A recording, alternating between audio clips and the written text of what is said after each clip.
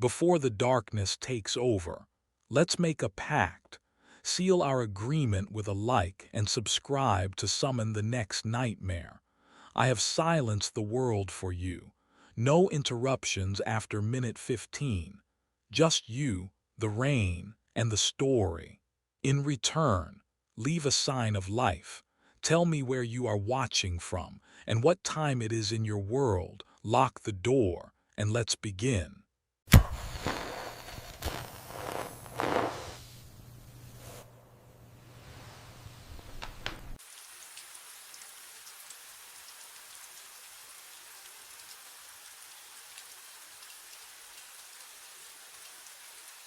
The radio crackled at exactly 3:33. I stared at it. Same calm voice cutting through the static, requesting lift clearance. Same polite tone. Same words as the last 3 nights. My finger hovered over the controls, sweat making the cold metal slippery beneath my palm. 4 times now. 4 times, and no ship had ever appeared. The fluorescent lights above me hummed their constant electric whine. I pressed the button. The bridge groaned to life, steel cables squealing as the road deck split and rose toward the night sky. Through the smudged window, I watched the empty black river stretch below, dark and still as oil. Nothing moved down there, ever. I checked the clock, started counting. The air in the control room smelled like rust and something older, something that had settled into the walls over decades. 20 minutes. That's how long I'd wait, just like protocol demanded. Just like I'd done 3 times before. My hands trembled as I gripped the edge of the console. Can you imagine standing alone in a metal box suspended over black water, raising a bridge for ghosts? The river gave back no reflections. Not even moonlight touched its surface tonight.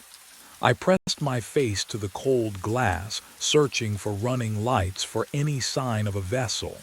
The waiting stretched. 5 minutes, 10, 15. But what I realized at minute 17 made my stomach drop. The timing was too perfect. 3:33 exactly, down to the second. 4 nights in a row. The same voice. The same absence. This wasn't equipment malfunction or miscommunication. Someone, or something, was doing this deliberately. I lowered the bridge at minute 20. The machinery groaned in reverse. My reflection stared back from the dark window, pale and hollow-eyed. And that's when I understood this wasn't a game at all. It was a pattern. One I'd already become part of. 4 nights earlier, I thought I'd finally caught a break. The control room at Harbor Point was smaller than I'd expected, cramped, really. But it was mine for the night. My first solo shift. Jean had clapped me on the shoulder during orientation, told me the overnight rotation paid 20% more, and I jumped at it. The divorce lawyer's bills weren't going to pay themselves. Neither was the child support. I settled into the worn operator's chair, ran my fingers across the control panel. Cold metal, smooth from decades of use. The fluorescent lights hummed overhead, steady and bright. Outside the single window, the black river stretched away into darkness, invisible except for the faint shimmer where moonlight touched its surface. The radio sat silent on the desk. Vintage equipment, Jean had explained. Still worked perfectly.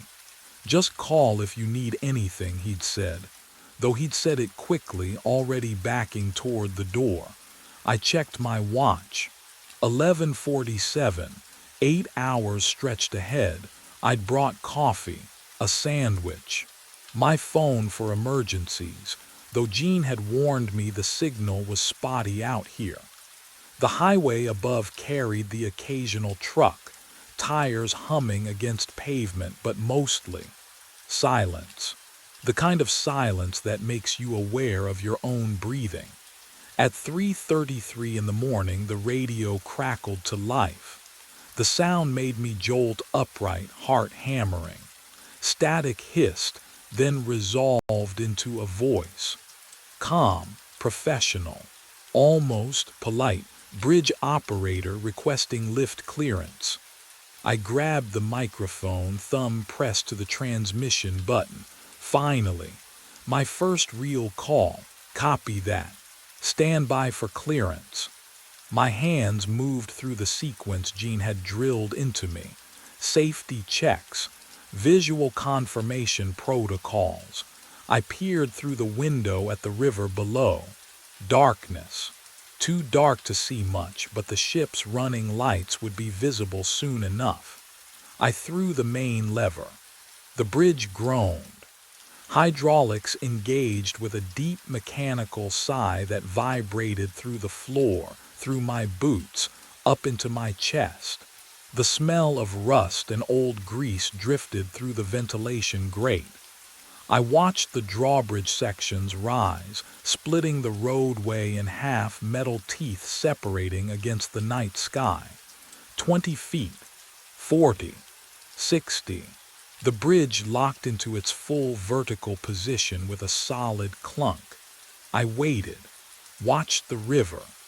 Any moment now the ship would glide through, and I'd lower the bridge, log the time, feel that small surge of pride at a job done right. 1 minute passed, then 5. I leaned closer to the window, breath fogging the glass. Where was it? The river remained still, black, empty. 10 minutes, my stomach tightened. Had I missed it somehow? Impossible. Ships that size don't slip past unnoticed. I'd have heard the engine, seen the wake disturbing the water. 15 minutes. I lifted the radio again. Bridge operator to requesting vessel. Do you copy? Static answered. Just static. At the 20-minute mark, protocol required 20 minutes minimum clearance. I lowered the bridge. The hydraulics whined in reverse, and the roadway segments descended, locking together with a metallic thud that echoed across the water. I sat back down, stared at the radio. Miscommunication. Had to be. Maybe they'd had engine trouble, turned back before reaching the bridge. Maybe I'd misheard the call sign and they'd been requesting a different drawbridge upriver. New guy mistakes, it happens. I pulled out the logbook, yellowed pages, columns for date, time, vessel information, and carefully wrote 3:33 a.m. Lift request received. Bridge raised. No vessel passage observed. Possible communication error. My handwriting looked steady, professional, but my hands were shaking. I tried to dismiss it, told myself it was nothing. First night jitters, the isolation getting to me. 8 hours alone in a metal box suspended over dark water. It would make anyone jumpy. Can you imagine? Your first night on any job, the weight of doing it right pressing down on you.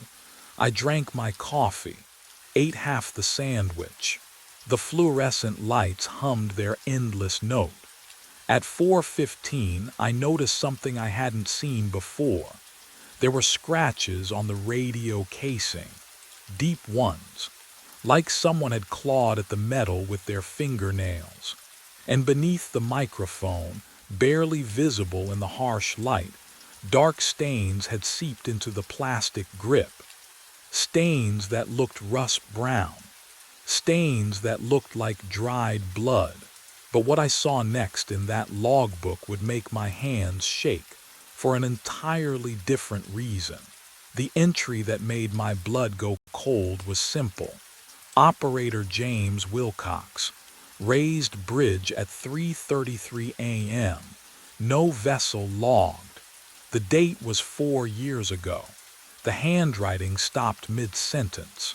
By the third night, I knew the call would come again. I sat in the cramped control room, fluorescent lights humming overhead like trapped insects. My phone showed no signal. It never did out here. The highway above was silent. No cars had passed in hours. The isolation pressed against the walls, thick as fog, and I wondered if you've ever felt that. That sensation of being the only person left in the world. At 3:33 a.m., the radio crackled. Bridge operator requesting lift. The same calm voice, the same words. My hand trembled as I reached for the microphone. Copy that, raising bridge now. I engaged the mechanism. Gears groaned. Steel cables sang their rising pitch. Through the single window, I watched the drawbridge sections lift toward the black sky, splitting the road like a broken bone. Then I waited. The river below remained still. Dark, empty. But what I heard next made me question everything I thought I understood about this place. I keyed the mic. No vessel in sight. Please confirm your position. My voice echoed from the speaker. Normal, expected, but beneath it, another echo. My own words, repeating a half-second later, distorted, as if spoken underwater. The sound bubbled up from somewhere deep and cold, carrying the metallic taste of rust on my tongue even though I hadn't moved. I released the mic. The echo continued for 3 heartbeats longer than it should have. Silence flooded back, thick, wrong. I pulled the stack of old logbooks closer, dust coating my fingers like ash. Page after page I found them. Different names, different years, always the same entry, always 3:33 a.m., always no vessel logged. The most recent was 8 years old, and then the names, they just stopped. I found his name on the 3rd logbook down, Ronald Thorne. The handwriting was cramped, meticulous, each letter pressed deep into yellowed paper that smelled of mildew and rust. I traced my finger down the entries, watching the dates march backward through time. 8 years, 9, 10. Then they stopped, just stopped. The final entry was dated March 19th, 8 years ago, 3:33 a.m. Bridge lift requested. Raised span successfully. Going to check gears. Unusual grinding sound from mechanism. That was it. The sentence didn't even end properly, like he'd set the pen down intending to return. He never did. My hands shook as I flipped through the remaining pages, all blank. I pulled out my phone, desperate for signal despite knowing better. 1 bar flickered, held, and I searched for Ronald Thorne's name. The article loaded in fragments. Harbor Point Bridge operator, presumed accidental fall. Body never recovered from Black River. The water was too deep, too cold, the currents too strong. They'd searched for 3 days before calling it off. What would you do? Finding that, knowing you were standing exactly where he'd stood, answering calls that had stopped the moment he disappeared. But the real horror came when I noticed the date. Tonight was March 19th. I checked my watch. 2:58 a.m. The control room suddenly felt smaller, the fluorescent lights buzzing too loud in my ears. The window reflected my pale face back at me, and beyond it, nothing but black water. 3:33. The radio crackled to life, static, then breathing. Then that same calm voice I'd heard 3 nights running, bridge operator requesting lift. My throat closed. I couldn't move, couldn't speak. The voice continued, patient as deep water. I've been waiting 8 years, Walter, please. Just raise the bridge. My throat closed. The voice knew my name.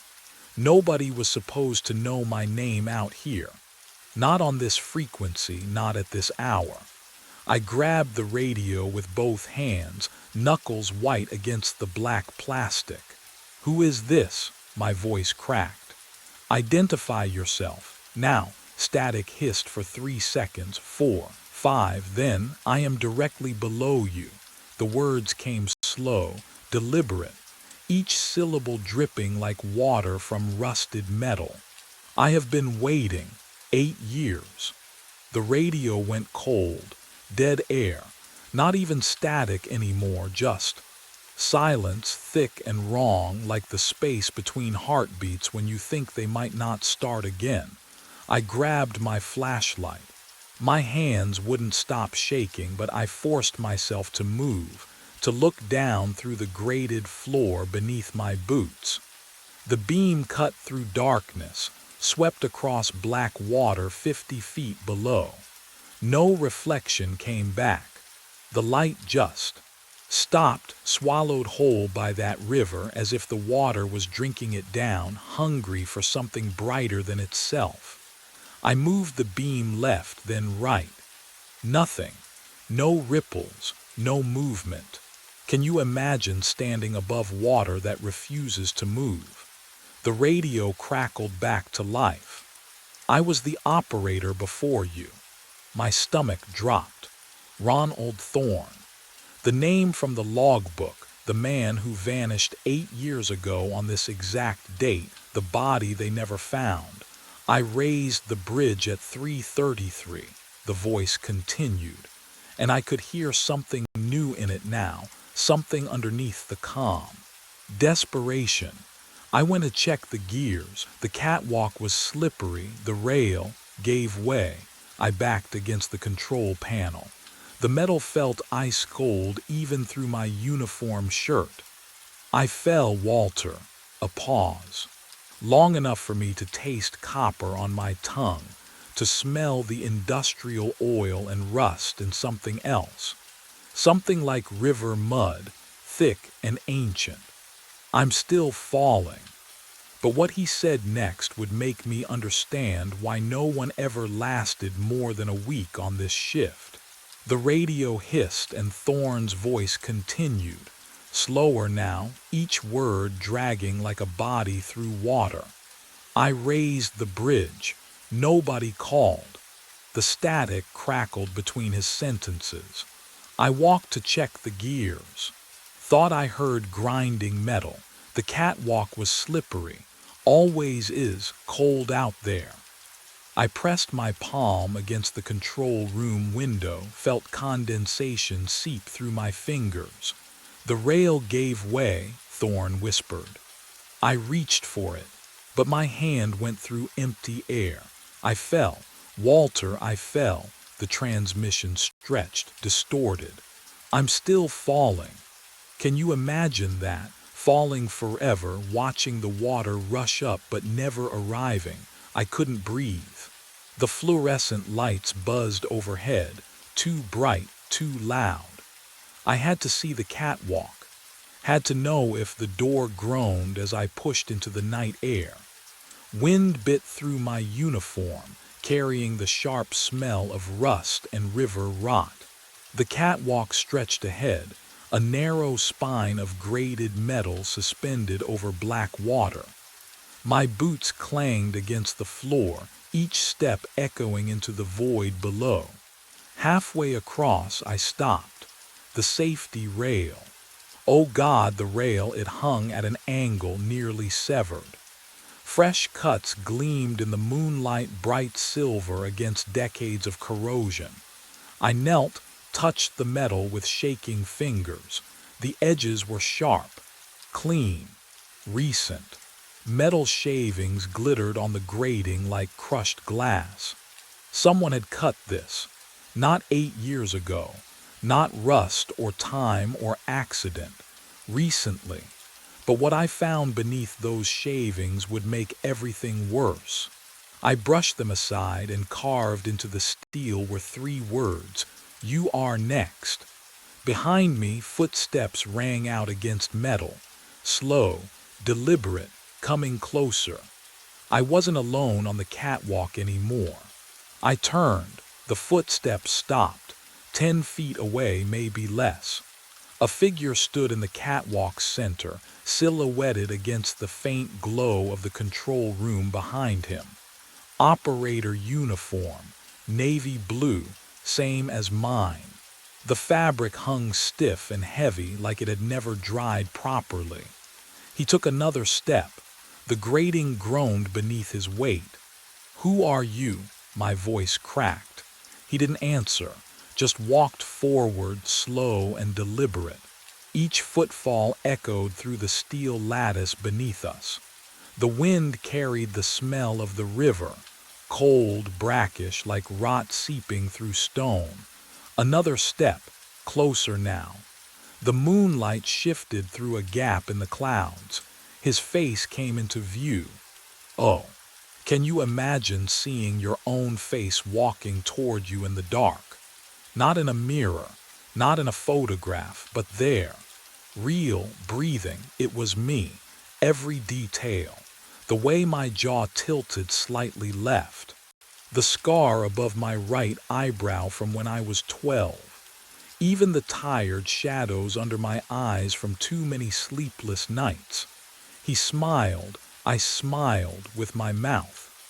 "I need you to raise the bridge," he said, his voice a perfect echo of mine. "You finally answered." My legs moved before my brain caught up. I spun and ran toward the control room, boots hammering against metal. Behind me, his footsteps matched mine, steady, unhurried. I grabbed the door handle. Locked. I slammed my shoulder against it. Nothing, the south exit. I sprinted down the catwalk, lungs burning, the severed rail flashing past in my peripheral vision. That door. It had to open. It didn't. Locked. Cold steel against my palms. Every exit. Every way off this bridge. But what I felt through that door would make me understand why he needed me so desperately. I slammed the control room door behind me. The metal filing cabinet screeched across linoleum as I shoved it against the entrance. My breath came in ragged gasps. The desk followed. Then the chair. Everything I could move piled against that door. My hands wouldn't stop shaking. Footsteps echoed on the catwalk outside. Slow, deliberate, patient. I backed toward the window overlooking Black River. The fluorescent lights hummed above me, that constant electrical whine drilling into my skull. My heart hammered so hard I could feel it in my throat. The radio crackled to life. "You cannot barricade yourself from this." My own voice. Perfect inflection, perfect tone. "The fall never ends, Walter." I pressed my palms against the cold glass, tried to steady myself, tried to think. Every operator becomes the caller. Static hissed between the words. "You will push the next one. It is the only way to stop falling." "No," I whispered. I'm not falling. I'm right here." "Are you?" The question hung in the air like fog. Something felt wrong, had felt wrong for longer than I wanted to admit. But what hadn't I noticed yet? I turned toward my reflection in the darkened window. Same tired eyes, same hollow cheeks, same uniform. Wait. I looked down at my chest. The fabric clung to my skin. Heavy, cold. I touched my sleeve, and my fingers came away wet, soaking wet. The smell hit me then, thick and mineral, the rotten egg stench of river water mixed with rust and decay. My entire uniform dripped onto the floor. Puddles formed around my boots. How long had I been standing in cold water without feeling it? The door splintered, wood cracked like bones breaking. The barricade desk chair, everything I'd shoved against it collapsed inward. Metal scraped. Hinges shrieked. I stumbled backward, my boots squelching in the puddle of river water soaking through my uniform. The doppelganger stepped through. My face, my eyes, my mouth forming words I couldn't hear over the roar of blood in my ears. I turned, ran. The only direction left was out, onto the catwalk. Cold wind hit me the moment I crossed the threshold. It howled through the grated floor, carrying the smell of rust and deep water.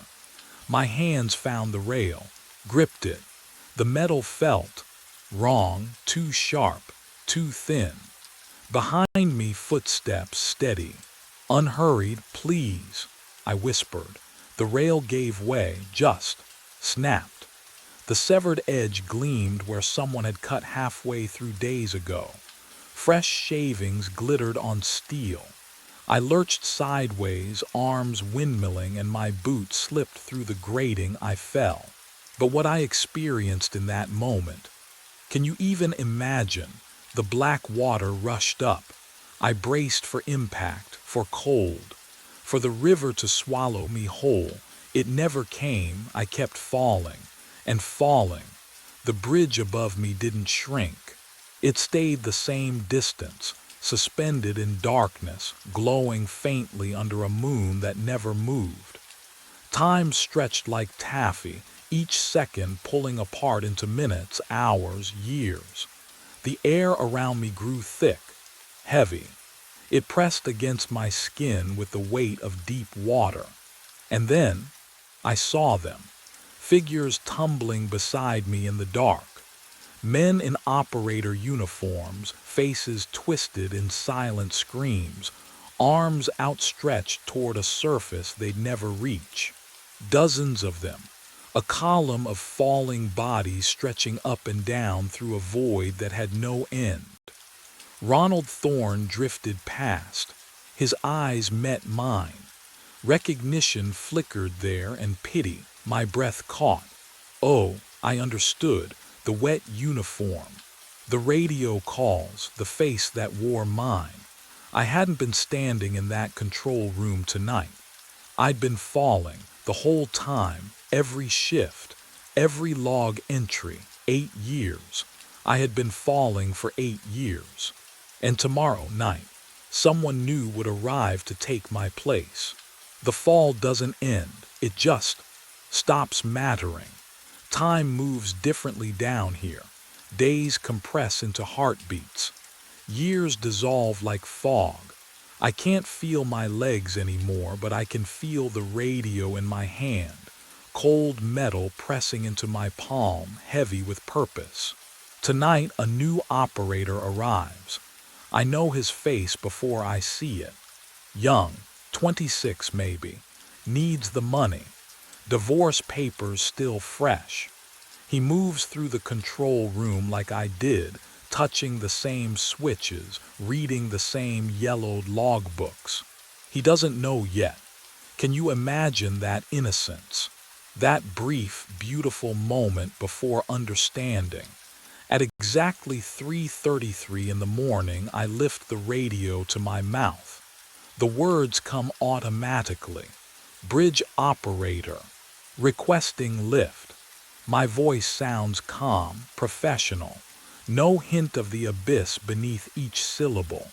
I watch through the grated floor as he hesitates, just for a second, then reaches for the lever. The drawbridge groans. Steel screams against steel. The smell of rust and river water rises through the darkness. He raises the bridge. I see him in the control room window, backlit by fluorescent glow. His face is tight with confusion, with the first threads of fear. But what happens next is the part I never understood. Until now, I begin to climb, not up, not exactly. The air solidifies beneath my hands, cold, slick, textured like wet concrete. Ronald Thorne climbs beside me. Others too. An endless procession ascending through the void toward that single yellow rectangle of light. We climb because we must. We climb because the cycle demands completion. We climb because somewhere above, a nervous operator is walking toward the catwalk, and the sabotaged rail is waiting.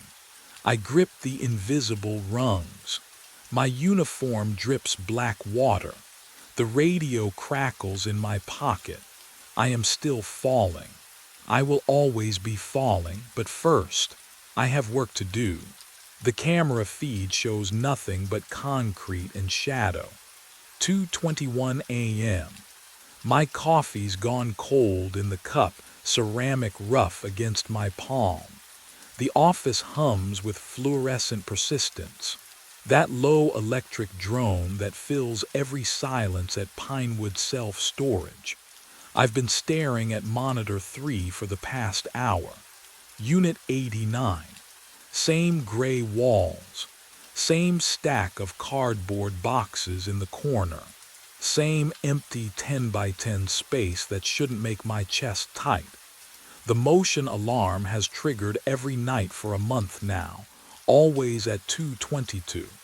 Sharon says it's faulty wiring, tells me to ignore it, but here I am, watching, waiting. The burnt coffee smell stings my nostrils. I lean closer to the screen. 2:22. The overhead light in Unit 89 flickers. Once, twice, then floods the space with harsh white glare. My breath stops. A figure steps out from the back corner, not from a door.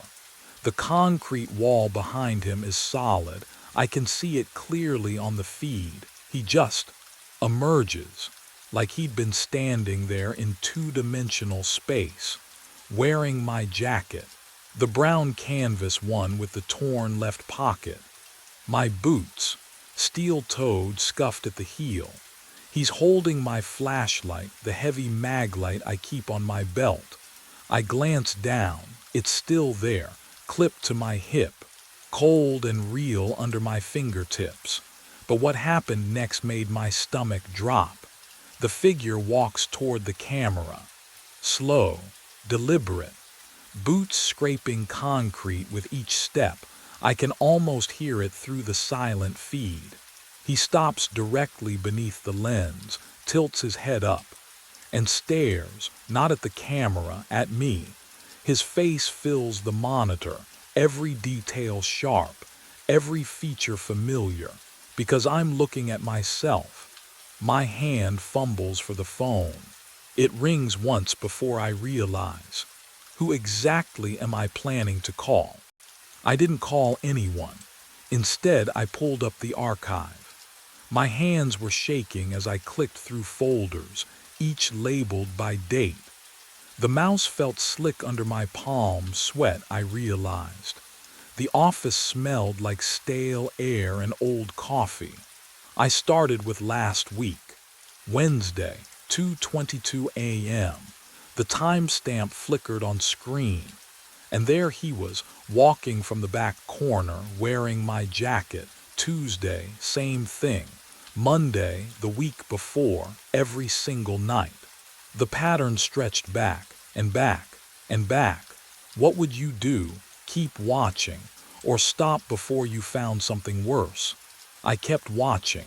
30 nights of footage, 30 identical appearances at 2:22 a.m. exactly. The figure always emerged from solid concrete, always wore my clothes, always walked to the camera, always stared. But what I discovered in the rental database made my chest tighten in a way the footage hadn't. I pulled up Unit 89's account details.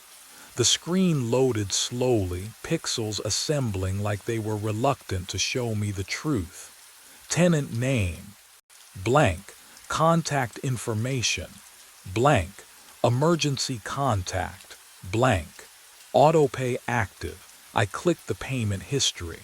The entries scrolled down 3 months, 6 months, a year. Oh, 3 years, 3 years of automated monthly payments. No missed months, no contact. No visits logged in our access records. Not one. I grabbed the phone, dialed Sharon's emergency line. It rang 4 times before her voicemail picked up, that clipped, dismissive tone even in her greeting. I tried her cell. Straight to voicemail. I tried the regional office number. The line was dead. I went to the filing cabinet, pulled the drawer marked lease agreements. My fingers walked through the tabs. Unit 87, Unit 88, Unit 90. No Unit 89. The folder didn't exist. Sharon had told me she'd check the records, but there were no records to check. There never had been. And that's when I understood someone had erased every trace of whoever rented that unit. Or something was making sure I could never find out who they were. I stood outside Unit 89 at 2:18 a.m., master key cold against my palm. The erased records meant someone wanted this tenant invisible. Therefore, I had to see what they were hiding. The lock clicked open. The door swung inward on silent hinges. I stepped inside and the smell hit me first, cardboard and concrete dust, but underneath something else. Stale air that hadn't circulated in years. My flashlight beam swept across the space. Cardboard boxes lined both side walls, stacked 3 high, their surfaces filmed with dust thick enough to write in. 10 by 10. That's all it was. I moved toward the back wall, boots scuffing against concrete. The beam traveled across the surface. Solid. No seams, no door frame, no hinges. Just cold gray concrete that had been poured decades ago. I pressed my palm flat against it. The chill bit into my skin immediately. Deeper cold than it should be. Wrong cold. Can you imagine standing in a locked box, knowing someone identical to you walks out of that solid wall every night? I checked my watch. 2:21. 1 minute. The boxes closest to me had no labels, no markings. I ran my finger across the nearest one, leaving a trail through the dust. Underneath, the cardboard looked new, fresh, but the dust suggested years of abandonment. My chest tightened. Something here didn't. The overhead light blazed on. I hadn't touched the switch. 2:22 a.m. exactly. The fluorescent tube hummed above me, harsh white light flooding every corner. My shadow stretched long across the floor. I spun toward the door, and that's when I heard them. Footsteps behind me, slow, deliberate, boot heels on concrete. I whipped around, flashlight raised like a weapon. The back wall stared back. Empty. Solid. The footsteps continued, closer. My breathing caught in my throat. I could hear the leather creak with each step, the exact sound my boots made, but I saw nothing, no one. The steps stopped, right behind me. But what I felt on the back of my neck would make me question everything I knew about that concrete wall. The footsteps stopped. I didn't move, couldn't move. The silence pressed against my eardrums like water at depth. Heavy, wrong.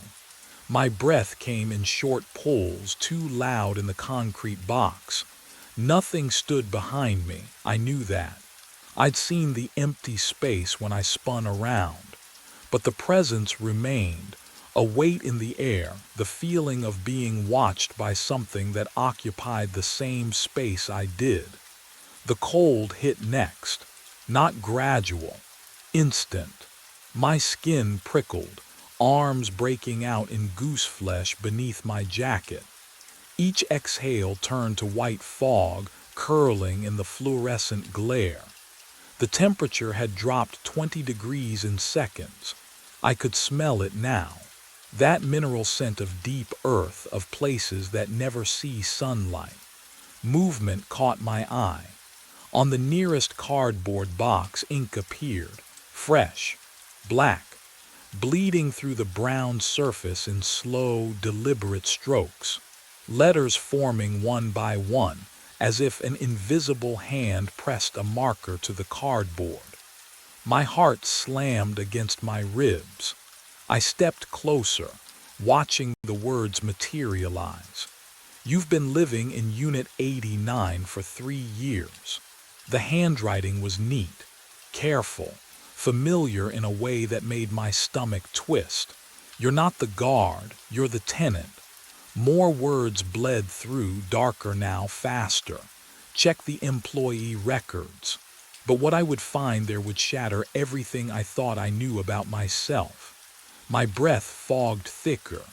The cold burrowed into my bones.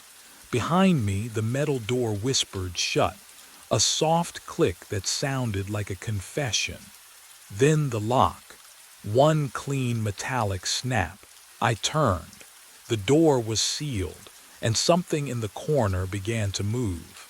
I didn't wait for whatever moved in that corner. I slammed into the door, shoulder first. The metal shrieked against the frame, but the lock held. My breath came in short bursts, fogging the air in front of me, fog that hung there too long, refusing to dissipate. I hit it again, again.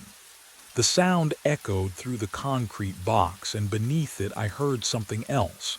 Footsteps shuffling closer behind me. The lock gave. I stumbled into the hallway, fluorescent lights buzzing overhead. A half-second delay between the sound and the flicker, like the building itself was out of sync. My boots pounded against the concrete floor as I ran. Every corner I turned looked identical. Every hallway empty. Can you imagine that kind of silence? The kind that presses against your eardrums like water. But what I found in the office would make the silence seem merciful. The filing cabinet sat against the back wall, same as always. My hands shook as I yanked open the employee drawer. Cross, Ethan. The folder was thin. I flipped it open on the desk under the flickering monitor light.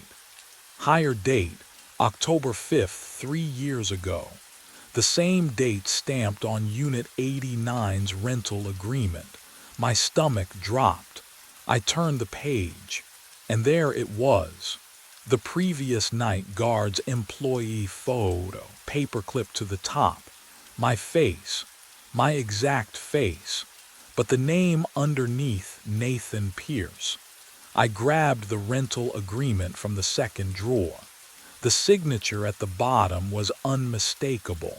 Those loops, that slant, my handwriting, I'd signed it 3 years ago. The monitor behind me flickered. All 12 camera feeds blinked to black simultaneously. Then one by one they came back on. And that's when I saw what was waiting in the other units. The monitors flickered back to life, and Unit 34's alarm screamed. The sound tore through the silence, high and piercing, the kind that makes your teeth ache. I spun toward the wall of screens, fingers already reaching for the feed controls, and froze. On camera 34, a figure stood motionless in the center of the frame, wearing my jacket, my boots. Standing the way I stand when I'm thinking, weight shifted to the left, hands loose at my sides. The overhead light carved shadows across a face I'd seen in the mirror every morning for as long as I could remember. My face. The alarm from Unit 57 joined the chorus before I could breathe. Then Unit 112. The shrill electronic wail layered into something that felt like screaming, like the building itself was trying to warn me. I punched up the feeds with shaking hands. Unit 57, another me, this one closer to the camera, staring directly at the lens with eyes that didn't blink.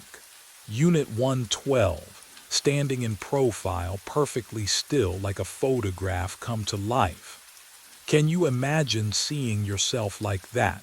Not in a mirror, not in a reflection, but standing separate, breathing in spaces you've never been, watching you through glass and wire. What I saw next changed everything. All three versions turned their heads at exactly the same moment, synchronized, deliberate, all facing their cameras, all staring at me. The office phone started ringing. The sound cut through the alarms, old and mechanical, the kind of ring that demands answering. My hand moved before my mind could catch up, lifting the receiver to my ear. Static hissed across the line, and then my own voice whispered through it. "Stop running. You know where you belong." The line went dead, but what I heard in the static afterward made my blood freeze. The static faded. I stood frozen at the desk, receiver trembling in my hand. Then, the memories came, two versions, both mine, both real. I remembered my first night as a guard, Sharon showing me the office, explaining the routes, handing me the keys. October 5th, 3 years ago. But I also remembered arriving as a tenant that same night, unloading cardboard boxes from my truck, stacking them in Unit 89, the overhead light humming, never leaving. My chest tightened. Can you imagine holding two lifetimes in your skull at once? I pressed my palms against the desk. Cold metal, real. But which version of me was touching it? The guard memory showed me walking these hallways every night, checking locks, reviewing footage. Years of routine. The tenant memory showed me sitting in the dark between those boxes, listening to footsteps outside, waiting for someone to find me. Years of silence. Both felt true. My pulse hammered in my ears. I needed something. Proof, evidence that I wasn't fracturing completely. The desk drawer. I'd opened it 1,000 times, or had I? The metal scraped as I pulled, sharp, tooth-aching sound. Inside, beneath old pens and a broken flashlight, lay a leather journal.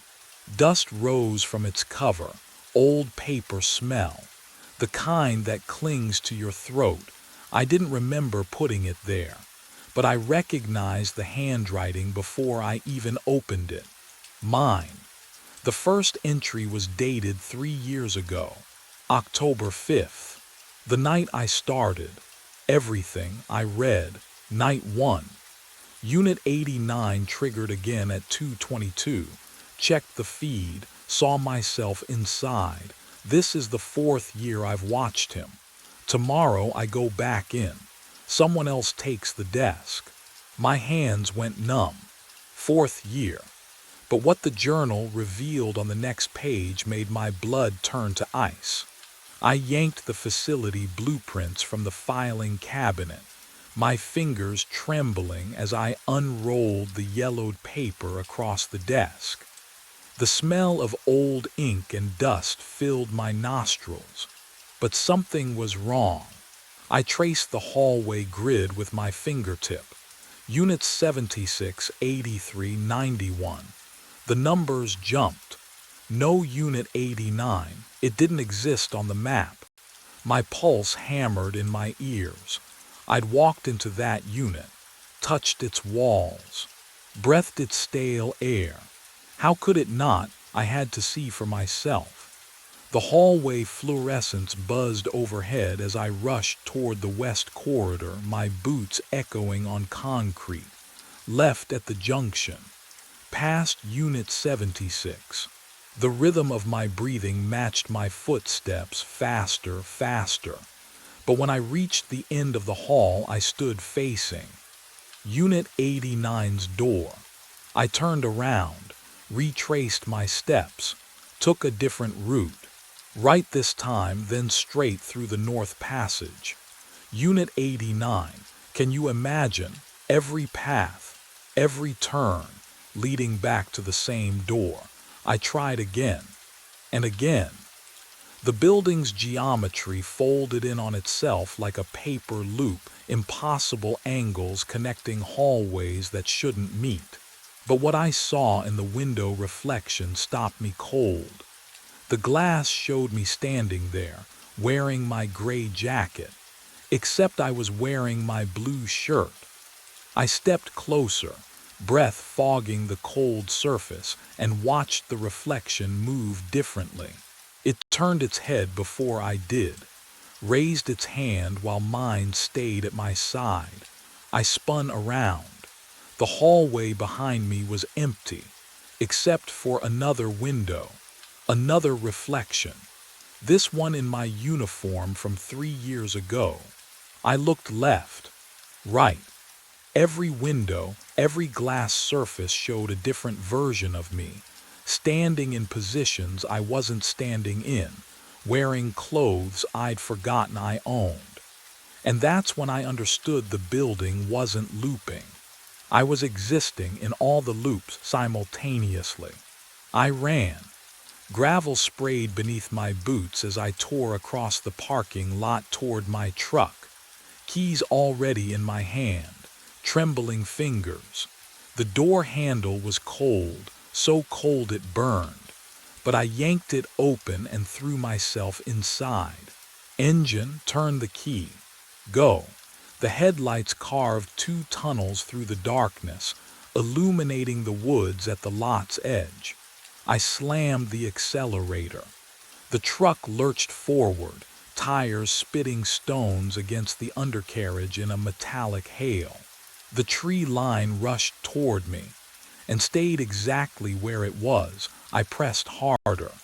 The speedometer climbed, 20, 30, 40. But the woods remained frozen in the same position, like a photograph held just out of reach. My heart hammered against my ribs as I glanced at the GPS mounted on the dash. 0.0 miles per hour. The coordinates hadn't changed. What would you do if the world stopped moving around you but you kept going? I spun the wheel. The truck fishtailed, pivoted. I aimed back toward the access road, but the gravel stretched endlessly in every direction now, a gray ocean that rippled and reformed. 5 parking spaces. That's all there should be. Instead, the lot had become something vast and impossible, swallowing distance itself. But what I hadn't realized yet was that distance wasn't the problem. The clock on the dash blinked. 1:59 a.m., 210, 221, 222. The truck vanished. I was sitting at my desk, the office. The monitor wall glowed in front of me, security feeds flickering across 12 screens. My coffee sat exactly where I'd left it, still warm, the steam curling upward in lazy spirals that smelled like burnt grounds and rust. On screen 4, Unit 89, I stared. A figure sat at a metal desk inside the unit facing a monitor. He wore my jacket, my posture. His hand hovered over a coffee cup. He was watching me. What happened next made my blood freeze. We both turned. Simultaneously. The exact same motion. The exact same angle. 2 bodies moving as one across the distance between us. His eyes met mine through 2 layers of camera feed. Him watching me watching him. And in that moment of perfect synchronization, I heard it. Click the lock on the office door. the lock on Unit 89's door, both turning. At exactly 2:22 a.m., the lights went out, complete, total, the kind of darkness that pressed against my eyes like cold water. I heard breathing. Close, too close. We never leave Unit 89. My voice, not an echo, not a recording, my voice, speaking from the space beside me. We just take turns. The air temperature dropped so fast my lungs burned. I felt the words more than heard them, vibrating through the desk surface under my palms. Tonight you go back inside. I wanted to run. My legs wouldn't move, couldn't move, because somewhere deep in the fog of my fractured memory I knew I'd already said these exact words before. The monitor flickered back to life, a pale blue glow casting the only light in the office. My hands looked gray in its wash. Dead hands. On the screen, Unit 89's door stood open, and I watched myself walk toward it.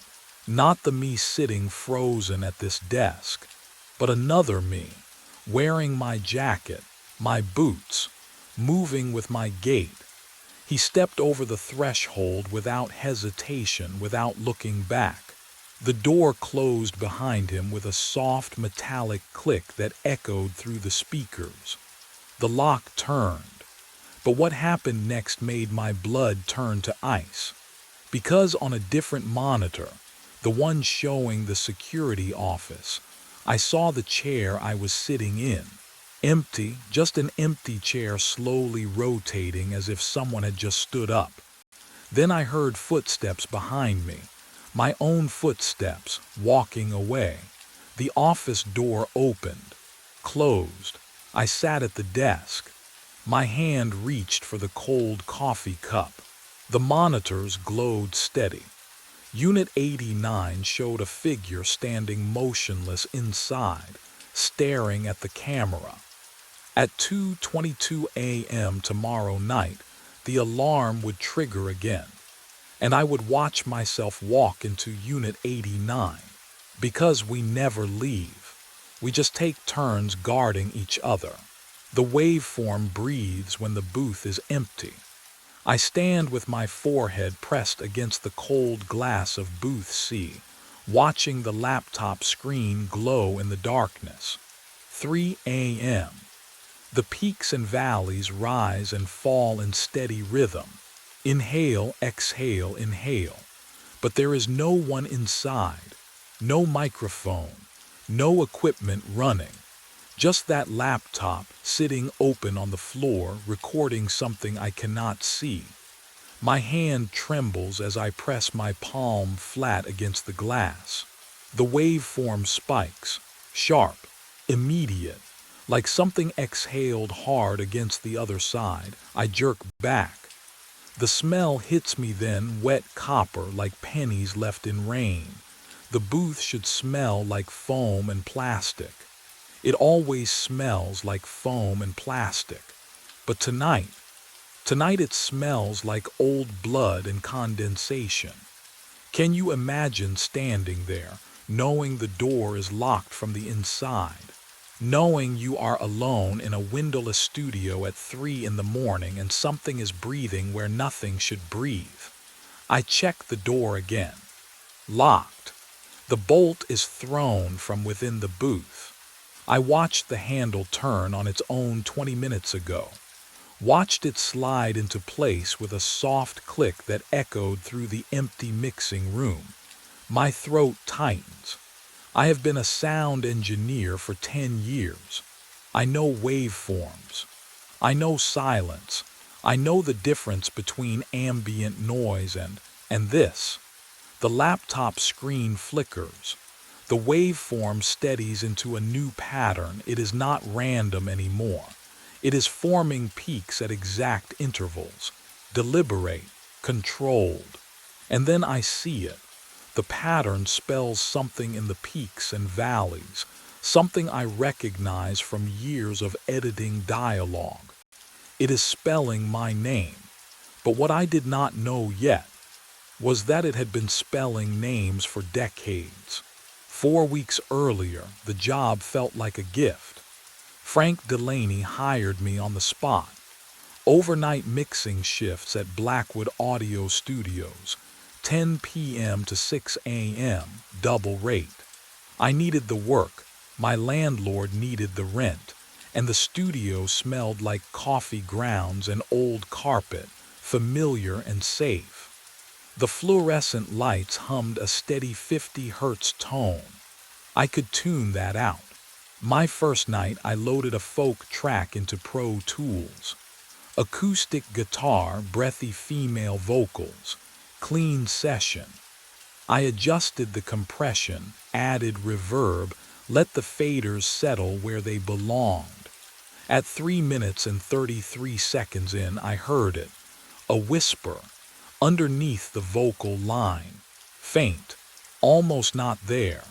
But I'd been mixing for 12 years. I knew every frequency, every harmonic. This didn't belong. I isolated the vocal track, played it back. Nothing. I checked the raw file, silence where the whisper had been. But when I rendered the full mix again, there it was.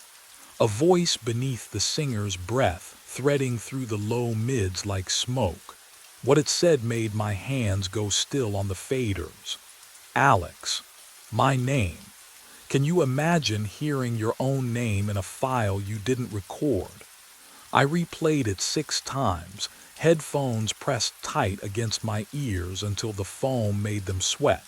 Same result, same timestamp, 3:33 every time, but the raw tracks were clean. I'd stake my career on it. Therefore, the whisper only existed after I touched the mix. I told myself it was interference, radio bleed, a fluke. Then I mixed the second track. Different artist, different session, recorded months apart. I dragged the playhead forward, watching the time code. 3:32, 3:33, there. Louder this time, clearer, Alex, James Mercer. My full name. All 3 words, spoken in a voice that sounded like wet paper tearing. The studio felt colder suddenly, or maybe I just noticed the cold for the first time. The air conditioning vent above booth C rattled, metal on metal. Outside the mixing room window, the hallway stretched dark and empty. No one else worked past midnight. Frank had mentioned that during my interview almost as an afterthought. You'll have the place to yourself. I thought that sounded perfect. Now the silence pressed against the soundproofing like something waiting. I checked the raw files again. Nothing. Checked the plugins, the routing, the input chains. Everything clean. But the render kept whispering my name at 3:33 like clockwork, like it knew exactly when I'd be listening. Why that timestamp? Why my full name, middle name included, when my contract only listed Alex Mercer? And that's when I realized, whatever was speaking hadn't learned my name from any file I could see. I came in early the next evening, desperate for daylight conversation. The smell of burnt coffee and stale air hit me before I even reached the mixing room. 2 engineers hunched over a tracking session, laughing at something on a phone screen. Hey, question, my voice sounded hoarse. You guys ever hear anomalies in the mixes? The taller one, Jason, I think, glanced up, barely interested. Like what? Hum, check your ground loops. No, not hum, like whispers. At specific timestamps. They exchanged a look, the kind of look that made my stomach tighten. Dude, you're working overnights. Jason grinned. You know how that messes with your head.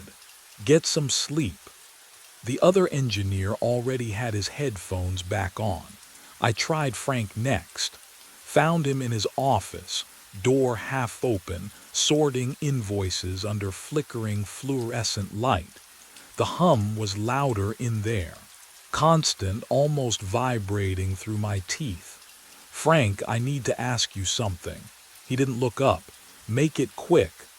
I'm hearing interference, voice artifacts in every mix. Always at 3 minutes 33 seconds. His pen stopped, just for a second. Then he resumed writing. "Electrical interference," he said flatly. "Old building, I'll call someone." "But it says I'll call someone Alex." The way he said my name made my skin crawl. Have you ever been dismissed so completely you wondered if you'd imagine the whole thing? I walked back through the hallway, noticed the schedule pinned to the corkboard. Day shift, evening shift. Then, nothing. No names after 10 p.m. except mine. I was the only one here overnight. 10 p.m. to 6 a.m. Alone in this windowless maze. Just me and the humming lights and the stale air that never moved. But what I didn't know yet was why no one else would take the night shift anymore, and what they'd all heard before they refused. I needed proof I wasn't losing my mind. The security camera clicked onto the tripod behind my chair, lens aimed at my face and the mixing desk. I angled it carefully, making sure the microphone stayed in frame. My hands trembled as I tightened the mount. The fluorescent lights overhead hummed their constant electric drone, and the stale air tasted metallic on my tongue. I pressed record at 10:47 p.m. The mix session felt endless. Every minute crawled. I kept glancing at the camera's tiny red light, knowing it watched me, knowing I'd see the truth later.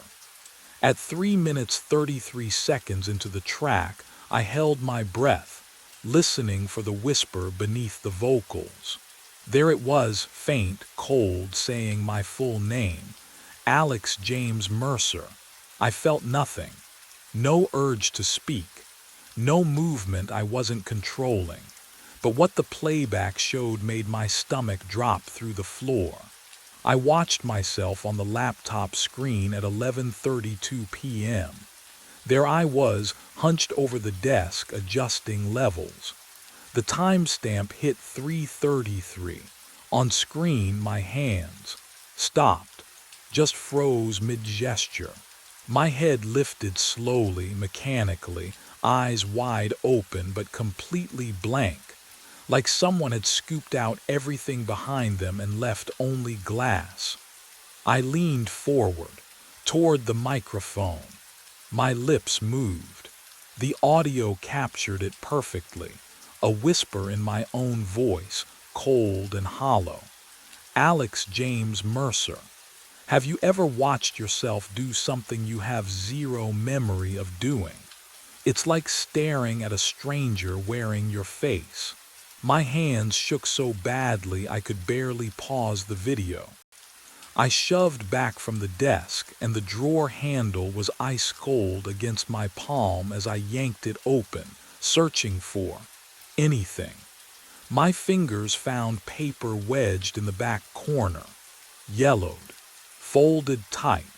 The handwriting was frantic, ink pressed deep into the fibers. "It is not you whispering."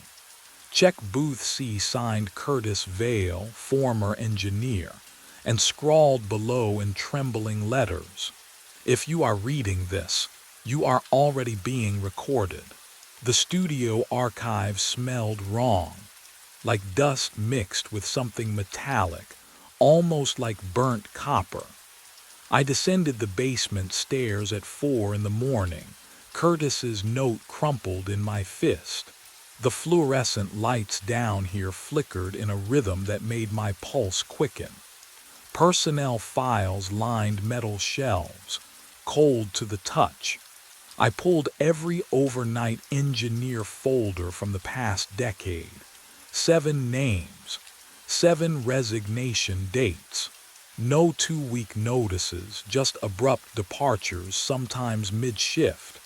My hands trembled as I reached Curtis Vale's file. Terminated. October 14th, 2019.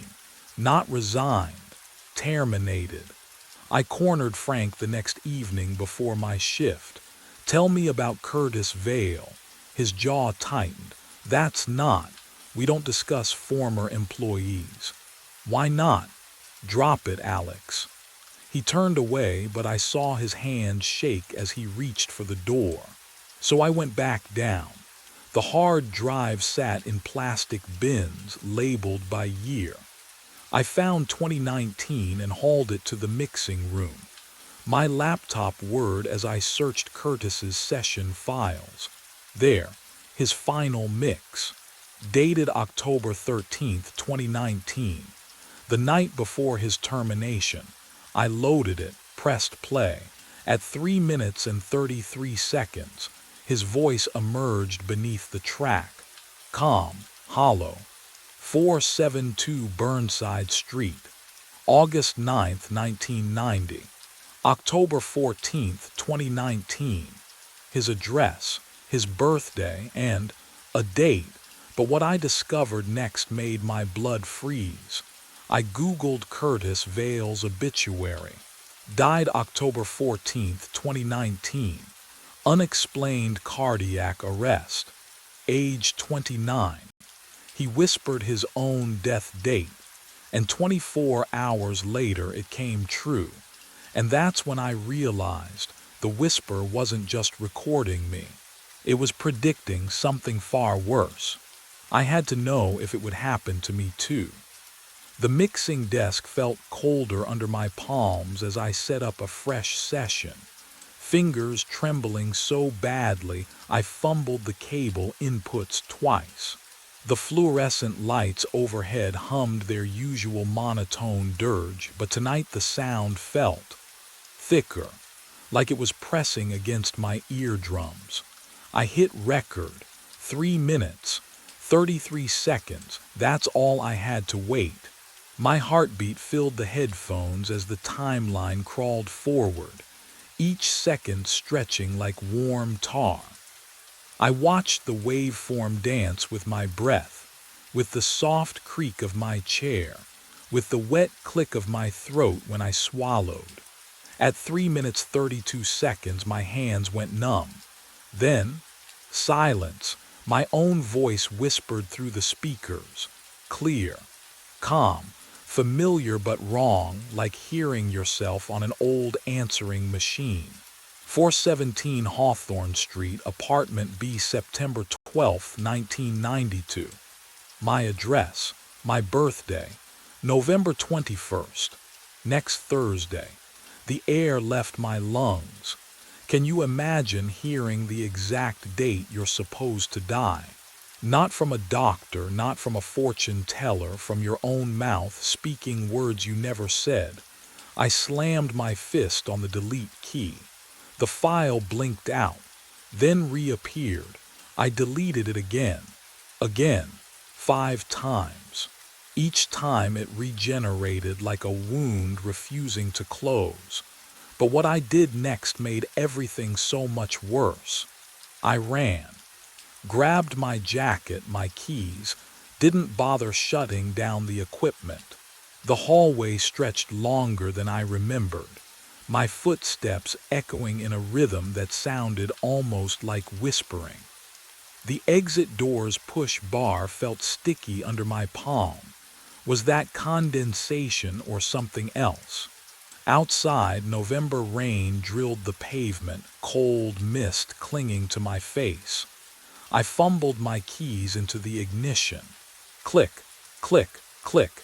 The engine turned over, but wouldn't catch. The battery was new. I'd driven here 3 hours ago. I tried again. Click, click, click. The studio lights behind me flickered once. Then the windows went dark, one by one, like eyes closing. The building exhaled cold air through the cracked exit door, carrying the smell of burnt plastic and something older, earthier like wet soil. My phone screen glowed, 1 bar of signal. I dialed Frank's number with shaking fingers. It rang and rang. Then, static. Underneath the white noise, I heard it. My own whispered voice looping. November 21st. November 21st. November 21st. The studio door behind me creaked open by itself. Just an inch. Just enough to let something out or invite me back in. I ran. The studio door groaned wider behind me, but I didn't look back. My legs carried me down the block, lungs burning, the burnt plastic smell clinging to my jacket. I flagged down a late-night rideshare with shaking hands. The driver asked if I was okay. I lied. Home felt wrong, too quiet, too close to whatever was following me. So I went to the only place open at 4 in the morning, a 24-hour diner on Burnside with free Wi-Fi. The fluorescent buzz reminded me of the studio. I ordered coffee I wouldn't drink and opened my laptop. City records, fire department archives. I needed to know what I was dealing with. The search term was simple: Blackwood audio fire. The results loaded slowly, and what I found made my hands go cold. November 3rd, 1997. Booth C electrical fire during overnight session. 1 casualty, Hugo Brennan, age unknown, sound engineer. The report stated the fire was contained within 20 minutes, but witnesses, 3 firefighters and a neighboring business owner, reported hearing screaming from inside the booth for hours afterward. The door had been opened. The booth was empty. No body recovered. I scrolled further. Rebuilding permits, insurance claims, then a personnel file scanned and archived. Hugo Brennan's employee photo filled my screen. Gaunt face, hollow eyes, thin lips pressed together. He was staring directly at the camera, but his eyes were wrong, too dark, too still, like they were looking through the lens through time straight at me.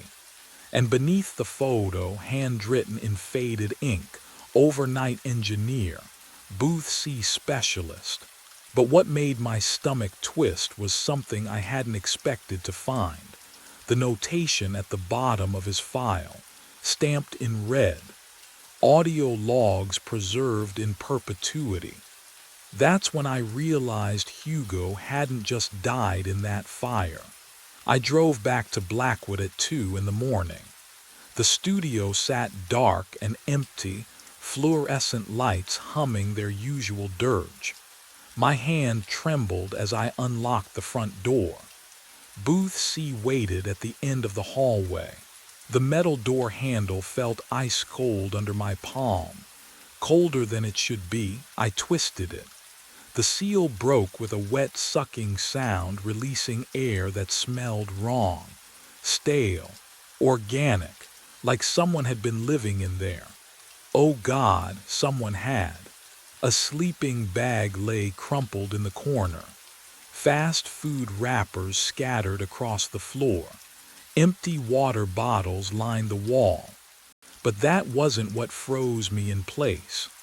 A laptop sat open on a makeshift desk, 2 milk crates and a plank. The screen glowed pale blue in the darkness. Audio software running, recording live. I stepped closer.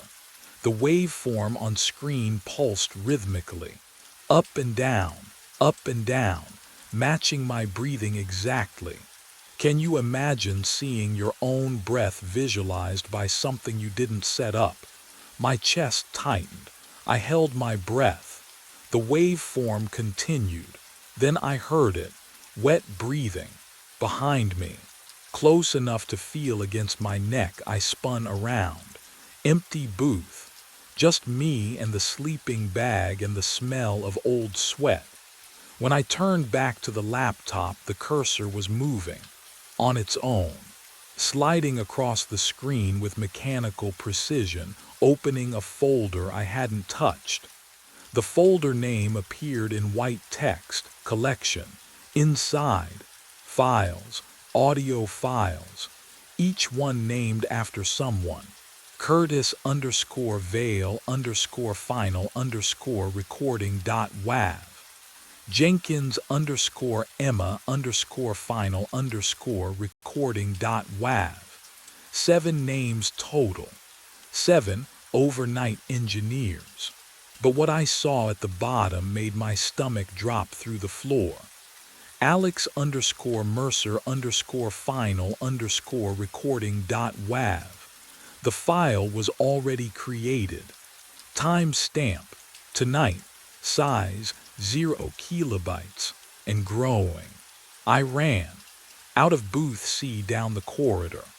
My sneakers slapped against linoleum that smelled faintly of mildew and copper. The exit sign glowed red at the end of the hall. But when I shoved through the door, fluorescent lights buzzed overhead and I was staring at booth C again. No, I turned, ran the opposite direction, past the mixing room, past Frank's office, through the loading bay door and into the corridor. Booth C waited ahead, door hanging open like a mouth. Can you imagine that? Every exit, every turn, leading back, I pulled out my phone. My hands shook so hard I nearly dropped it. No signal. I dialed 911 anyway. Static poured from the speaker, and beneath it, faint but growing, the whisper. My full name, over and over. I threw the phone. It clattered against the wall, but the whisper didn't stop, because it wasn't coming from the phone anymore. It was in my heartbeat. Tha-thump, Alex, tha-thump, Mercer. Each pulse carried it through my veins, a rhythm I couldn't escape. I pressed my palms over my ears, but it only grew louder, sinking with my breath. In, Alex, out, Mercer. The booth walls glistened. Condensation beaded and dripped, slow and deliberate, like sweat on living skin. My watch read 3:32. Oh, no, the lights cut out, pure black, the kind that presses against your eyes. I froze, breath caught, something cold touched the back of my neck. Wet, solid, I screamed, and from the darkness my scream played back, looped, layered, whispered in 7 different voices, all mine, all wrong. But what I heard beneath those voices made my blood stop cold. Warmth touched my face. Not cold, not wet, warmth. I opened my eyes to fluorescent lights buzzing overhead, and Frank Delaney's panicked face hovering above mine. His breath smelled like cheap coffee and cigarettes. The mixing desk pressed hard against my spine. Headphones tangled around my throat.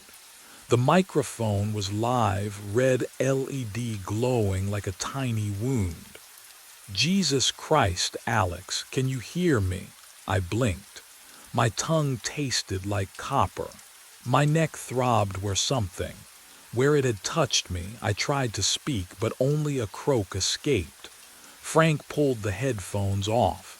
You've been out for hours. I found you at 6:15. It's almost noon. Noon, daylight. Real daylight filtering through the hallway from the front entrance. I could see dust motes floating in the golden beam. I wanted to cry. I'm leaving, I whispered. What? I'm leaving. Forever, I'm done. Frank stepped back, hands raised. Okay. Okay, you need a hospital. No. I shoved myself upright. The studio spun, but I forced my legs to work. One step, another. The floor felt solid. The walls stayed where they were. I stumbled past Frank, past the mixing room, past booth C. I didn't look inside. I couldn't. My car started on the first try. The steering wheel was sun-warmed under my palms, real and ordinary and perfect. I drove. I didn't stop until Portland was a smudge in my rear-view mirror, but what I didn't know then, what I couldn't have known, was that leaving wasn't the same as escaping. 3 months passed. I found work in Seattle. I slept with the lights on. I never mixed audio again. I convinced myself it was over. I was wrong. Because on a cold February night, a woman named Sarah Chen walked into Blackwood Audio Studios for her first overnight shift. Frank hired her without mentioning the history, without warning her. At 3:33 into her first mix, she stopped, cocked her head, listened. A whisper threaded through the track, faint, unmistakable. Sarah Marie Chen, her full name. She checked the raw files. Nothing there, just like I had. And in Booth C, when the day shift engineer opened it the next morning, they found something new on the floor. A sleeping bag. Fresh food wrappers. The laptop still recording, cursor blinking. The folder labeled collection had grown. Curtis Vale, final recording. Hugo Brennan, archived. Michael Tors, archived. David Kim, archived. And there, second from the bottom, Alex_Mercer_final_recording.wav. The file was 4 hours and 37 minutes long. Sarah would discover it in 2 weeks. She would listen. She would hear my voice whispering her address, her birthday, her death date. And she would realize, just as I had, that some studios don't just record sound. They collect it. They collect us. And once you're in the collection, you never really leave. Someone slid into the booth across from me. I didn't look up, not right away. I was staring at the clock above the counter, 4:42 a.m., watching the second hand drag through mud. 5 minutes left. 5 minutes until 4:47 when the article said I would die. The article that appeared on my laptop 3 nights ago. The one with metadata showing it was created 3 weeks in the future. I heard him breathing first. Slow. Steady, the fluorescent lights buzzed overhead, that electrical hum that never stops in diners like this. My cold coffee sat untouched, a ring of condensation spreading across the formica table. The air smelled like burnt coffee and bleach. His hands came to rest on the table, fingers splayed, pale, no, not pale, gray, and cold. I could feel the temperature drop from across the booth like someone had opened a freezer door. What would you do? If you knew the exact moment of your death, would you show up anyway? I did. I came back to the Nidal Diner for 3 nights straight, reading that impossible document over and over. Heart attack, 4:47 a.m., booth 7. I memorized every word, searching for a way out, but what I found instead, what the article didn't mention, was who I'd be sitting with when it happened. The stranger shifted. Vinyl creaked under his weight. I kept my eyes on my laptop screen, watching my reflection in the black glass, and his reflection behind it. Hollow eyes, skin the color of old newspapers, a face that shouldn't exist. But what terrified me most wasn't how wrong he looked. It was how familiar he was. It started 3 nights earlier. Saturday night, 1:15 in the morning. I pushed through the restroom door back into the diner's fluorescent hum, the smell of burnt coffee thick in my throat. My laptop sat exactly where I'd left it in booth 7, but the screen had changed. A document stared back at me, white page, Black text. I hadn't opened it. My pulse kicked up as I slid into the cracked vinyl. The cold seeped through my jeans, colder than it should have been. I scanned the diner. Empty booths stretched toward the counter. No one. Just Laura wiping down tables near the kitchen, her back to me. I looked down at the screen. The headline made my stomach drop. Local man dies of heart attack at Nidal Diner. I blinked. Read it again. The article continued in clinical detail. Tuesday morning, 4:47 a.m., booth 7. Victim identified as David Marsh. Age 34. My name. My hands shook as I scrolled. The writing was clean, journalistic. It described my clothing, the gray hoodie I was wearing right now. It mentioned my laptop, my coffee habit, Laura's statement to police. Everything felt specific, intimate. Wrong, but what I saw next made my breath catch. I right-clicked the document, properties, metadata loaded, created date. I had to read it 3 times before my brain accepted what my eyes were seeing. 3 weeks from now. The file had been created 22 days in the future, after my supposed death.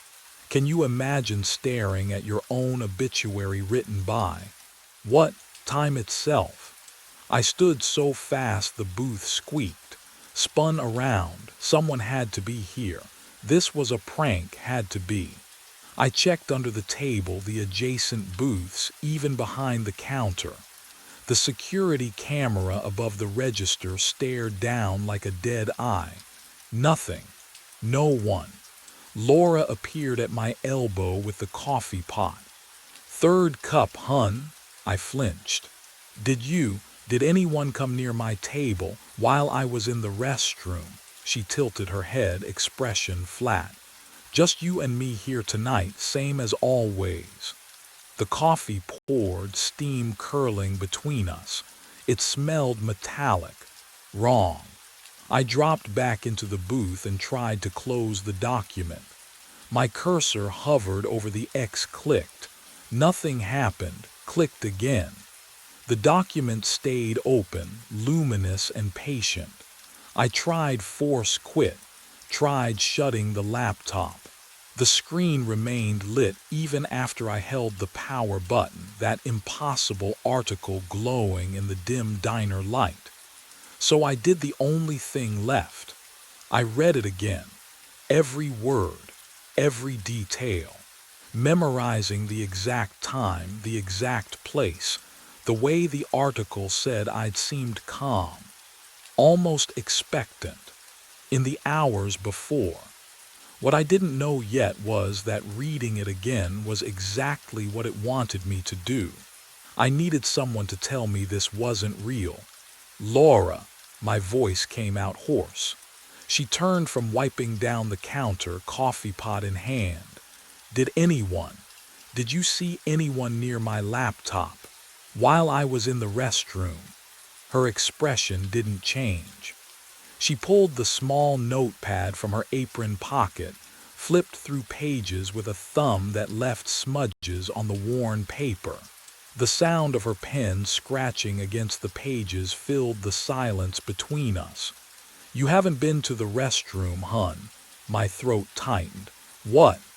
"You've been sitting right there for 6 hours. Haven't moved once." She tapped the notepad. "Came in at 7:15. Ordered coffee. Been nursing the same cup since." That wasn't right. I remembered standing, walking down the narrow hallway, the flickering light above the mirror. I remembered. But the coffee cup in front of me was still steaming. I touched the ceramic, hot, fresh. My hands moved to the laptop before my brain caught up. Browser history. I needed to see browser history. The list scrolled down and down.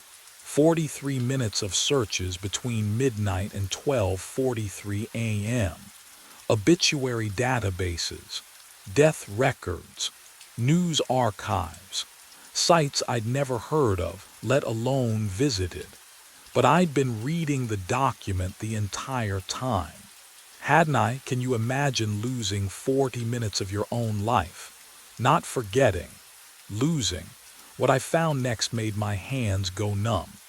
Every single search query was the same.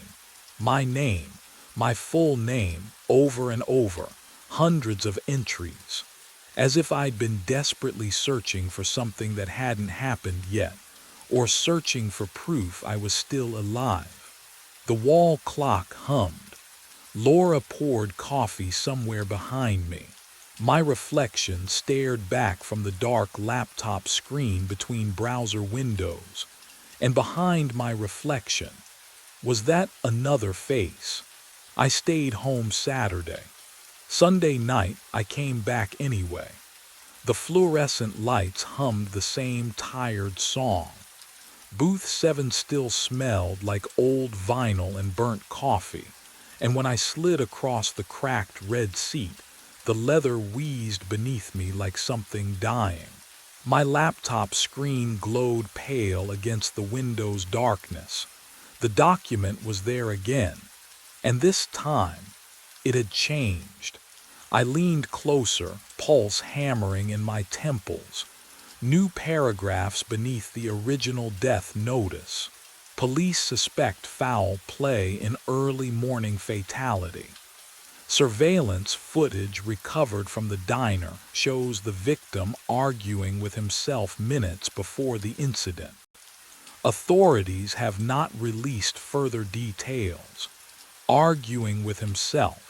My eyes flicked upward to the security camera mounted above the counter, its red light blinking steadily. 1, 2, 3 beats of my heart. The lens stared back like a dead eye watching me drown. The coffee cup appeared beside my elbow without warning.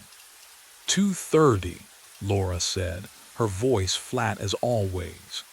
She poured exactly to the white line inside the rim, same as every night, same as she always would. The steam curled between us, carrying that familiar bitter smell. "Thanks," I whispered. She walked away. I was alone again. But what I was about to search for would make me wish I'd stayed that way.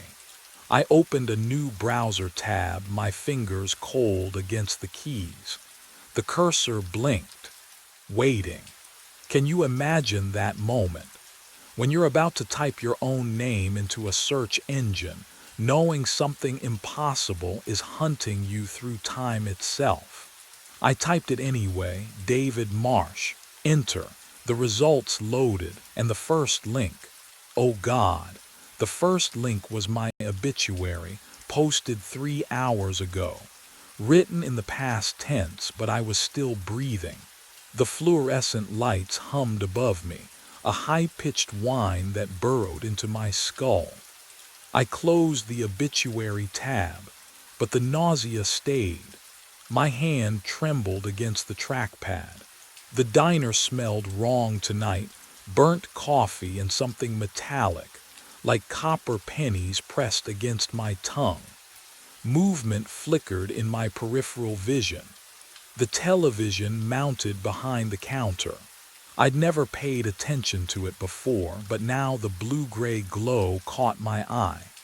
Laura stood beneath it, wiping down the coffee station with mechanical precision, oblivious. The screen showed security footage. Black and white, grainy. Booth 7. I could see myself clearly, hunched over my laptop, fingers frozen above the keyboard, and across from me, oh God, across from me sat someone else. A figure, leaning forward, talking. My blood went cold. I spun around in my seat, vinyl squeaking beneath me. The booth across from me was empty, just cracked red leather and shadows. Nothing. No one. I turned back to the screen, pulse hammering in my ears like fists against a door. On the feed, my lips were moving, answering, having a conversation with. with. The figure's posture was familiar in a way that made my stomach drop. The tilt of the head, the set of the shoulders. But what I saw next would crack my understanding of reality wide open. The figure shifted, leaning back slightly, and for just a moment, one terrible, crystalline moment, it turned its face toward the camera. My face, hollow eyes, skin like ash, but unmistakably me. Can you imagine seeing yourself from the outside talking to someone who isn't there? Watching your own mouth form words you can't hear. I couldn't breathe, couldn't move. On screen, the other me smiled. Not at the me on the television, but directly at the camera, directly at me. And that's when I realized he'd been waiting for me to notice.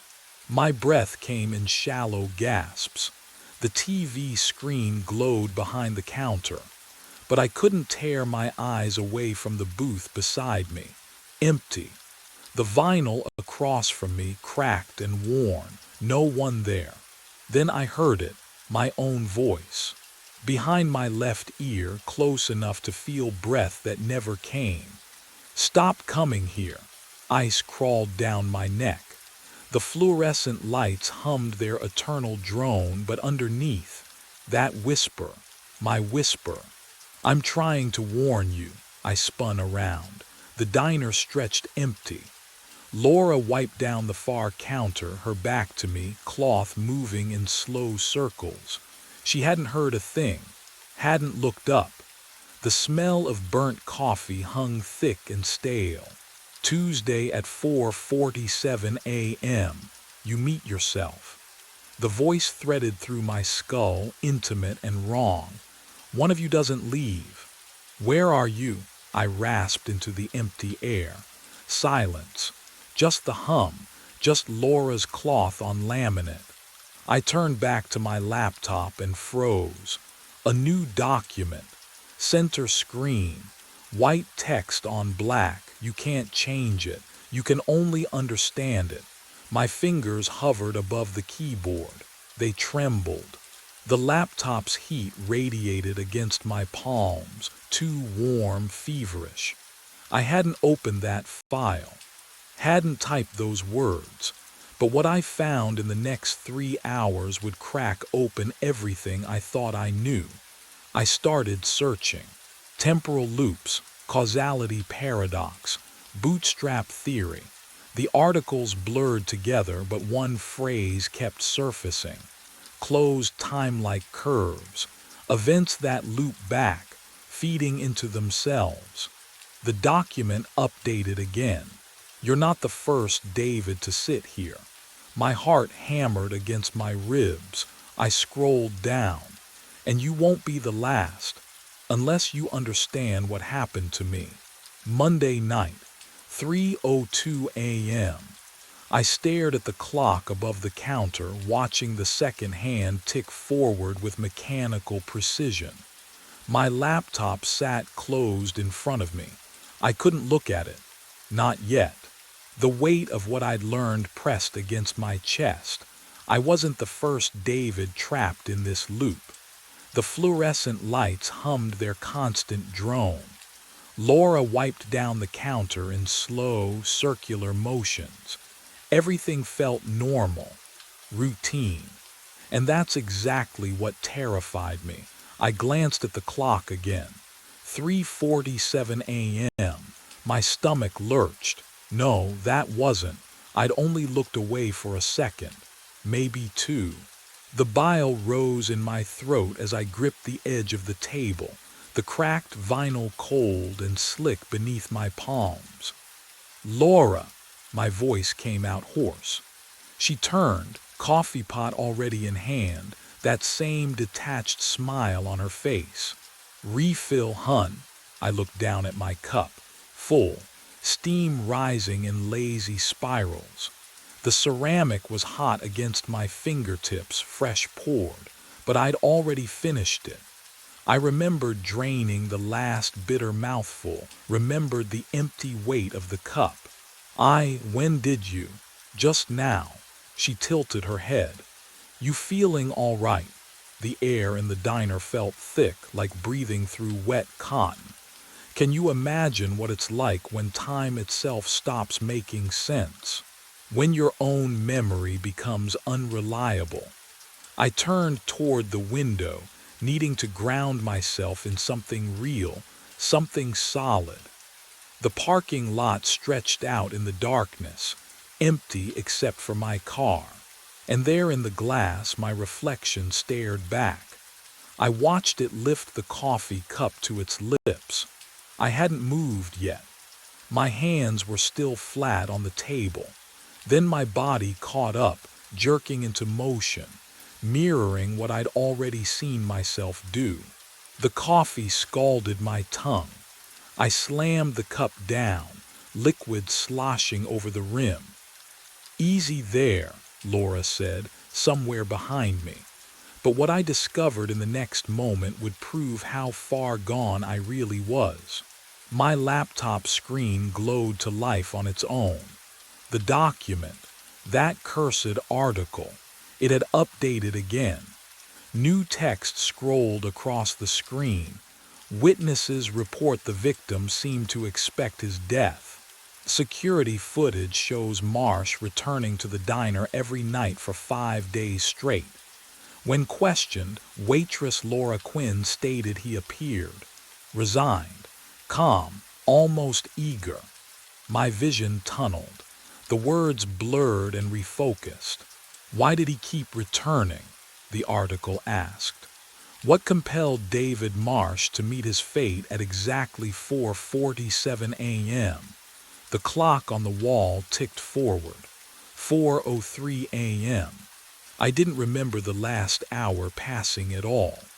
And tomorrow night, less than 24 hours from now, I would walk through that door one final time. I stayed home. 9 o'clock Tuesday evening. 7 hours and 47 minutes until the appointment I never made. I locked the door, the deadbolt, the chain. I turned off my phone, closed the blinds, sat on the couch in the dark apartment that didn't quite smell like mine anymore. Too sterile, like no one lived here. What would you do if you knew the exact moment, the exact place? I told myself I wouldn't go, not this time.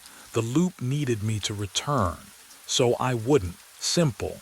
I'd break it by staying away. My laptop sat on the coffee table, closed, silent. I didn't reach for it. My hands did. I watched my fingers, my own fingers, lift the lid, press the power button. They moved smoothly, precisely, like they knew a choreography I'd never learned. The screen glowed blue in the darkness. My hands navigated to documents without hesitation. There it was, unchanged. Local man found dead at Route 9 diner. Tuesday, 4:47 a.m. Heart attack. Witnesses report victim seemed to expect his death. I tried to close it. My hand clicked new document instead. Opened a blank page. The cursor blinked. Waiting, I'd write something, anything, an email, a note. Proof I was still here, still in control. But what I actually needed to understand wouldn't reveal itself until I stopped fighting. My fingers found the keys. Typed 5 words, smooth and mechanical. I have to go back. I stared at the screen. Deleted it, tried again. I have to go back, delete, try again, I have to go back. No, I stood up, knocked the laptop onto the floor. It clattered against the carpet, but didn't close. The document still glowed. Those 5 words. I backed away until my shoulders hit the wall. The clock on the microwave read 11:53, then 12:28. I don't remember the minutes between. I was holding my car keys. The metal was cold against my palm, edges biting into skin.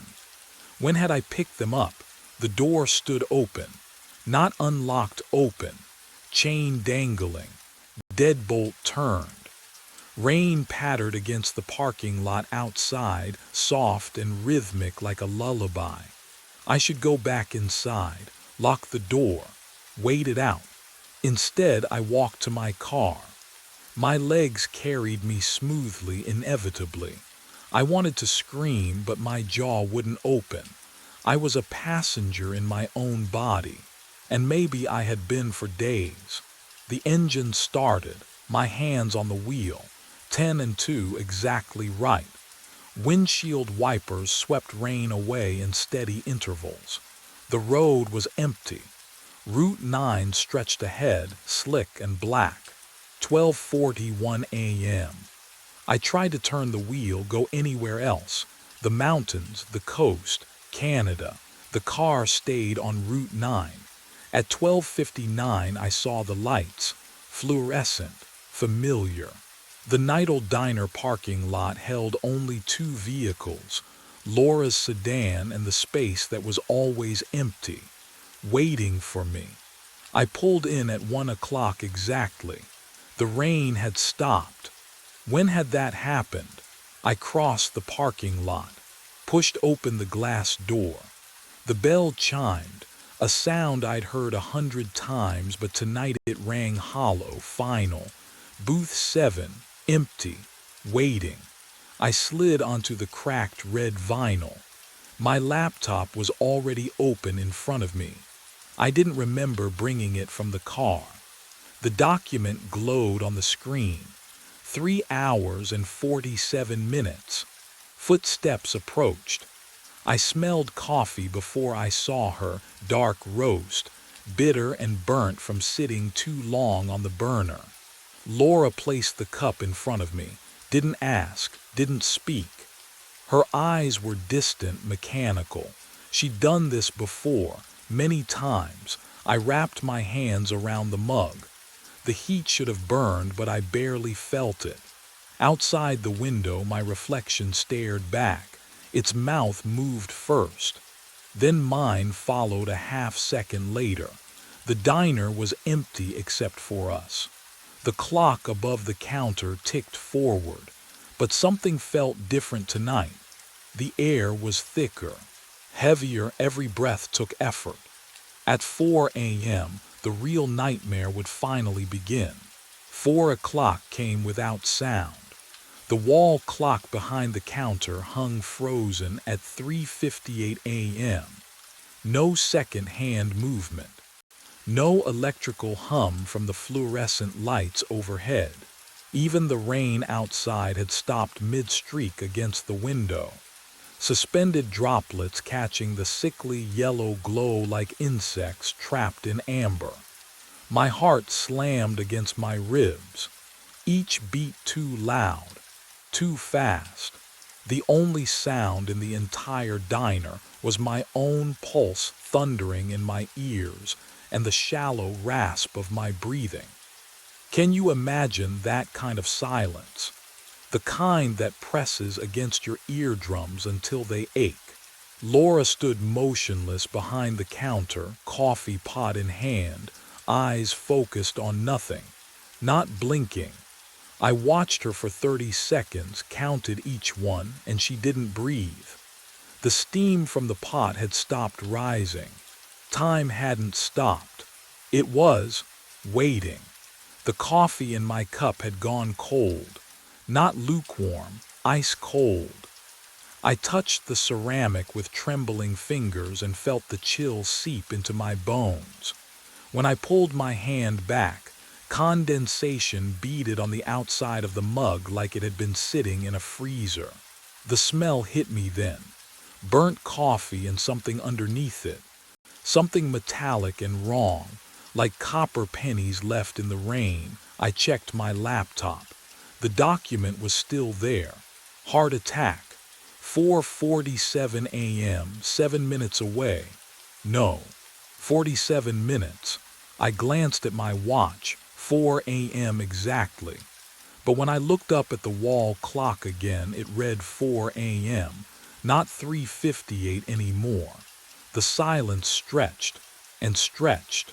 My breathing echoed too loud in the frozen space, and I realized with creeping horror that I was utterly alone, even with Laura standing 10 feet away, even with my own reflection staring back from the window.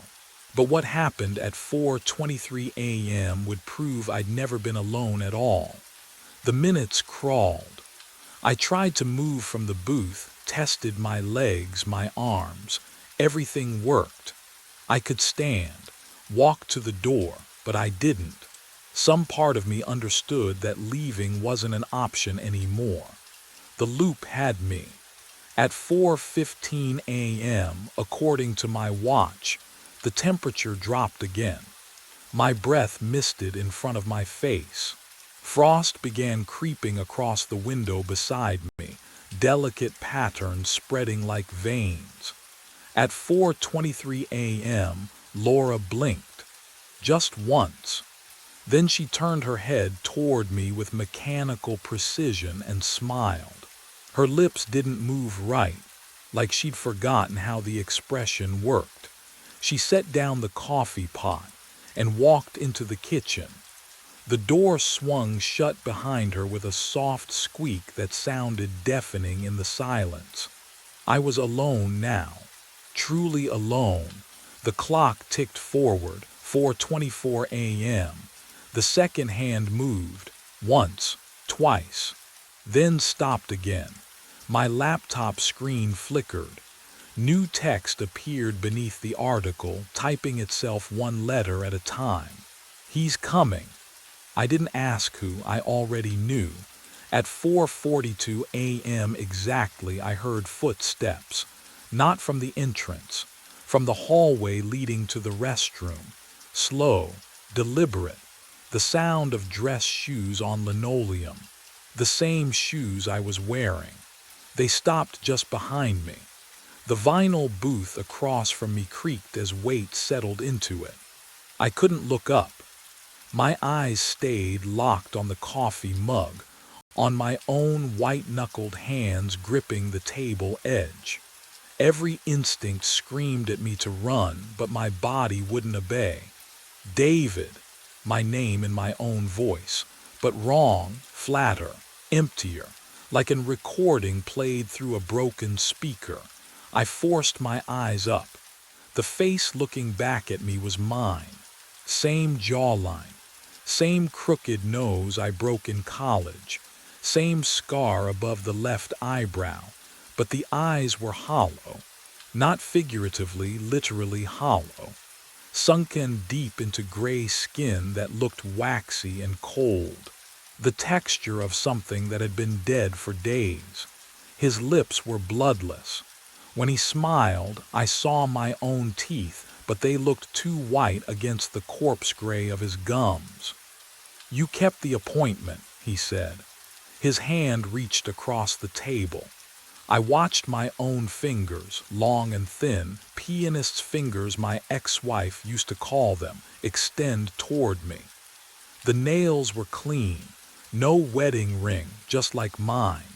But when his fingertips brushed the back of my hand, they were ice cold. Not cold like the coffee, cold like a body pulled from a freezer. "Now I can explain what happened 3 weeks ago," the other David said, his hollow eyes never blinking. "When I sat where you're sitting," he leaned forward, the smell of copper pennies intensified. Underneath it I caught something else, formaldehyde and rot. "You want to know how you die?" he whispered. "You already have. This is just the moment you realize it." And that's when he told me what would happen in the next 5 minutes, and why I'd been dead since Saturday night. The other leans close. His breath smells like nothing, like absence itself. "You think you're trying to prevent your death," he whispers. "You're not, you're causing mine." My hands shake. "What?" "The loop needs a witness and a participant." His hollow eyes hold no life, no warmth. "I warned you, the voice in the diner, the documents, I tried." I tried everything to keep you away. The vinyl beneath me creaks as I shift. I don't understand. You came anyway. His gray lips pull into something that might have been a smile once. Just like I did. 3 weeks from now, you'll be sitting where I am, warning the next David, and he won't listen either. Can you imagine, knowing you're trapped, that every choice leads back here, but something in his words doesn't fit? If you're me, why do you look like? What happens when you exist outside your own timeline? He stands slowly. The fluorescent lights buzz louder. You decay. At 4:47, my chest tightens. A pressure builds behind my ribs, not pain. Recognition. The other walks toward the restroom. His footsteps echo wrong. Delayed by half a second, I follow. I have to. The narrow hallway, the flickering light. He stands before the mirror, and I see it then. Only one reflection staring back.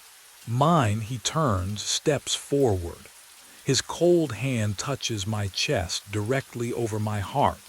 Thank you, he breathes. Now I can rest. The pressure releases. I stumble backward. The hallway is empty. I'm alone. I walk back to booth 7, and outside, Laura pushes through the kitchen door at 4:50. She approaches the corner booth. Empty. The coffee is still warm. The phone rang at 2:38 a.m. I reached for the handset, the plastic cold against my palm, and the fluorescent lights above me hummed their usual lullaby. The dispatch office smelled like burnt coffee and 3 hours of silence. Ridgeline Towing, this is Trevor. Static crackled. Then, a voice I knew. Trevor, it's Boyd. My stomach dropped. Boyd Keller hadn't shown up for his shift tonight. Rita left me a voicemail about it 6 hours ago. Said he'd vanished somewhere on Route 44 during last night's run. Radio went dead, truck stopped moving. Search and rescue found nothing. Boyd, I sat up straighter, gripping the handset. Where the hell are you? Everyone's been looking. Need a tow, he said. His voice sounded wrong. Like someone had recorded him speaking and played it backward, then forward again. The cadence was off. Too slow, too smooth. What's your location? Route 44, mile marker 13. The same spot. The exact same spot where his GPS had blinked out last night. What would you do if your missing coworker called from the place he disappeared? I pulled up the GPS tracking system, fingers trembling as I typed in Boyd's truck number. The screen loaded. There it was, his last known position frozen at mile marker 13. Transmission stopped at 2:51 a.m., 24 hours ago. But I was hearing his voice right now. Boyd, listen to me. Are you hurt? How are you calling? Your phone should be. Just send someone, he said, and this time I heard it clearly. The words came out smooth, but underneath them, like an echo, they played backward. Syllables reversing, folding into themselves. My hands started shaking. Who is this? The line went silent except for static that sounded almost like breathing. And then I realized something that made my blood turn to ice. What I was hearing on that call would haunt me for the rest of the night. My hands shook as I dialed Rita's cell. 3 rings, 4. Then her voicemail, that bored bureaucratic drawl I'd heard 100 times. You've reached Rita Malone. I'm unavailable. Leave a message after the tone. Rita, it's Trevor. I need you to call me back. Now it's about Boyd. I got a call from him from Route 44. The same. The beep cut me off. I slammed the receiver down, and the sound echoed through the concrete room like a gunshot.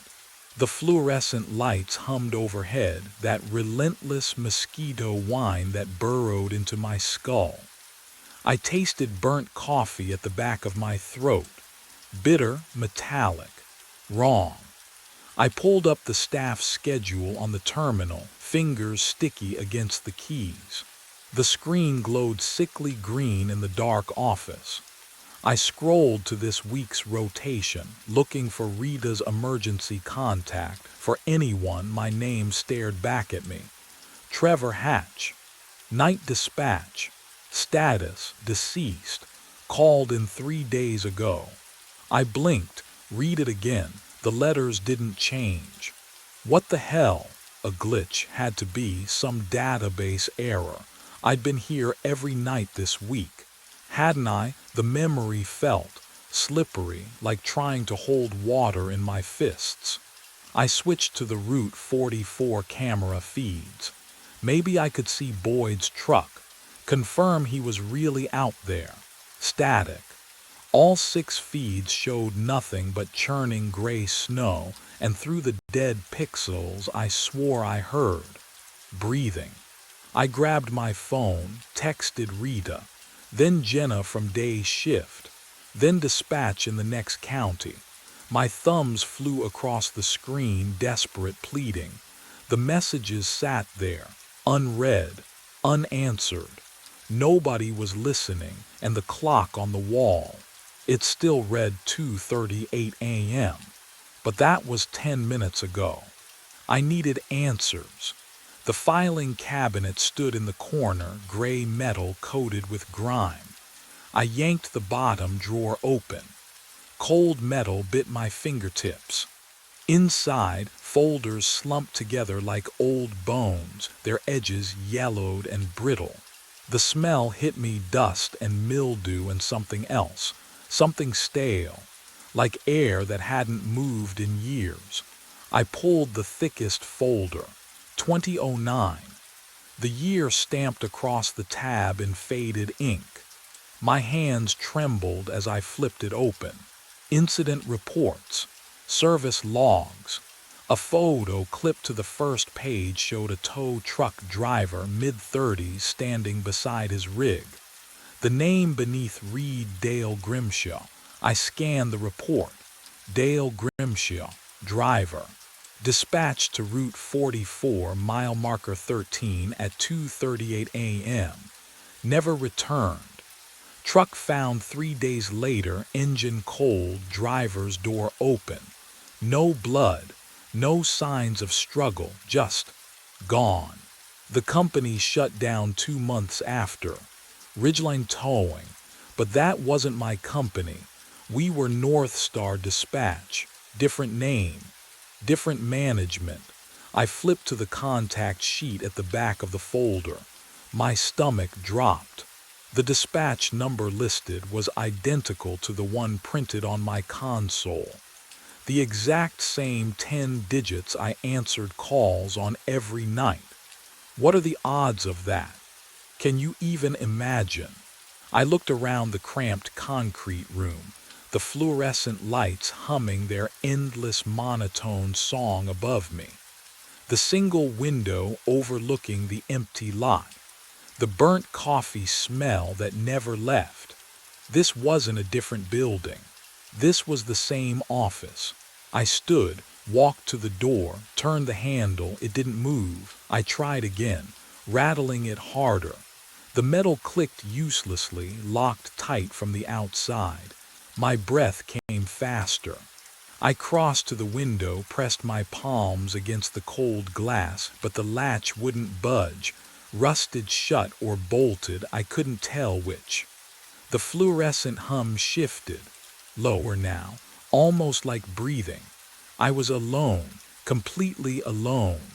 And I wouldn't be leaving until someone unlocked that door in the morning. But the real question I should have asked was this: would morning ever come? I checked my watch, 2:36. The air in the dispatch office had gone still, thick with the smell of old concrete and something else I couldn't name, something metallic. The fluorescent lights hummed their endless monotone hymn above me, and I pressed my back against the locked door, feeling the cold metal handle dig into my spine. 2:37. My phone showed no signal, just a blank screen where the bars should be. I tried Rita again. Nothing.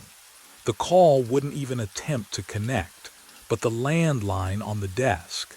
That red light blinked steady and patient, like a heartbeat waiting for me to notice. What would you do? Sit there and wait for morning, or the phone rang at exactly 2:38. I froze. The sound carved through the silence like a blade, sharp and wrong in a way that made my teeth ache. It rang again, again. That same mechanical scream I'd heard for 3 weeks now, but tonight it felt different. Hungry. I let it ring. 4 times, 5. My hand hovered over the receiver, trembling like I was reaching toward an open flame. But what choice did I have? I answered, static first, then a voice. Slow, deliberate, stretched thin like old tape played at the wrong speed. I've been waiting, my breath caught. The voice wasn't Boyd's, it was older, tired beyond measure. You sent help, the voice continued, each word separated by too much silence. It never came, Dale Grimshaw. I didn't send anyone, I whispered. I wasn't even. You were always here, Trevor. The line went dead. I dropped the receiver, grabbed my keys, ran to the door and yanked the handle. Locked. I slammed my shoulder against it. Nothing. The window next. I picked up the desk chair and swung it hard against the glass. The chair bounced back like I'd hit solid concrete. The window didn't even vibrate. The landline rang again, and I realized morning shift wasn't going to save me. Because whatever was calling knew I had nowhere left to run. I backed away from the console, and my foot hit something. Glass. The bottle rolled across the concrete floor, the sound amplified in the cramped room. I looked down. 3 empty whiskey bottles lay beneath my desk, amber liquid pooled in the caps. The smell hit me then, sharp, familiar, burning my nostrils. I haven't touched alcohol in 2 years. You believe that, don't you? I do. I did, but I could taste it on my tongue. I grabbed the security monitor, fingers shaking, and scrubbed backward through the footage. Thursday night. There I was at the console, answering a call at 2:38, typing coordinates into the dispatch system, sending a driver to Route 44. Friday night. Same thing, same posture, same mechanical movements. Saturday night, tonight, I watched myself lift a bottle to my lips before the call came in. I don't remember any of it. Can you imagine that? 3 nights erased like fog burning off asphalt. The fluorescent lights hummed louder, drilling into my skull. I pulled up the GPS logs. Boyd's truck stopped transmitting at 2:51 a.m. So did Friday's driver. And Thursday's, all at mile marker 13. All at the exact same second, like their batteries died simultaneously. Or something else did. But what I found next made my blood freeze. My phone's GPS history showed I'd driven there too. Last night. My car sitting idle at mile marker 13 for 17 minutes before returning here. I stared at my hands. No cuts. No dirt under my fingernails. Nothing to prove I'd left this room. The landline rang again, and this time I heard something underneath the static. Breathing. Multiple voices inhaling in perfect unison. The breathing stopped. Then they spoke. Trevor. 5 voices, perfectly synchronized. whispering my name through the static like wind through dead leaves. Trevor. I slammed the receiver down. My hand hit the cradle so hard the plastic cracked. The fluorescent lights above me flickered once, twice, and the hum changed pitch. Lower now, almost like a voice. I needed proof, something concrete, something that would make sense of the footage, the GPS logs, the 3 nights I couldn't remember. My phone sat on the desk, screen dark. I picked it up. The glass felt cold, too cold, like it had been sitting in a freezer, not beside my lukewarm coffee. I opened the location history. My hand started shaking before I even read the timestamps. There, last night, 2:38 a.m. to 2:51 a.m., Route 44, mile marker 13. The little blue dot on the map didn't lie. According to this, I'd driven there, parked, stayed 17 minutes, but I was here, wasn't I? Can you imagine doubting your own memory so completely? I stared at that blue dot until my vision blurred. What I found next would change everything. The night before that, same route, same time, and the night before that, 3 consecutive trips, all ending at 2:51 a.m. exactly. I never left this room. I know I didn't. I would remember driving. Wouldn't I? The landline rang again. 2:38 a.m. Right on schedule. I didn't move, just watched it ring. My reflection in the black window watched back, but its lips were moving, mouthing something I couldn't hear over the ringing. The static beneath the ring tone began to form a pattern, a rhythm, almost like breathing. Then I realized what my reflection was saying. It was whispering my name. I dropped the receiver. It clattered against the console, then swung, pendulum slow, hissing static into the dead air between us, me and the thing in the window that wore my face. My knees hit the floor. Cold concrete bit through my jeans. I needed something real, something solid.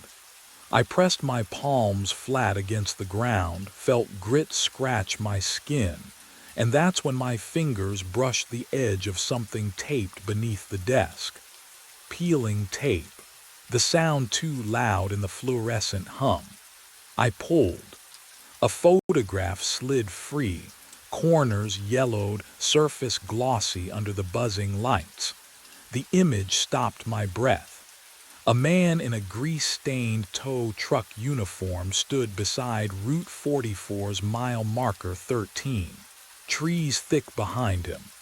Asphalt cracked like dried skin.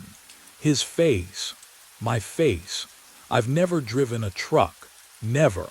My hands have only known keyboards and coffee mugs and the smooth plastic of this console. But there I was, or someone wearing my face was squinting into camera flash, one hand resting on a truck's dented fender. The timestamp in the corner read October 5th, 2009. Can you imagine finding yourself in a photo from 16 years ago? A photo you don't remember. But that wasn't what made my stomach twist. Scrawled in blue ink across the bottom, in handwriting I didn't recognize. The date was 3 days ago. 3 days ago. The fluorescent lights flickered. Once. Twice. The window glass reflected them back at me, and in that strobing darkness I saw my reflection turn its head, independent of my body, and mouth 2 words I felt rather than heard. Help me. But what stared back from that photograph would reveal something far worse than a moving reflection. I stumbled back from the window. My reflection stayed where it was. The static from the console changed. The formless white noise began separating into layers, peeling apart like skin from muscle. Frequencies I'd heard for 3 weeks suddenly aligned into something coherent, numbers crackling through the hiss. 44.273, 73.189. Coordinates. I grabbed my phone with shaking fingers, typed them into the map. The pin dropped exactly where I knew it would. Route 44, mile marker 13. The same stretch of cracked asphalt from the photo. The place where everyone vanished. The clock above the console ticked toward 2:37. I reached for my coffee, cold now, thick. I took a sip anyway, needing something to ground me, to prove I still had a body that could taste and swallow and feel. Gasoline flooded my mouth. I spat into the trash can, gagging, but the chemical burn coated my throat like I'd been drinking fuel for hours. How long had it tasted like this? How long had I not noticed? 2:38. Every phone in the dispatch office rang at once. Not just the landline, the cell phones confiscated from previous shifts, still locked in Rita's desk drawer. The fax machine, the ancient intercom system no one had used in years. All of them screaming in perfect synchronization, a chorus demanding to be answered. I grabbed the landline receiver. 5 voices spoke as one. "We're waiting for you. You promised help. Come finish your shift." The fluorescent lights above hummed louder. I looked down at my hands gripping the phone. Through them, I could see the desk beneath. Transparent. Fading.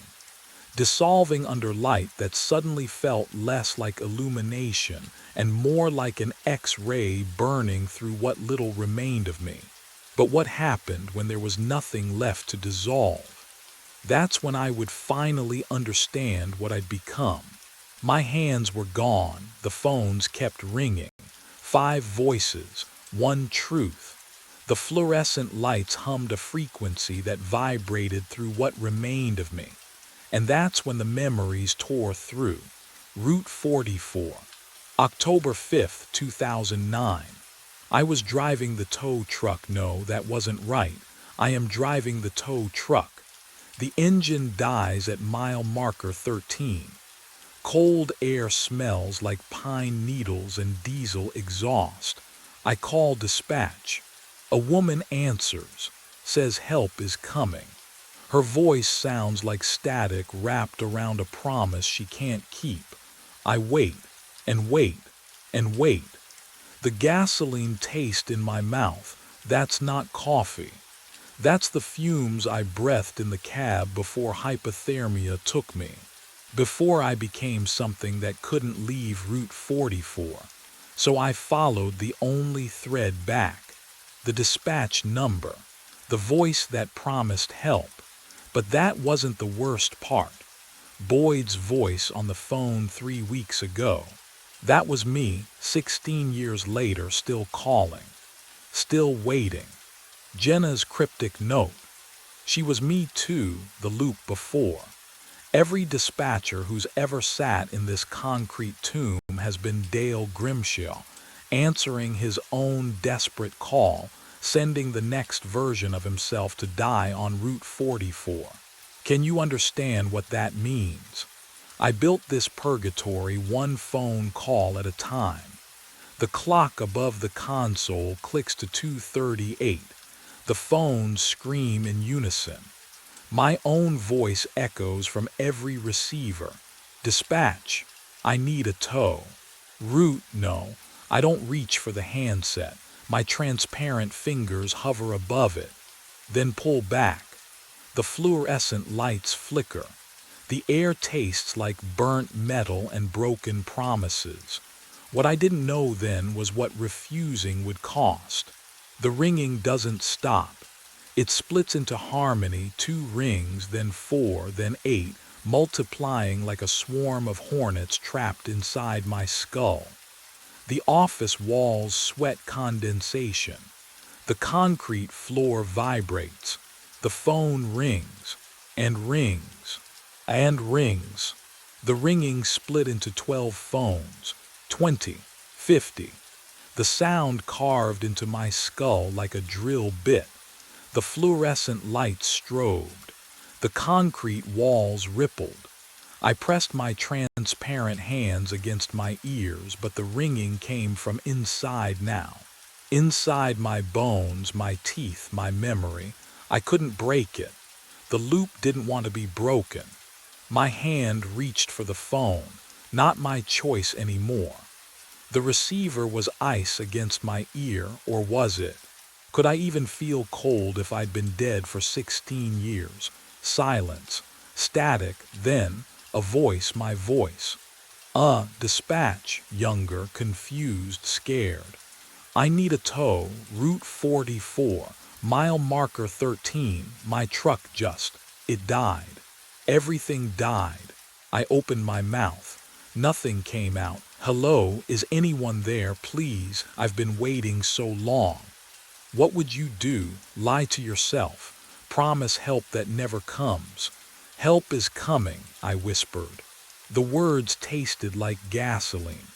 The door unlocked behind me. Click, the sound of release, of surrender. I stood.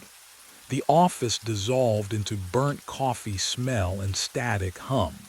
The schedule on the wall updated itself. Someone new listed for tomorrow's night shift.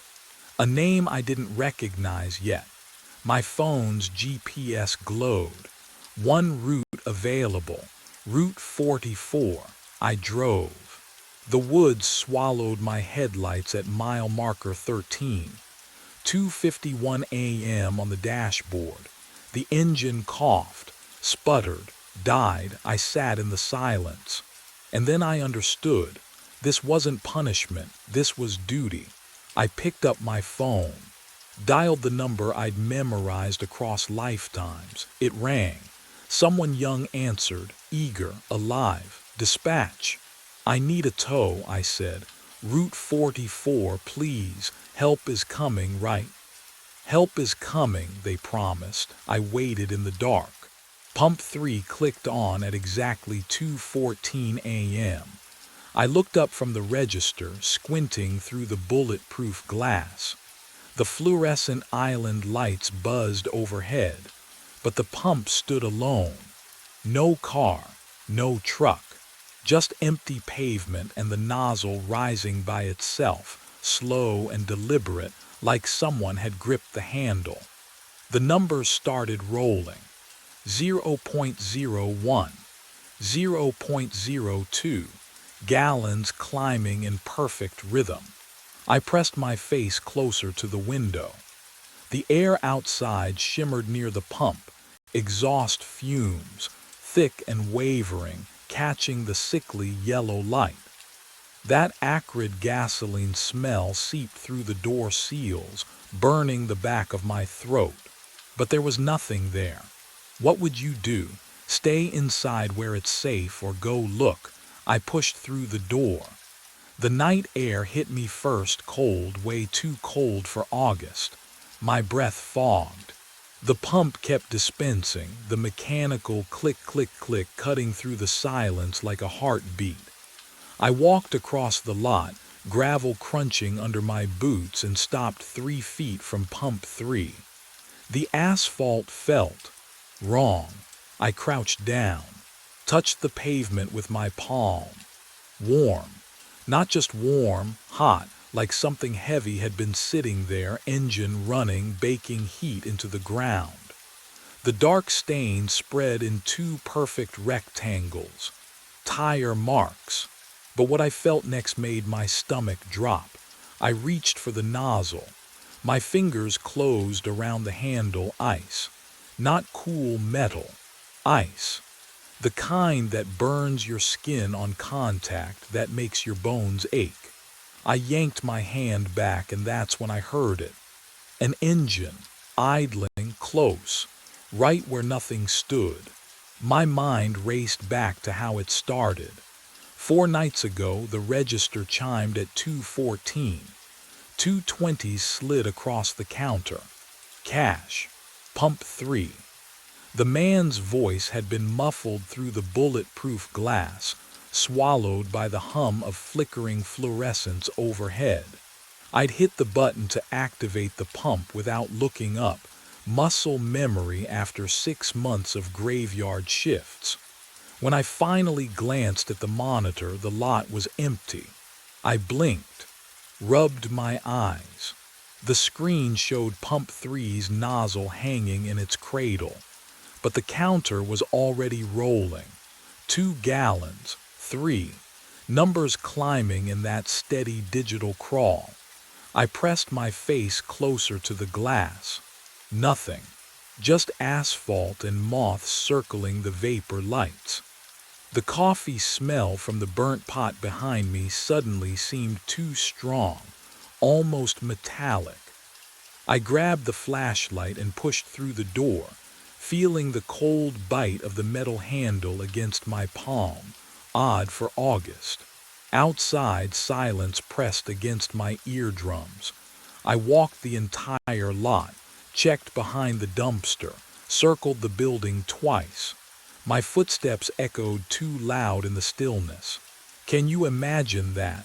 Being completely alone but feeling watched. The pump kept going. 8 gallons, 10, 12. Then it stopped. Click. I stood there breathing hard, flashlight beam cutting through darkness, and saw nothing. Nobody. The nozzle hung perfectly still in its cradle like it had never moved. But the register showed 12 gallons dispensed, 8 minutes exactly. I logged it as a system glitch. What else could I do? I went back inside, locked the door, and told myself equipment fails sometimes. Old stations, old wiring. What I didn't know yet was that it would happen again the next night, and the night after that, always at 2:14. Always Pump 3. 3 nights, same time, same pump.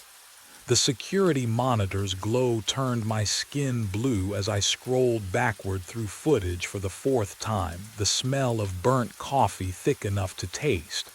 2:14 a.m. There. Pump 3 clicks on. The nozzle rises. Numbers roll on the display.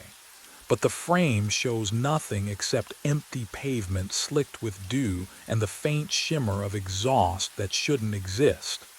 I rewound again. The hum of the hard drive filled the cramped booth, rhythmic and hypnotic. My eyes burned. Sleep wasn't coming anyway. It never did anymore. What would you do if reality kept breaking in the exact same spot every night? I leaned closer, paused, the timestamp flickered, just for a frame, maybe 2. The numbers wavered like heat distortion, and beneath them I saw a truck. My finger slammed the pause button. There, a dark pickup F-Series, maybe 10 years old. A man's silhouette behind the wheel. The image quality looked wrong. Grainy in a way our digital system shouldn't produce, like it had been copied from something older. But what I found in the metadata made my hands go cold. The recording date, August 14th, 6 years ago. I pulled out my phone with shaking hands, typed Highway 52 fatal crash into the search bar, and watched the results load.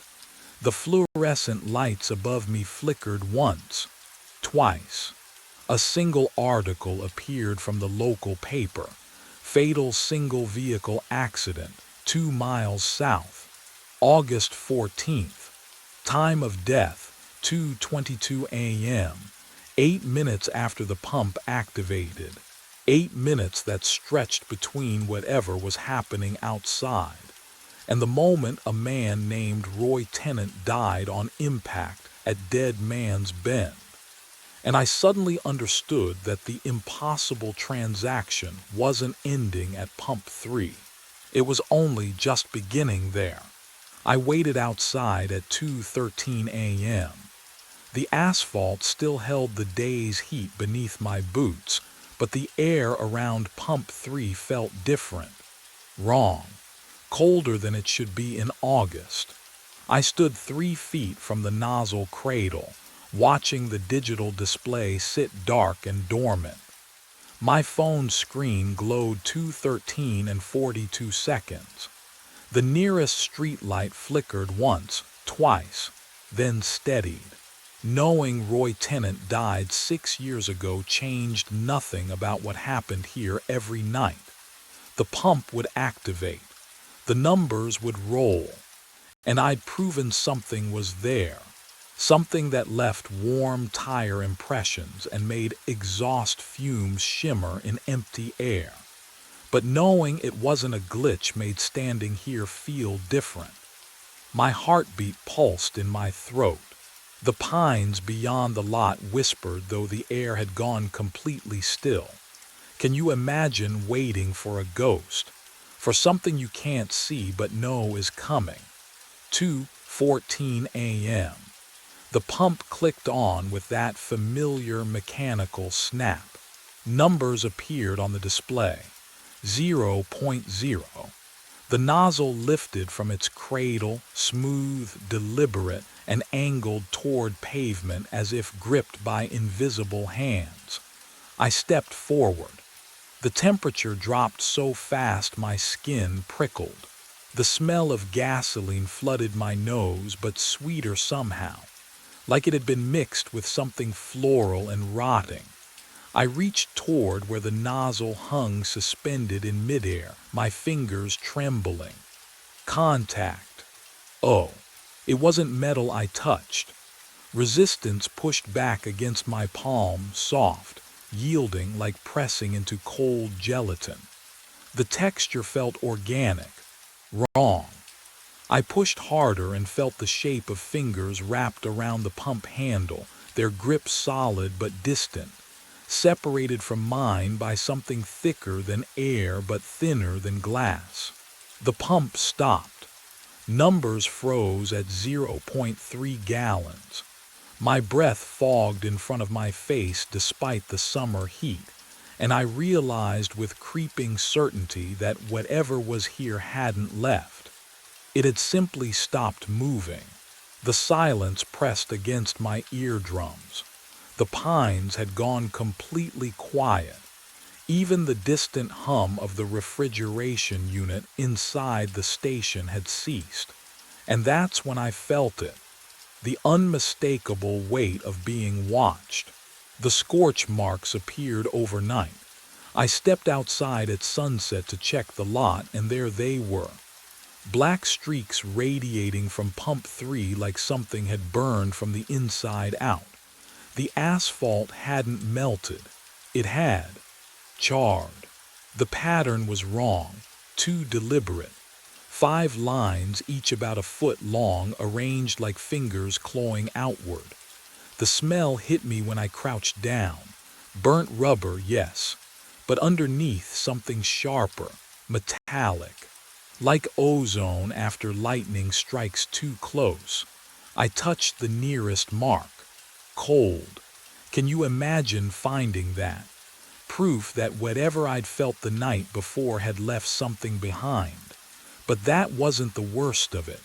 I went back inside and tried to focus on inventory. Tried to pretend the marks were tire skids or oil stains.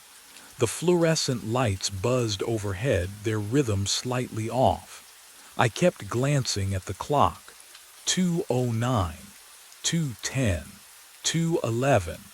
At 2:14 exactly, the register drawer opened. No warning click, no mechanical whir, just slid out smooth and silent like someone had pressed the release.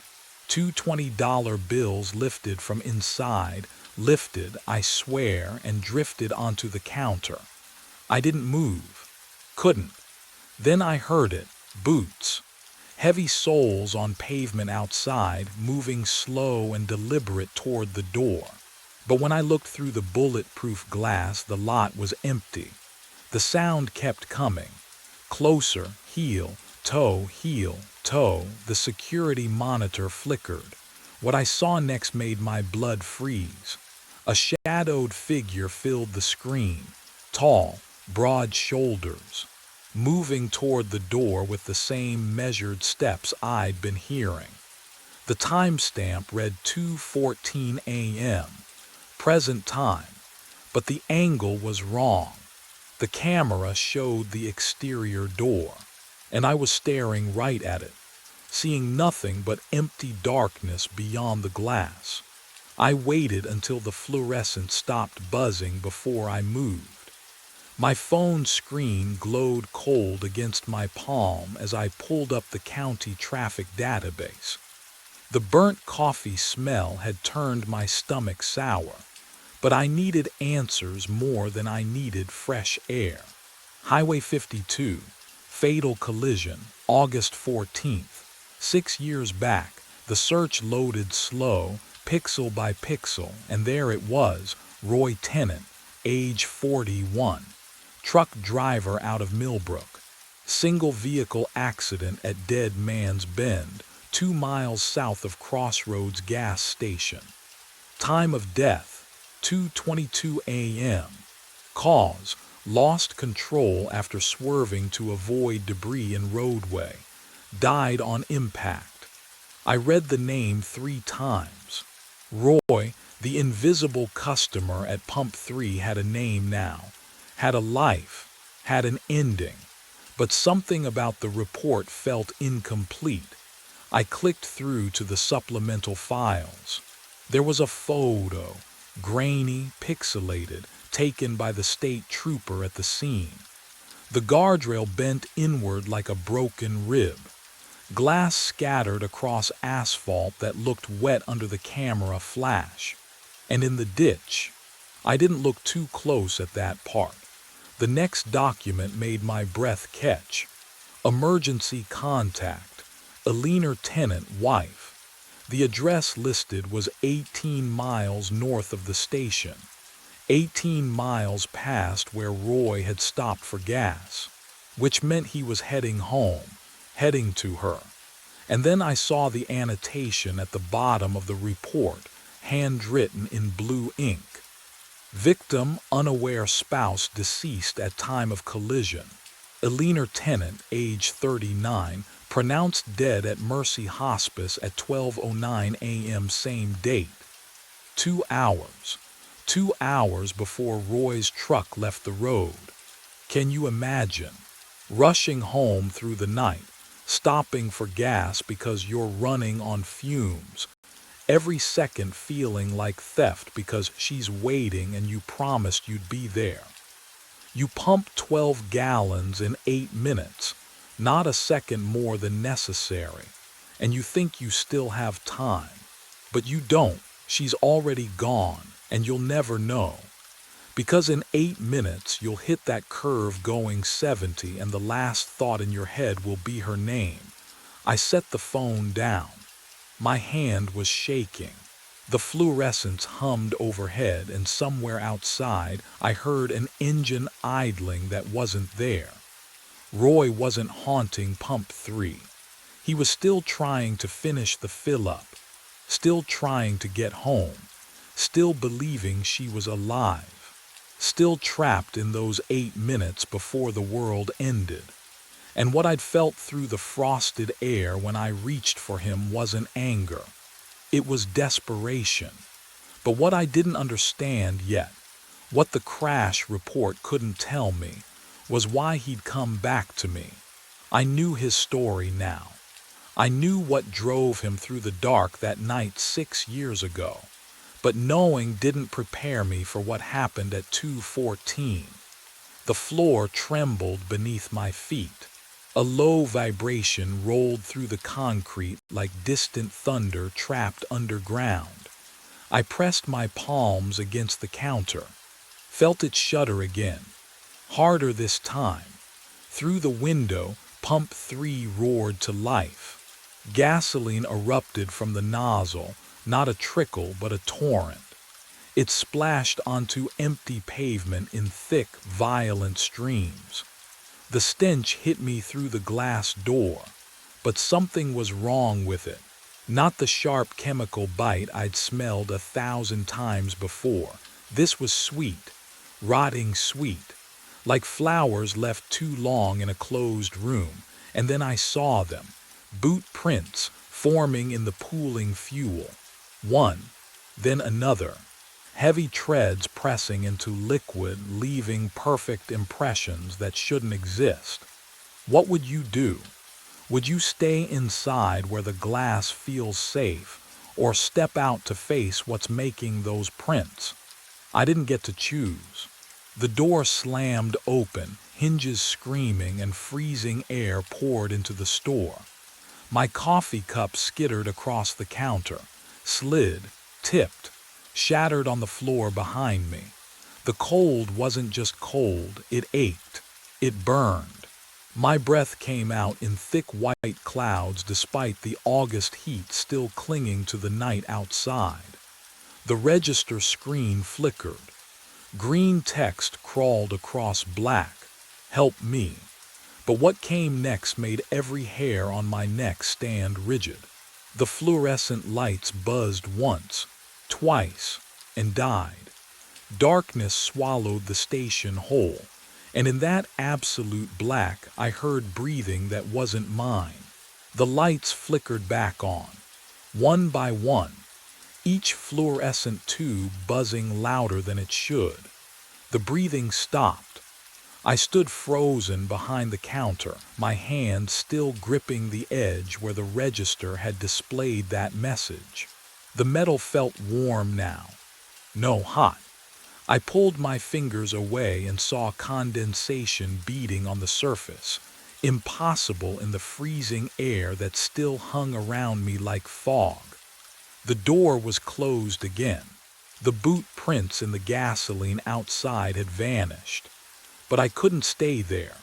Not in that silence. Not with the smell of something floral and wrong mixing with diesel fumes. I needed to understand what Roy Tennant wanted, what he'd been trying to tell me for 6 nights straight. The lost and found box sat in the back storage room, untouched for years. Carl never threw anything away, just shoved it all into a plastic tub behind the mop bucket. I'd walked past it 100 times without looking twice.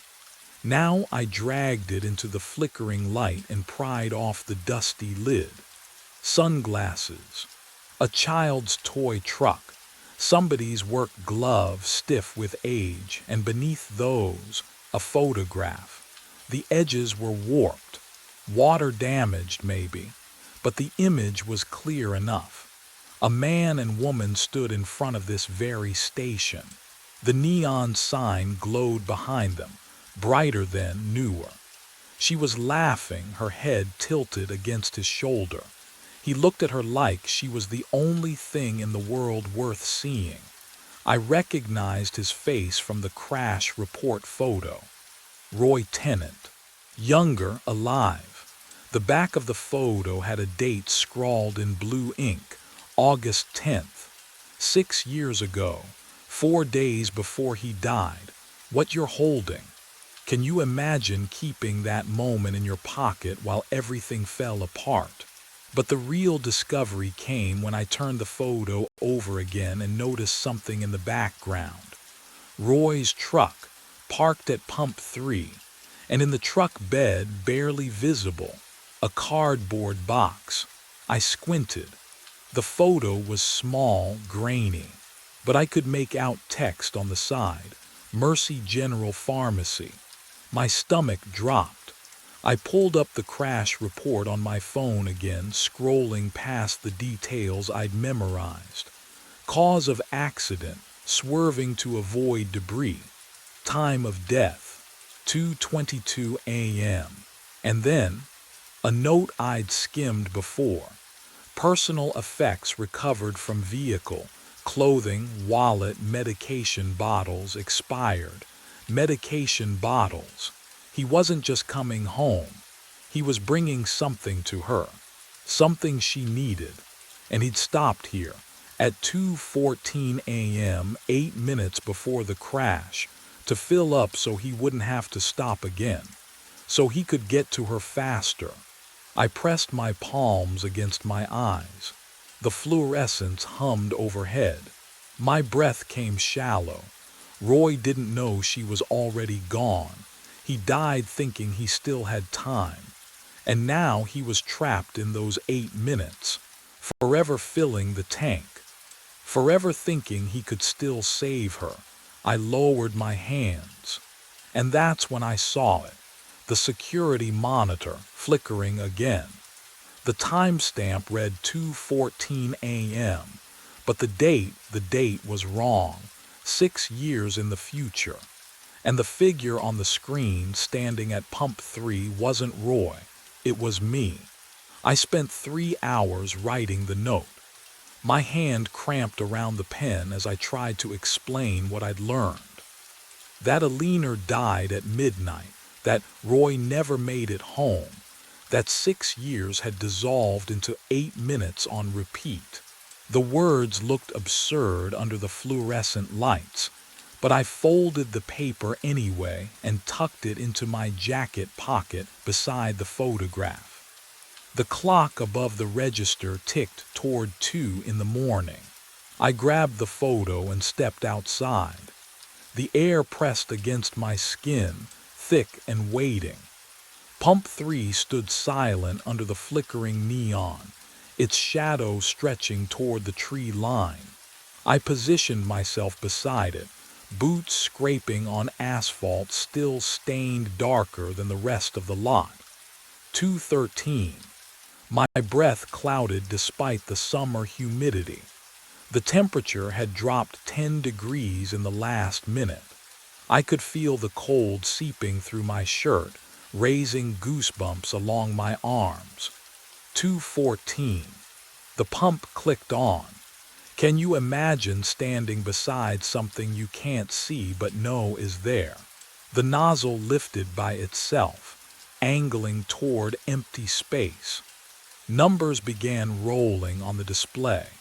I heard the fuel flowing through invisible chambers, smelled gasoline sharp and chemical in the night air. My hands shook as I unfolded the note and placed it on the ground. Then I lifted the photograph, Roy and Alina smiling outside this very station, and reached toward where a hood should be. The photo touched something solid. The air turned glacial. My fingers went numb against the invisible metal. I let go, and the photograph stayed suspended 3 feet off the ground, resting on nothing. The gasoline smell vanished. Roses flooded my senses instead, funeral roses, cloying and sweet. The kind that lined caskets, the kind that marked endings. The nozzle dropped with a metallic clang, and then I saw him. Roy Tennant stood before me, translucent as smoke, shoulders shaking with sobs. His hands covered his face. His mouth moved without sound. For 8 seconds we existed in the same moment, the living and the dead, separated by 6 years and 2 miles of dark highway. Then he looked up at me. His eyes locked onto mine, and something inside them recognized me, not as a stranger, as something else entirely. The recognition in his stare made my blood freeze, because I understood what he saw when he looked at my face. What I didn't understand was why. I went back inside and waited for the next night.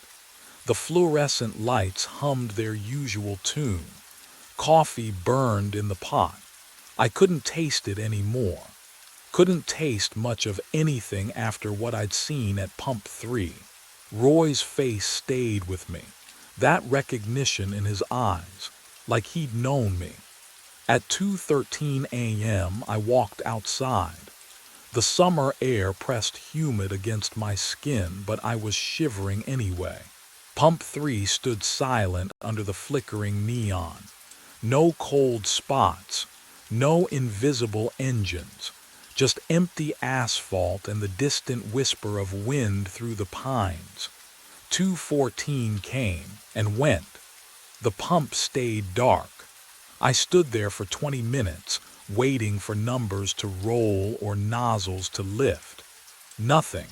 Just the ordinary night pressing in from all sides. Relief flooded through me. But underneath it, something else coiled tight in my chest. A feeling I couldn't name. At 2:37, I found the photograph face down on the pavement beneath Pump 3. The edges were charred black, curling inward like petals closing. The center remained intact, Roy and Alina frozen in that moment of joy, her hand on his chest, his eyes only for her. The burned parts crumbled to ash between my fingers, gritty and cold. It worked. Whatever I'd done, it worked. Roy was gone. 3 weeks passed. The nights blurred together, one shift bleeding into the next. Carl never asked why I looked so tired. I stopped logging the incident reports. What would I even say? I'd helped a ghost move on, and now I couldn't sleep because every time I closed my eyes I saw that look of recognition on a dead man's face. But I didn't understand what I'd seen there. Not yet. On a Thursday night, or maybe it was Friday, I'd lost track. Exhaustion finally won. I slumped forward at the counter around midnight, my head resting on folded arms. Just for a minute, just to rest my eyes. I woke to the mechanical click of Pump 3 activating. My neck ached. The fluorescent lights seemed dimmer. I blinked at the clock, 2:14 a.m. No, not again. That couldn't be right. I turned toward the security monitor, my hands already cold, breath fogging despite the summer heat that should have been. The screen showed Pump 3. A figure stood there, one hand on the nozzle. The timestamp glowed in the corner. August 14th, 6 years from now. The figure turned toward the camera. I was looking at my own face. My legs gave out. I gripped the counter, staring at myself on that grainy monitor. Same jacket, same hollow eyes. The future version of me stood at Pump 3, filling a tank I couldn't see, trapped in a loop I'd inherited the moment I'd touched Roy's world. The moment he'd recognized me. Because he'd seen me before, 6 years before, standing exactly where he'd stood. The pump clicked off. On screen, I watched myself look directly at the camera. My future self mouthed 2 words, "Help me." The monitor went black. Outside, Pump 3 fell silent. But I knew it would activate again tomorrow night. And the night after. And every night for 6 years until some other fool working the graveyard shift decided to investigate. Until they found my photograph. Until they set me free and took my place. The loop didn't end. It just found someone new. And I'd walked right into it. I knock on the blue door. It shouldn't open, but it does. The hinges scream. A high, wet sound that cuts through the midnight silence. Cold air rushes out, carrying the smell of dust and something metallic. Old copper, maybe, or rust. The darkness inside swallows my flashlight beam for a heartbeat before shapes emerge. Furniture draped in white sheets. A staircase leading up into shadow. And walls. Oh. Walls covered in frames. I step inside. The floorboards creak under my weight, each one announcing my trespass. My breath comes shallow. Quick. What would you do? Turn back. I should. But Max led me here every night for 3 weeks, stopping at this door, staring with those amber eyes like he was waiting for me to understand something. So I moved deeper. The first photo stops me cold. A child's birthday party, balloons, cake, and a face I know because I see it every morning in the mirror, mine, younger, grinning with frosting on my chin.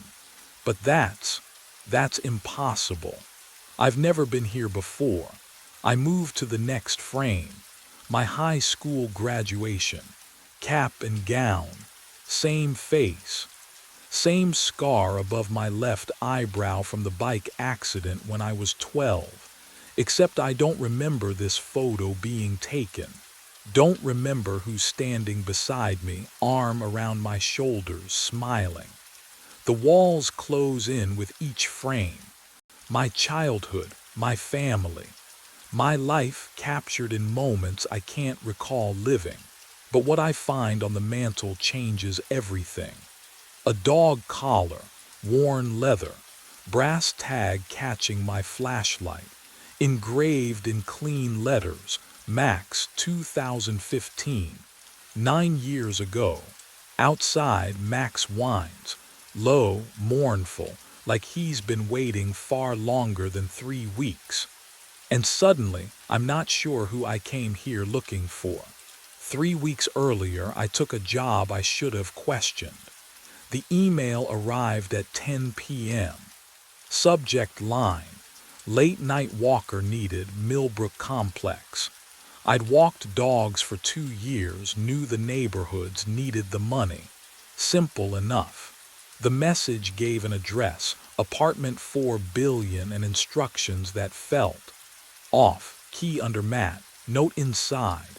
Max knows the route, just follow him. No phone number, no client name, I should have deleted it. But rent was due, and dogs don't judge you for preferring silence. The Millbrook Complex squatted at the edge of town, brick and peeling paint, the kind of building that looked tired even in daylight. At night, under flickering street lamps, it felt like something waiting. I climbed to the 4th floor. The hallway smelled like mildew and copper pennies. Apartment 4 billion had no nameplate, no welcome mat, just a brass key cold in my palm. The note was taped to the inside of the door, handwriting looped and careful. Max knows the route, just follow him. 11 p.m., be patient. I turned. A German shepherd sat 3 feet away, watching me.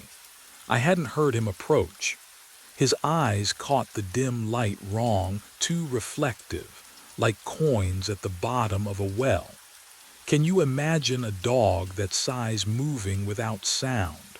Max didn't wag his tail, didn't sniff me, just stared. Hey boy, I whispered, my voice cracked. Ready? He stood, walked to the door, waited. The route started normal enough. Down the stairs, out onto Maple, 6 blocks north through streetlight halos and the wet asphalt smell of October. Max's nails clicked on pavement, steady, rhythmic, like a metronome. He didn't pull at the leash, didn't pause to mark territory or sniff trash, just walked, purposeful, like he'd done this 1,000 times. We turned left at Ashwood Street. That's when the air changed. You know that feeling when you're sure you've been somewhere before, but the memory won't surface. That thickness in your chest, like your body remembers what your mind doesn't. The houses here leaned closer, their windows dark and watchful. Max slowed. His ears flattened. Then he stopped, in front of a house with a blue door. The paint was faded, weathered to the color of a bruise, boarded windows, no lights. Max sat on the cracked sidewalk and stared at that door like it owed him something. 5 minutes passed, maybe more. I checked my phone, 11:43. The dog didn't move, didn't whine, just stared. Max, I tugged the leash gently. Come on, boy, nothing. The street was too quiet, no cars, no wind. Just the weight of that blue door pressing against my vision. filling my peripheral sight until I couldn't look away. My fingers went numb around the leash. The house smelled wrong, smoke and wet dog and something sweet underneath, like rotting fruit. Finally Max stood, turned, walked us home. I should have been relieved, but what I didn't know yet was that we'd do it again. The next night, and the night after, same time, same route, same 5 minutes in front of that blue door, while Max sat vigil for something I couldn't see. And every single time, the house would smell a little more familiar. I went back during the day, couldn't help it. After 5 nights of watching Max sit at that blue door like it was the only thing that mattered, I needed to see it in sunlight. Maybe it would look normal. Maybe I'd realize I'd been letting the late hour twist things into something they weren't. But the house looked worse in daylight. The windows were boarded with plywood that had gone gray and warped. No mailbox. No numbers on the door. Just the faded blue paint peeling in long, dry strips. The porch sagged in the middle, and the lawn had gone to weeds so tall they brushed my knees as I walked up. I knocked on a neighbor's door first. An older woman cracked it open, silver chain still latched. "Do you know who lives here?" I pointed at the blue door house. Her eyes flicked past me, then back to my face. Something changed in her expression. "No one. How long has it been empty?" She started closing the door. "I don't know, long time." "Wait, do you know anything about?" The door shut. The deadbolt clicked. I tried 2 more houses. One didn't answer. The other, a man in his 40s, looked at me like I'd asked him to dig up his own grave. He shook his head before I even finished the question and stepped back inside. What were they so afraid of? The blue door wasn't locked. That should have stopped me. It didn't. Inside, the air was thick and still, like it hadn't moved in years. Dust hung in the shafts of light that leaked through gaps in the boarded windows. The furniture was still there, couch, coffee table, a bookshelf against the far wall, all of it covered in a fine layer of gray. But it was arranged like someone still lived here, like they'd just stepped out. On the kitchen wall hung a calendar. I walked closer, my shoes leaving prints in the dust on the floor. March 2015. I touched the paper. It crumbled slightly under my fingers. 9 years. The smell hit me then. Faint but unmistakable, wet dog. That earthy, warm scent of damp fur. And underneath it, something metallic, copper. The kind of smell that coats the back of your throat. I turned, scanning the room. No dog, no source. And then I heard it. Max's whine, high and soft and desperate. But Max wasn't here. I'd left him at the apartment. This was memory, wasn't it? Some trick of my mind pulling his sound from the nights we'd stood outside. The whine came again. Closer. I spun toward the hallway. The sound had come from deeper in the house, from the room at the end of the hall where the door stood halfway open. And that's when I realized I could see my breath. I drove home with my hands shaking on the wheel. The cold I'd felt inside that house still clung to my skin, even though the afternoon sun blazed through the windshield. My mind circled back to one simple fact. Someone had hired me to walk Max. Someone had left a key. Someone had paid up front for 3 months. Someone had to explain this. Back in my apartment, I pulled out my phone and scrolled to the contact labeled Client 4B. The number sat there like it always had. Normal, real. I pressed call, 3 tones. Then a recorded voice, flat and automated. "The number you have reached is not in service." I tried again. Same result. I stared at the screen and felt something shift in my chest. When had I last spoken to this client? I couldn't remember. Not once in 3 weeks had they called to check in. Not once had I needed to report anything. The dog just knew the route. I grabbed my jacket and headed to the Millbrook complex. The building manager's office smelled like burnt coffee and cheap air freshener, a cloying vanilla that stuck to the back of my throat. Mrs. Kowalski looked up from her crossword puzzle with the expression of someone interrupted mid-nap. "Help you?" "Yeah, I need to ask about one of your tenants. Apartment 4B, her pen paused. 4B. Right. I've been doing dog walking services for them, but I can't seem to reach them, and There's no one in 4B, she said it simply. Matter of fact, I blinked. What? 4B's been vacant since late 2014. We had a tenant skip out on rent, left it a mess, still looking for the right renter. She returned to her crossword. "You sure you got the right unit?" My pulse hammered in my ears. I have a key." She glanced up, frowning now. "You have a key to 4B. I pulled it from my pocket. The metal was warm from my grip, solid and real. She stared at it, then at me, then reached for her desk drawer and pulled out a key ring. Flipped through labeled tags. Held one up. "This is the master for 4B, only copy I got." Her eyes narrowed. "Where'd you get that?" "Under the mat," I whispered. There was a note. It said Max knows the route. Mrs. Kowalski's face went carefully blank. She set down her pen. "I think you should leave." But the real question hadn't been answered yet. I walked to the lobby. The lease board hung by the mailboxes, a cork board with unit numbers and tenant names written in faded marker. I scanned down.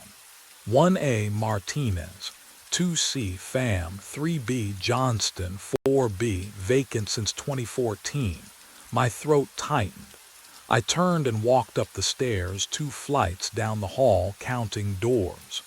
1B, 2B, 3B. 4B, I slid the key into the lock. It turned, smooth, easy, like it had every night for 3 weeks. The door swung open. The apartment was empty, completely empty. No furniture, no curtains. Just scuffed hardwood floors and walls with darker squares where picture frames used to hang. Dust motes swirled in the late afternoon light. Except, in the corner of the living room sat a dog bed. Faded blue fabric, edges frayed, and embroidered on the side in crooked letters, Max. The air smelled faintly of wet fur, old, stale, like a ghost of a scent that shouldn't exist in an empty room. I stepped inside. My footsteps echoed. The dog bed looked used. The center was compressed, shaped by weight and time. I knelt and touched the fabric. It was cold, but I could swear I felt the texture of dog hair beneath my fingertips. What would you do if everything pointed to something that couldn't exist, but you could still touch it? I checked my watch. 4:15.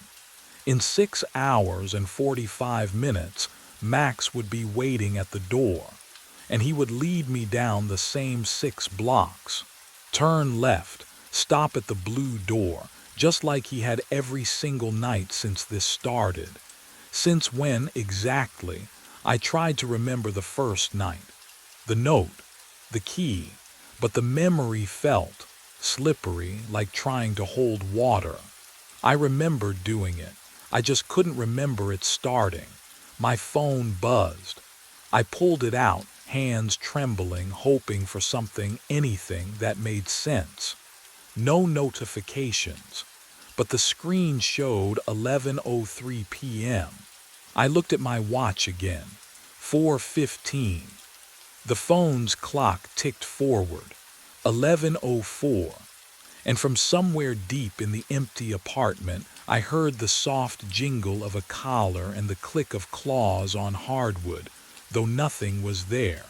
I drove to the office instead of going home. The dog walking service shared space above a veterinary clinic, and the smell of disinfectant mixed with old coffee always made my stomach turn. Today it felt worse, sharper.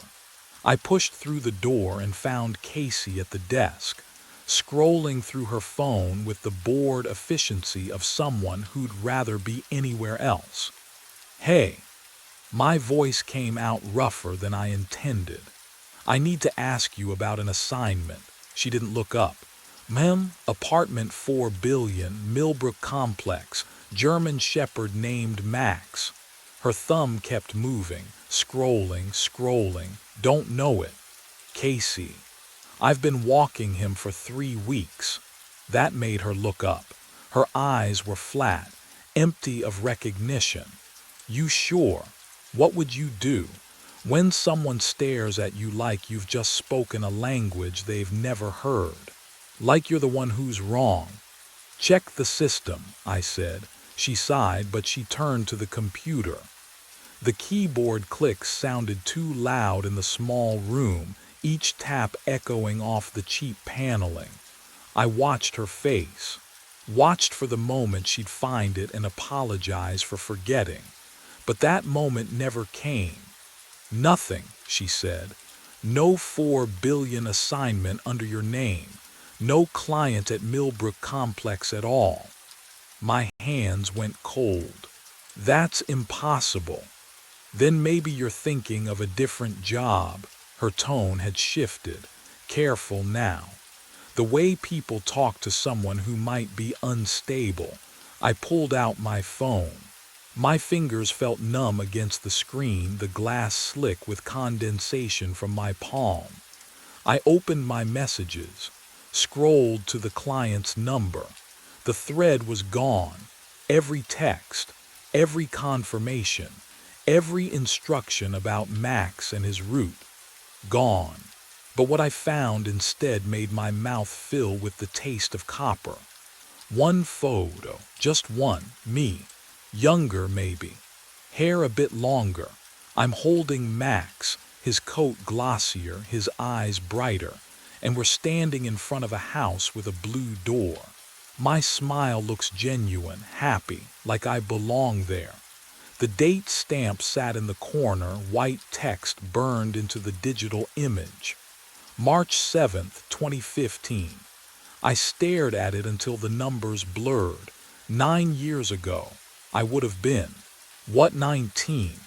I'd been living 2 states over then, hadn't I? Can you imagine forgetting a photo like that? Forgetting a dog you clearly loved. I couldn't remember taking it. Couldn't remember that version of myself standing on that porch holding that dog. The memory should have been there. Should have felt familiar.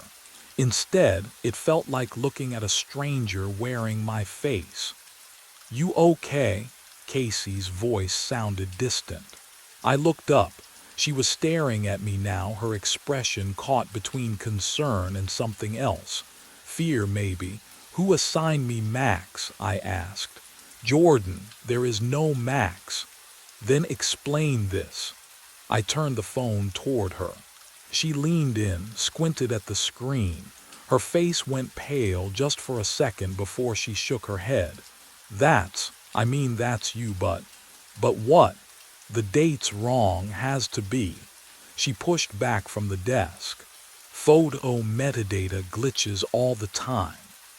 But we both knew that wasn't true. And what I discovered when I checked the photo's properties would prove that everything I thought I knew about my life had been built on a foundation that was already crumbling. I sat in my car outside the office for 20 minutes, staring at the photo. My hands wouldn't stop shaking. The math kept circling through my head like a mantra I couldn't silence. March 2015. The collar engraved with that same date, 9 years ago, but the client, whoever they were, had written that Max was 3 years old, 3 or 12. I pressed my thumb against the screen until it went dark. The sudden absence of light made the parking lot feel enormous around me. Empty. When had everyone else left? I couldn't remember hearing car doors, engines starting. Just my own breathing, loud and uneven in the enclosed space. The phone's glow returned as I opened the browser. My fingers hovered over the keyboard. What do you even search for when your own memory has holes big enough to lose 9 years? I started with the address. 1847 Ashwood Street. The blue door house that Max stopped at every single night. 3 results loaded. The first was a real estate aggregate. No listing. Status: uninhabitable. The second was a cached forum post about urban exploration. Abandoned since that fire, one user had written. Shame, pretty neighborhood, that fire. The third result made my stomach drop. Millbrook Gazette, March 19, 2015. The headline was clinical, detached. Body recovered from residential fire. Victim unidentified. But what I found in that article would shatter everything I thought I knew about the past 3 weeks. I clicked it. The page loaded slowly, as if the connection itself was reluctant. The article was short, sparse. Authorities responded to a structure fire at 1847 Ashwood Street on the evening of March 17th. 1 fatality discovered in an upstairs bedroom. Severe burns prevented immediate identification.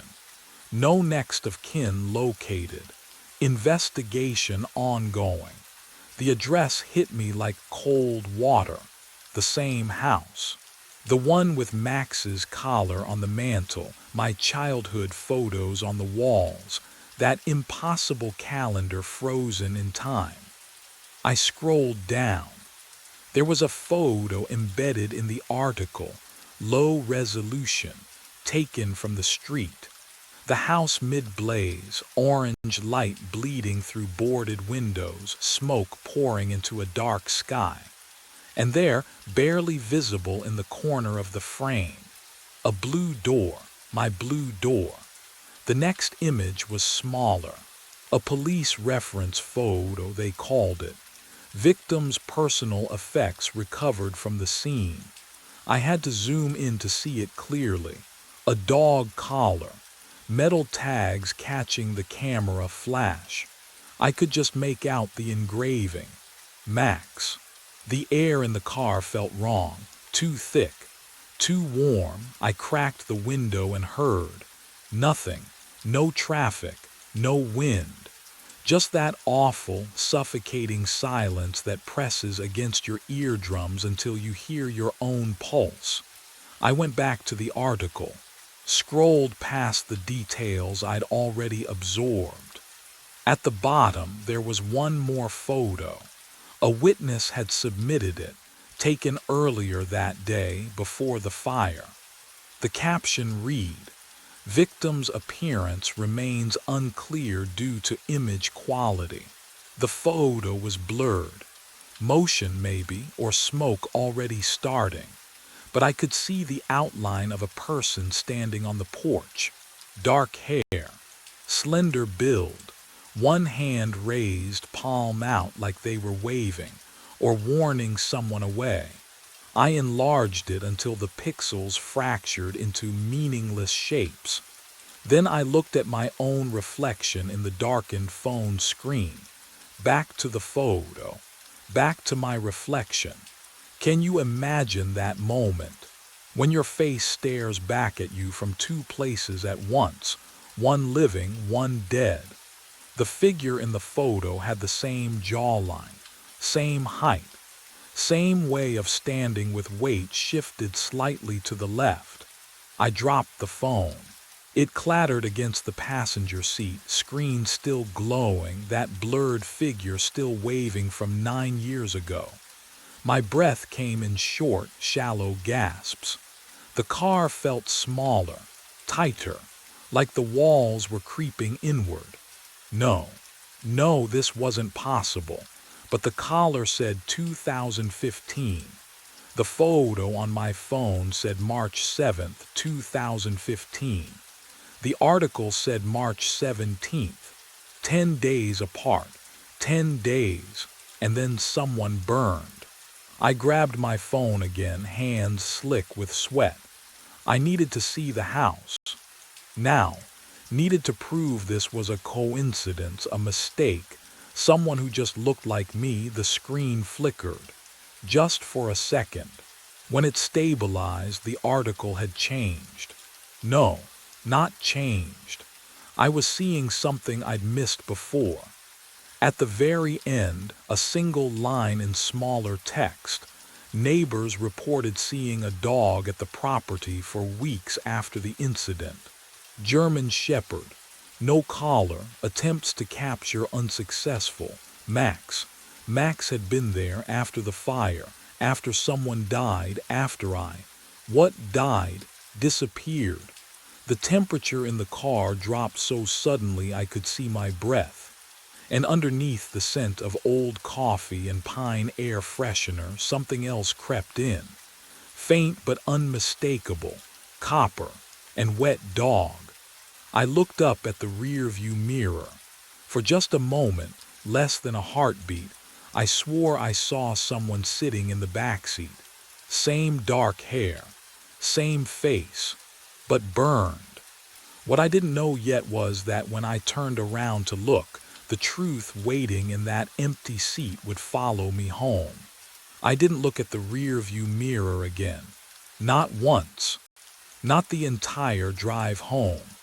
The key to apartment 4 billion sat in my pocket like a cold stone.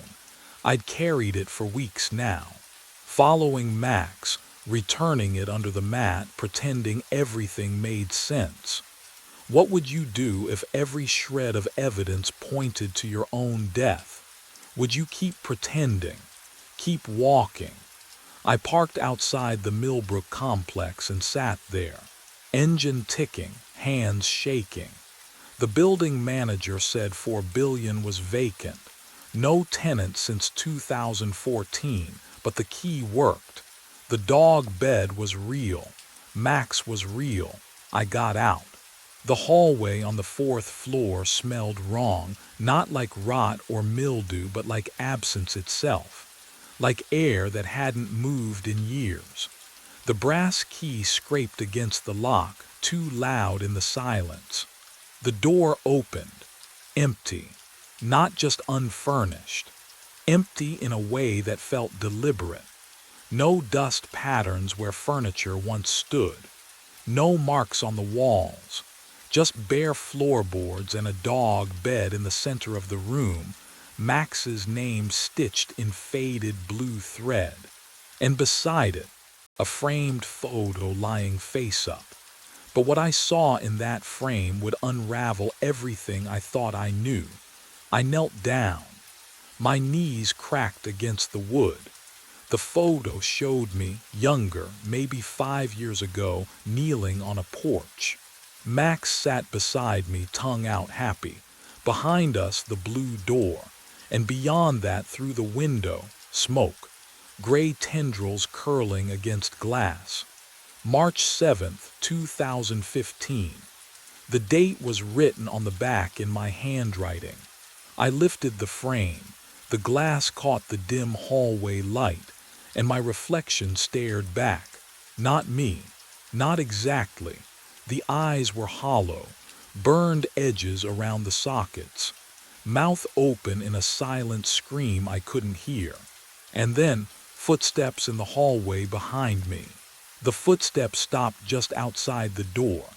I froze. photo frame still gripped in both hands, glass pressing cold against my palms. The burned reflection stared back at me from its surface, mouth twisted in that silent scream I couldn't hear but somehow felt vibrating in my chest.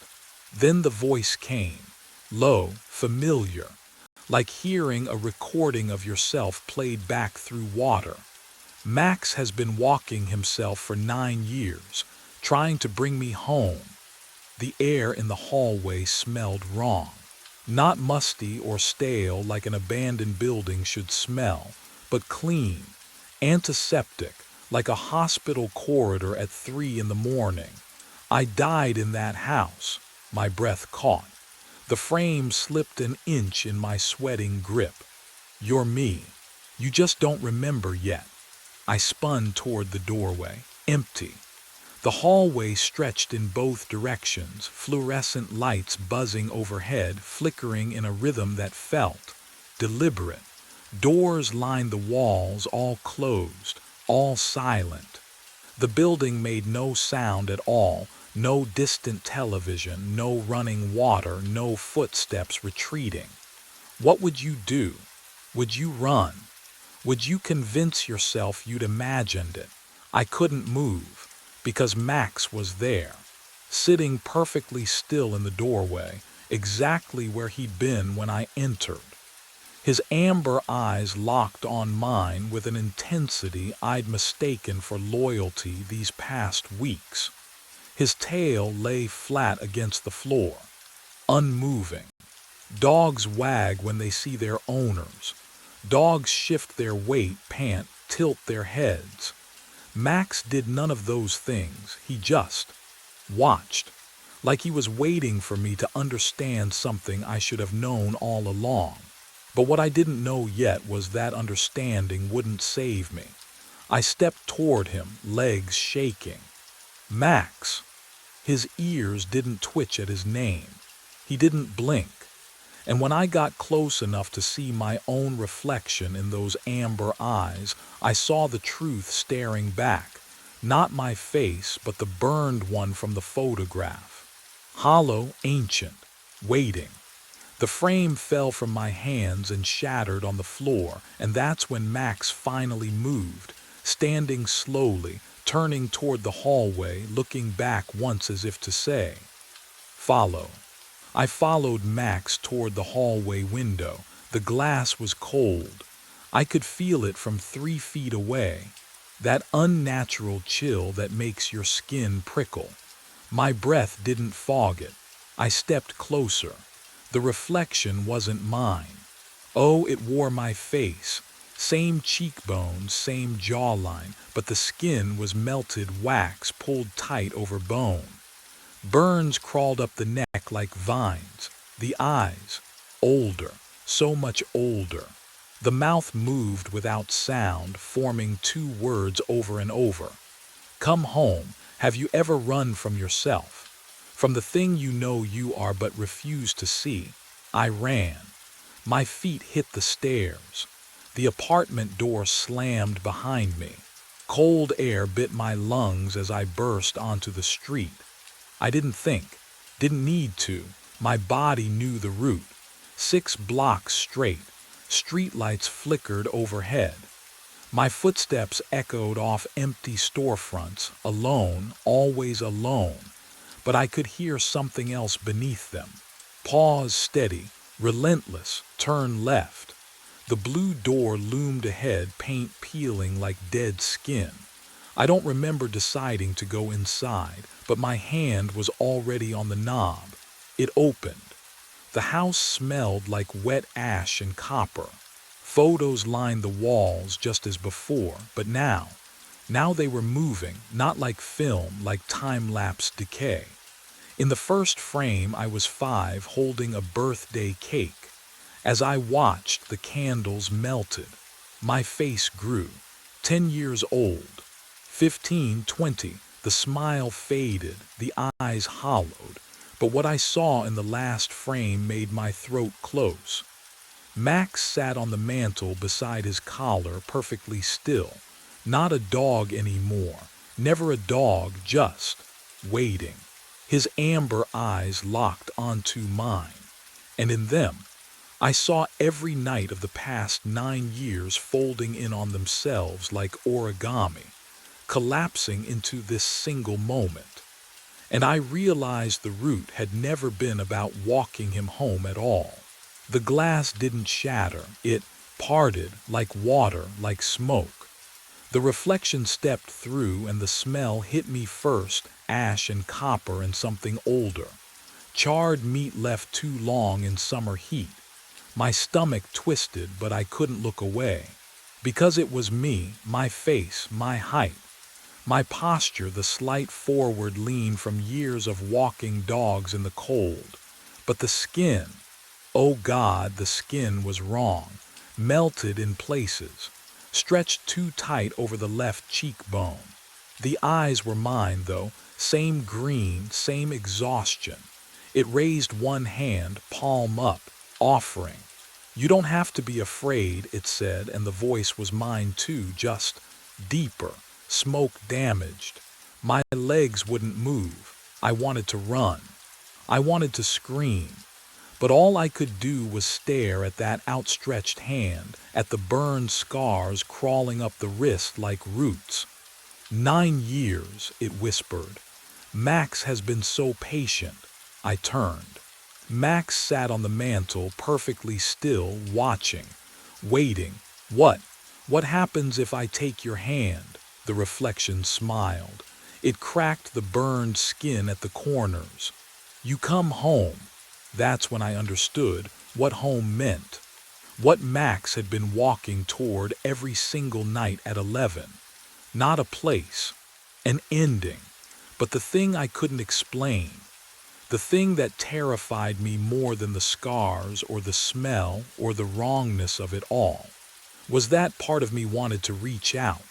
Part of me had been reaching for 9 years without knowing it. Max barked.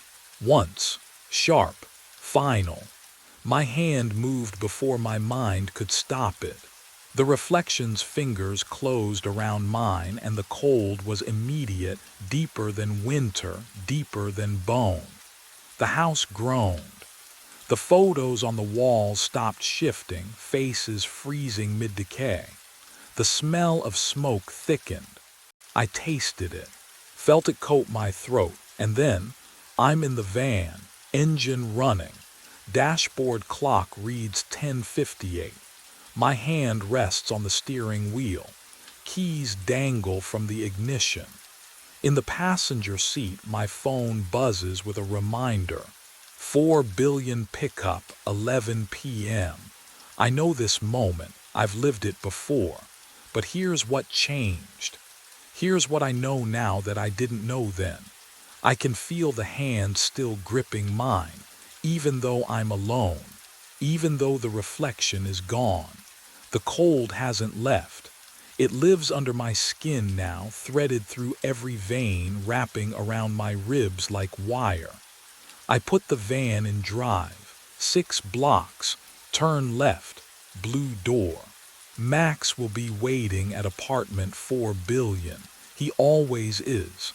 And tonight, like every night, I'll clip the leash to his collar and we'll walk the route together. He'll stop at the house. He'll whine. And I'll pretend I don't know why. Because that's the thing about coming home. Once you're there, you can't leave. I pull out of the parking space. The radio crackles to static, and beneath it I hear breathing that isn't mine. The rearview mirror shows my face, just my face. For now, but I know what's waiting in the glass. What's always been waiting. And I know that one night, maybe tonight, maybe in another 9 years, I'll look in that mirror and see the reflection staring back. And it will smile, because we're the same now. We always were. The van turns left. The blue door waits ahead. Max is already sitting on the porch. My name was carved into the bone. I pressed my flashlight against the T-Rex femur, 5 feet above the floor where I'd been examining rust patterns on the exhibit bolts. There it was, fresh scratches in 65-million-year-old fossil. Russell Harding. Below it, a date. 1 week from tonight. My hand trembled. The beam danced across the letters. Can you imagine seeing your own name carved into something that shouldn't exist? Something that's been locked behind velvet ropes and rusted steel brackets for 4 years. I've worked night watch at the Rothwell Museum for 18 months. Alone. No one enters Hall C during my shifts. The motion sensors have been disabled since the 90s. Budget cuts, they said, but I would have heard footsteps. I always hear footsteps. The cold from the marble floor seeped through my boots. It was 1:46 in the morning. I knew because I check my watch obsessively at night. It's the only way I stay grounded in the silence. The vaulted ceiling swallowed the sound of my breathing. Even the hum of the ventilation system felt wrong tonight, delayed, like it was coming from somewhere far away. I stepped back. The skeleton loomed above me, 15 feet of ancient bone reassembled into a predator's stance. But something was different. The skull. It was facing the west exit now, jaws parted slightly, empty eye sockets aimed directly at the double doors that led to freedom. It hadn't been facing that direction yesterday. I'd walked past this exhibit every night for 6 nights straight, ever since I noticed. Something. A feeling. The kind of dread that lives in your gut and whispers that you're being watched. But what I discovered during those nights, what I was only beginning to understand, made my name on that bone feel like a promise. Or a threat. The air smelled wrong. Dust, yes. Old wood and mineral oil they use on the display cases. But underneath, decay, fresh decay. Organic and wet like something that had been dead for days, not millennia. My flashlight flickered. Once. Twice. I smacked it against my palm. The beam steadied, but the batteries were dying. I had spares in the security office, 3 floors down, through corridors that suddenly felt impossibly far away. I should have left then, should have run. But I couldn't stop staring at my name. At the date. Who did this? How? The fluorescent emergency lights along the baseboards cast long shadows up the skeleton's vertebrae. I watched those shadows. They didn't move. The entire hall was frozen, suspended in that dead hour between night and morning when even the city outside goes silent. Then I heard it, a sound like settling wood, like old joints adjusting under weight. It came from above me, from the skeleton itself. I stepped back. My heels scraped marble. The T-Rex's jaw moved. Not much, just a fraction. A crack appearing where the upper and lower mandibles met, widening with a sound like splitting ice. My flashlight caught the gap. Darkness inside. Deeper than it should be. And from that darkness, a smell rolled out, cold air, stale and underground, carrying the faint copper tang of something I didn't want to name. The beam flickered again, died, returned. The jaw had opened wider. I could see inside now, past the teeth, into the ribcage beyond. There was something in there, not bone, not shadow, something that moved with breath, something that knew I was watching. And then from deep within that impossible space, I heard a voice. My voice, whispering my name. 2 weeks earlier, I noticed the skeleton had moved. I'd walked past the T-Rex in Hall C every night for 3 months. Same route, same checklist. My footsteps echoed off marble the way they always did, sharp reports in the cold silence. The building held onto winter like a grudge even in April, but that night, something felt off. I stopped at the exhibit entrance, swept my flashlight across the platform. The skeleton wasn't centered anymore. I blinked, rubbed my eyes, checked again. The damn thing had rotated. Not much, maybe 15 degrees clockwise. The skull that used to face the north wall now angled toward the hallway, toward the west exit. My pulse kicked up.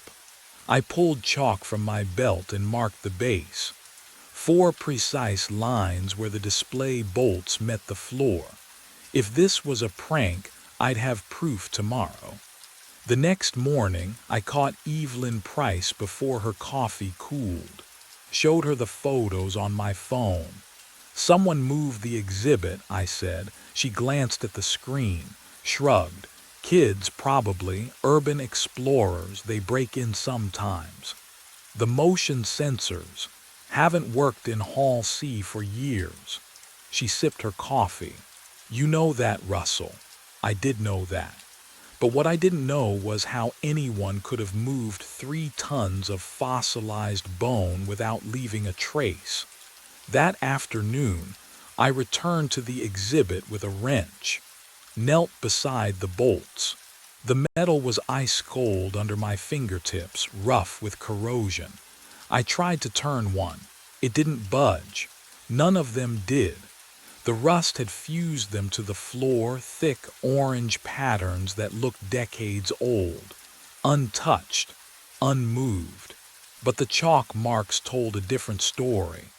The skeleton had rotated 15 degrees. I had proof. And no one could explain how. I stopped marking the floor after the 3rd night. There was no point.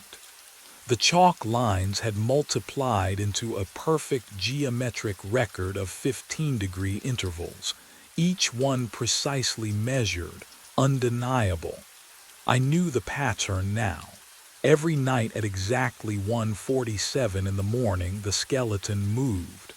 Not fell, not shifted, moved. So I decided to watch. The first night I positioned myself in the shadows behind the sauropod exhibit, 30 feet from the Tyrannosaurus. My watch read 1:43. The museum air tasted stale, recycled through decades of ductwork, carrying that particular coldness that settles into old buildings after midnight. I kept my flashlight off, waited. 1:46. My breath fogged in the beam of emergency lighting filtering through the vaulted ceiling. Can you imagine standing there, watching a skeleton you know will move, feeling your rational mind scream that it's impossible while your gut tightens with certainty? 1:47. Nothing. Then I heard it, not grinding, not scraping. Silence. The complete absence of sound that should accompany 12 tons of bone rotating on corroded bolts. The skeleton turned 15 degrees clockwise in one smooth, fluid motion. No vibration, no friction, just movement. I didn't breathe for 30 seconds after it stopped. The second night, I brought the old handheld camera from the supply closet. The kind with the flip-out screen and grainy night vision. I set it on a tripod, aimed it at the exhibit base, and let it record from 1:30 until 2:15.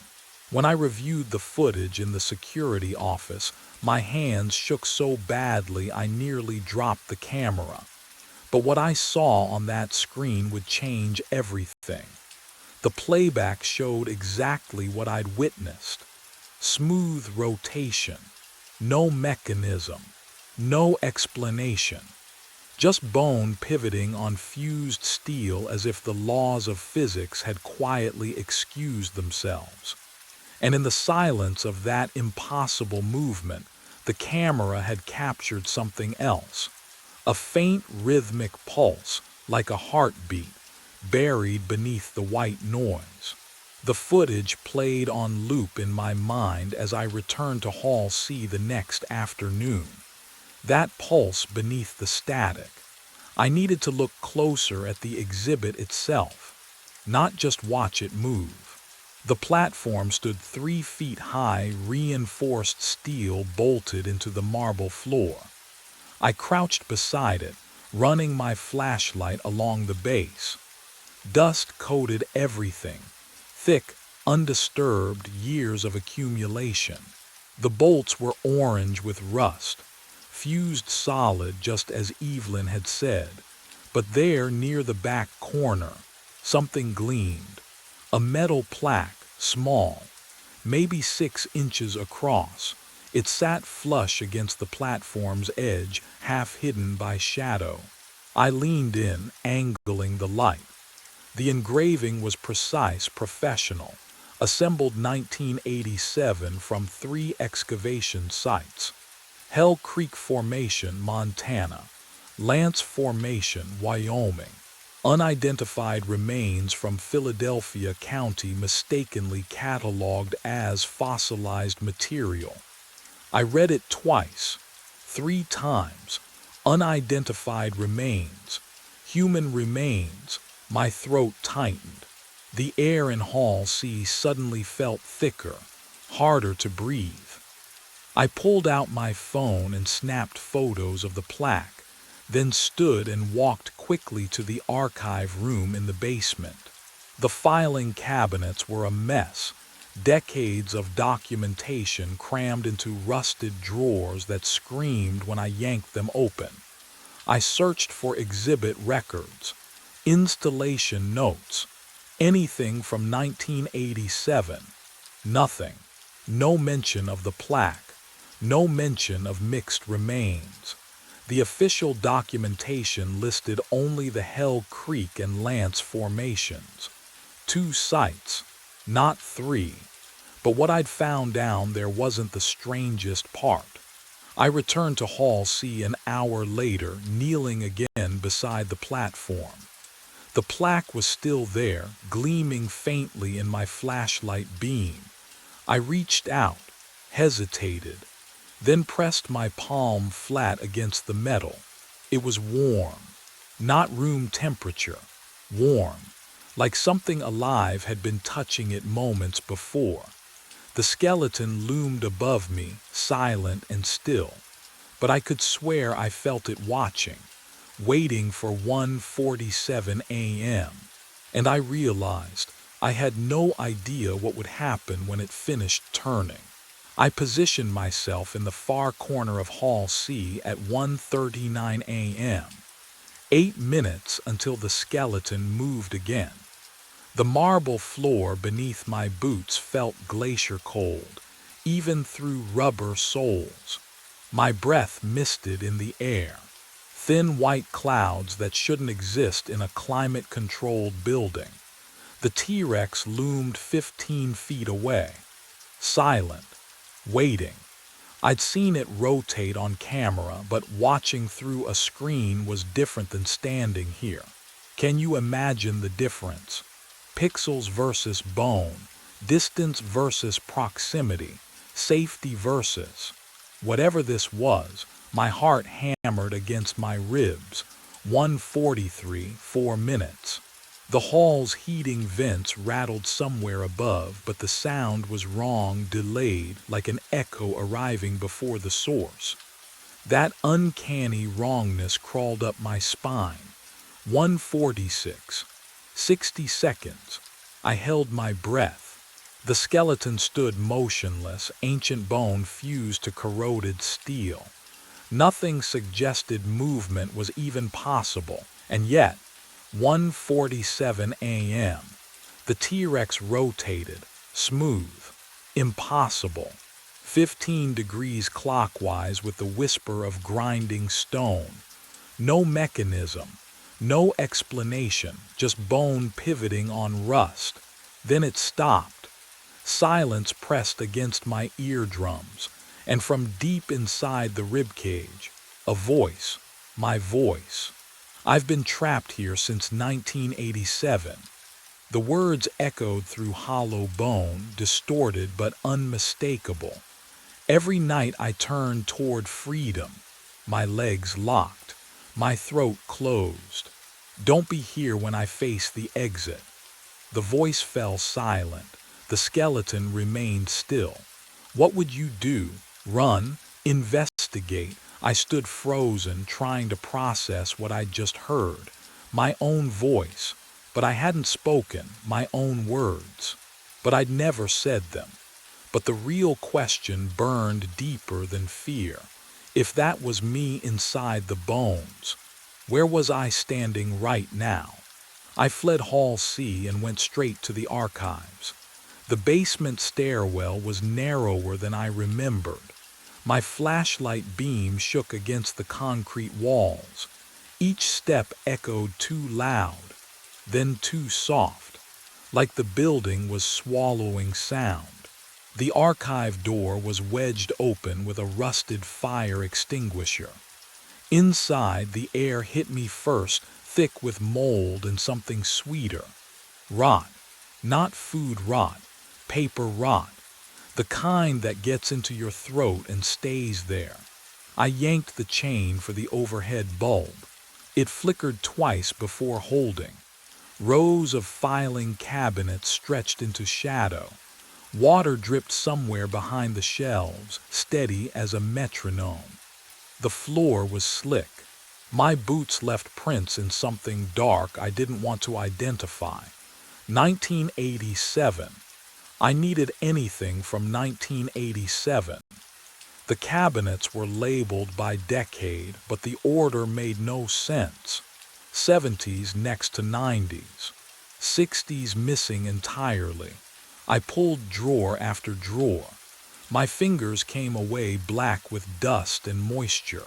The metal was cold enough to ache. Then I found it. A drawer marked personnel, 85 to 89. The folders inside were swollen with dampness, edges curled like dead leaves. I spread them across the nearest table. Maintenance reports, incident logs, time cards bundled with rubber bands that disintegrated at my touch. But what I found buried at the back would change everything I thought I understood. A folder, thicker than the rest. The tab read Lowell, Kenneth. I opened it. Assembly worker, third shift. Hired March of '87 to help install the new dinosaur exhibit. His employee photo showed a man in his 30s, thin face, nervous smile. He looked ordinary, the kind of person you'd forget an hour after meeting. His final time card was clipped to the inside cover. Date, October 9th, 1987. Clock in, 11 p.m.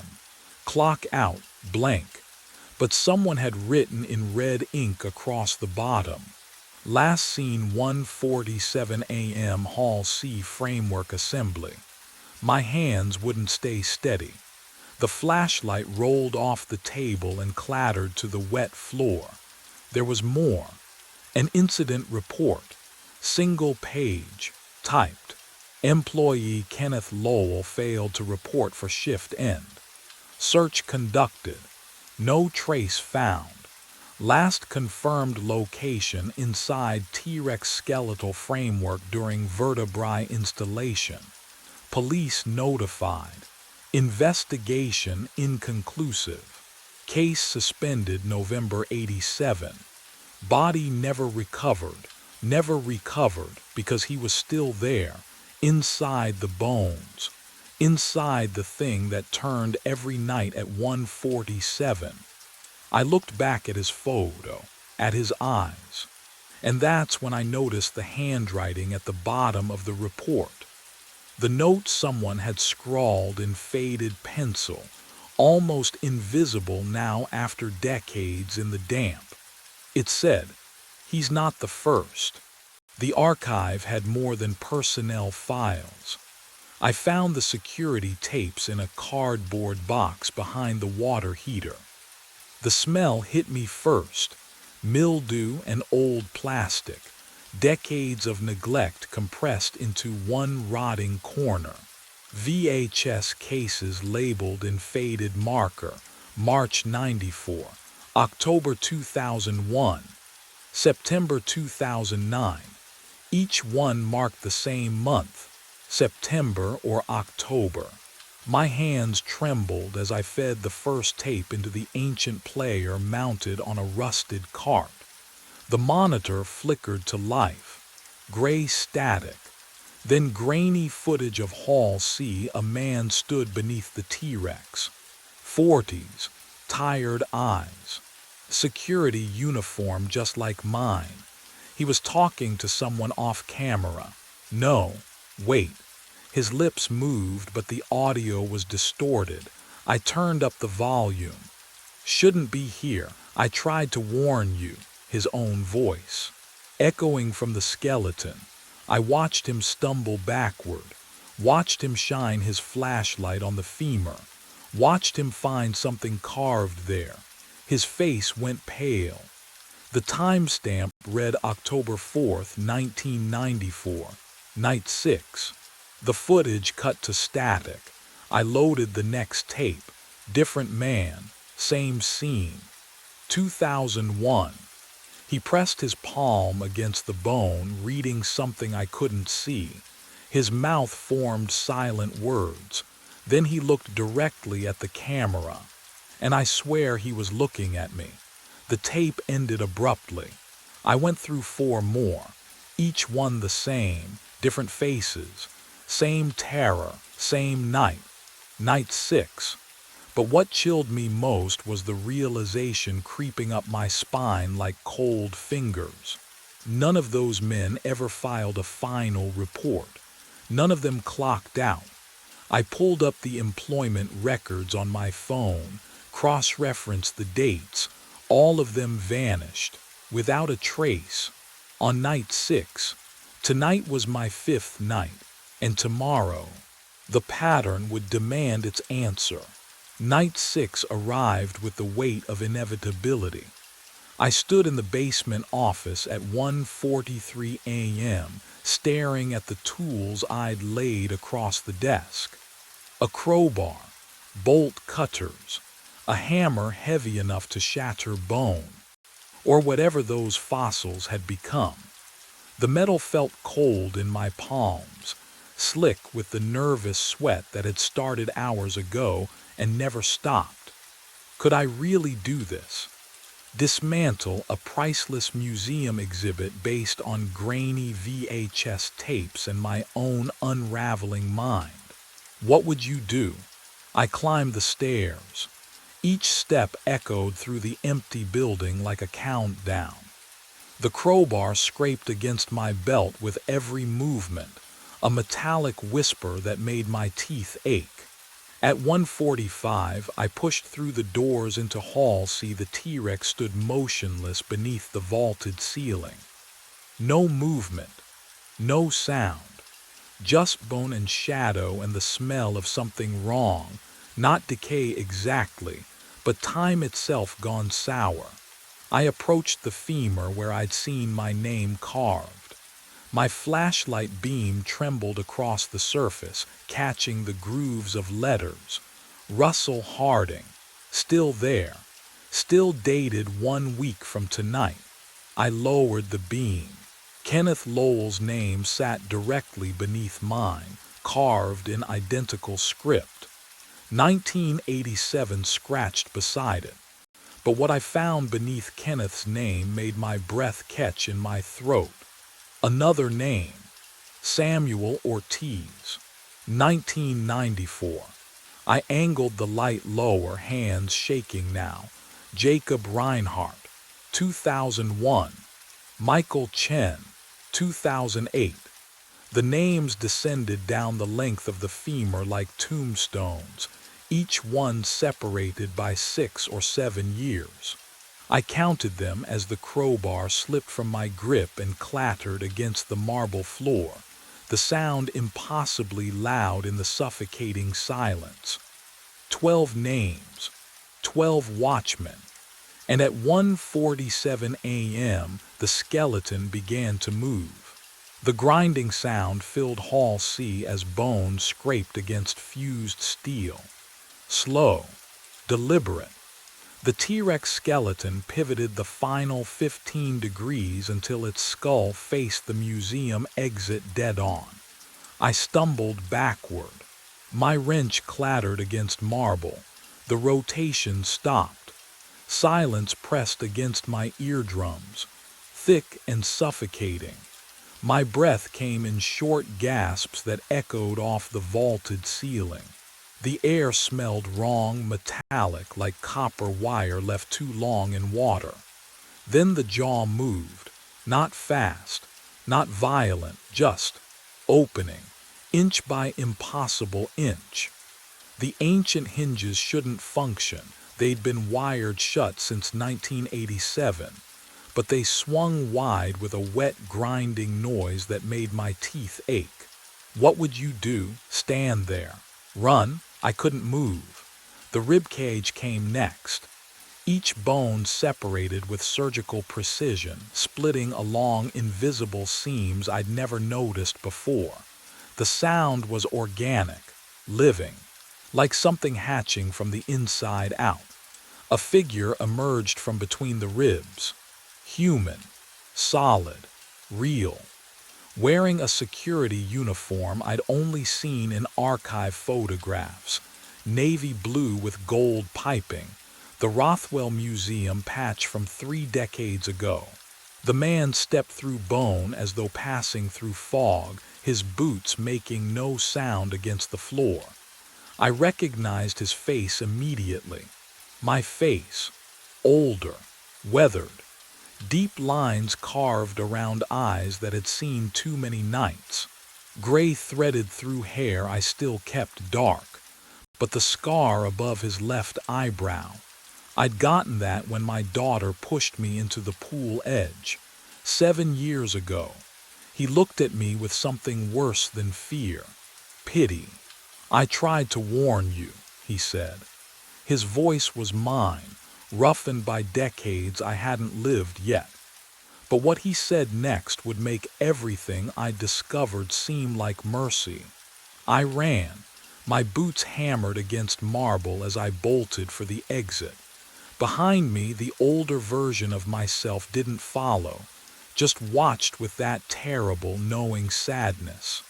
The double doors loomed ahead, 20 feet, 10. The doors slammed shut, a sound like a gunshot echoing through Hall C. I crashed into them shoulder first. Locked. The metal was warm, wrong. No, no, no, no. The lights cut out. Pure darkness swallowed everything. I couldn't see my hands. Couldn't see the doors. Just the frantic sound of my own breathing and the copper taste of panic flooding my mouth. Then, a hydraulic hiss. The lights flickered back on. The doors were different, heavier wood, brass handles instead of steel. I spun around and the world tilted, fresh paint. That was the first thing I smelled, sharp and chemical, like someone had just finished the walls. Sawdust hung in the air, tickling my throat. The temperature was warmer, the heating system rumbling differently than I'd ever heard it. On the wall, a calendar. October 1987. What would you do? Can you imagine standing there, watching your present dissolve into someone else's past? Footsteps echoed from the east corridor. Voices. Men laughing, discussing work schedules and overtime pay. Getting closer. I turned back to Hall C. The T-Rex wasn't assembled yet.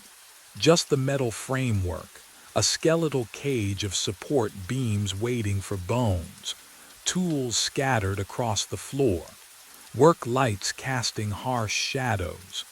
Hey, you the new assembly guy? a voice called. A man in coveralls rounded the corner. His name tag read Kenneth Lowell. My throat closed. I tried to speak to warn him, but no sound came. He smiled. "Come on, we're behind schedule. Need you inside the framework to secure the ribcage bolts." I looked at the metal cage, at the space where a man could fit, where a man could be forgotten. The real horror wasn't what I'd discovered, it was what I'd become. Kenneth gestured toward the framework. "You coming?" I walked forward, not because I chose to, but because I already had.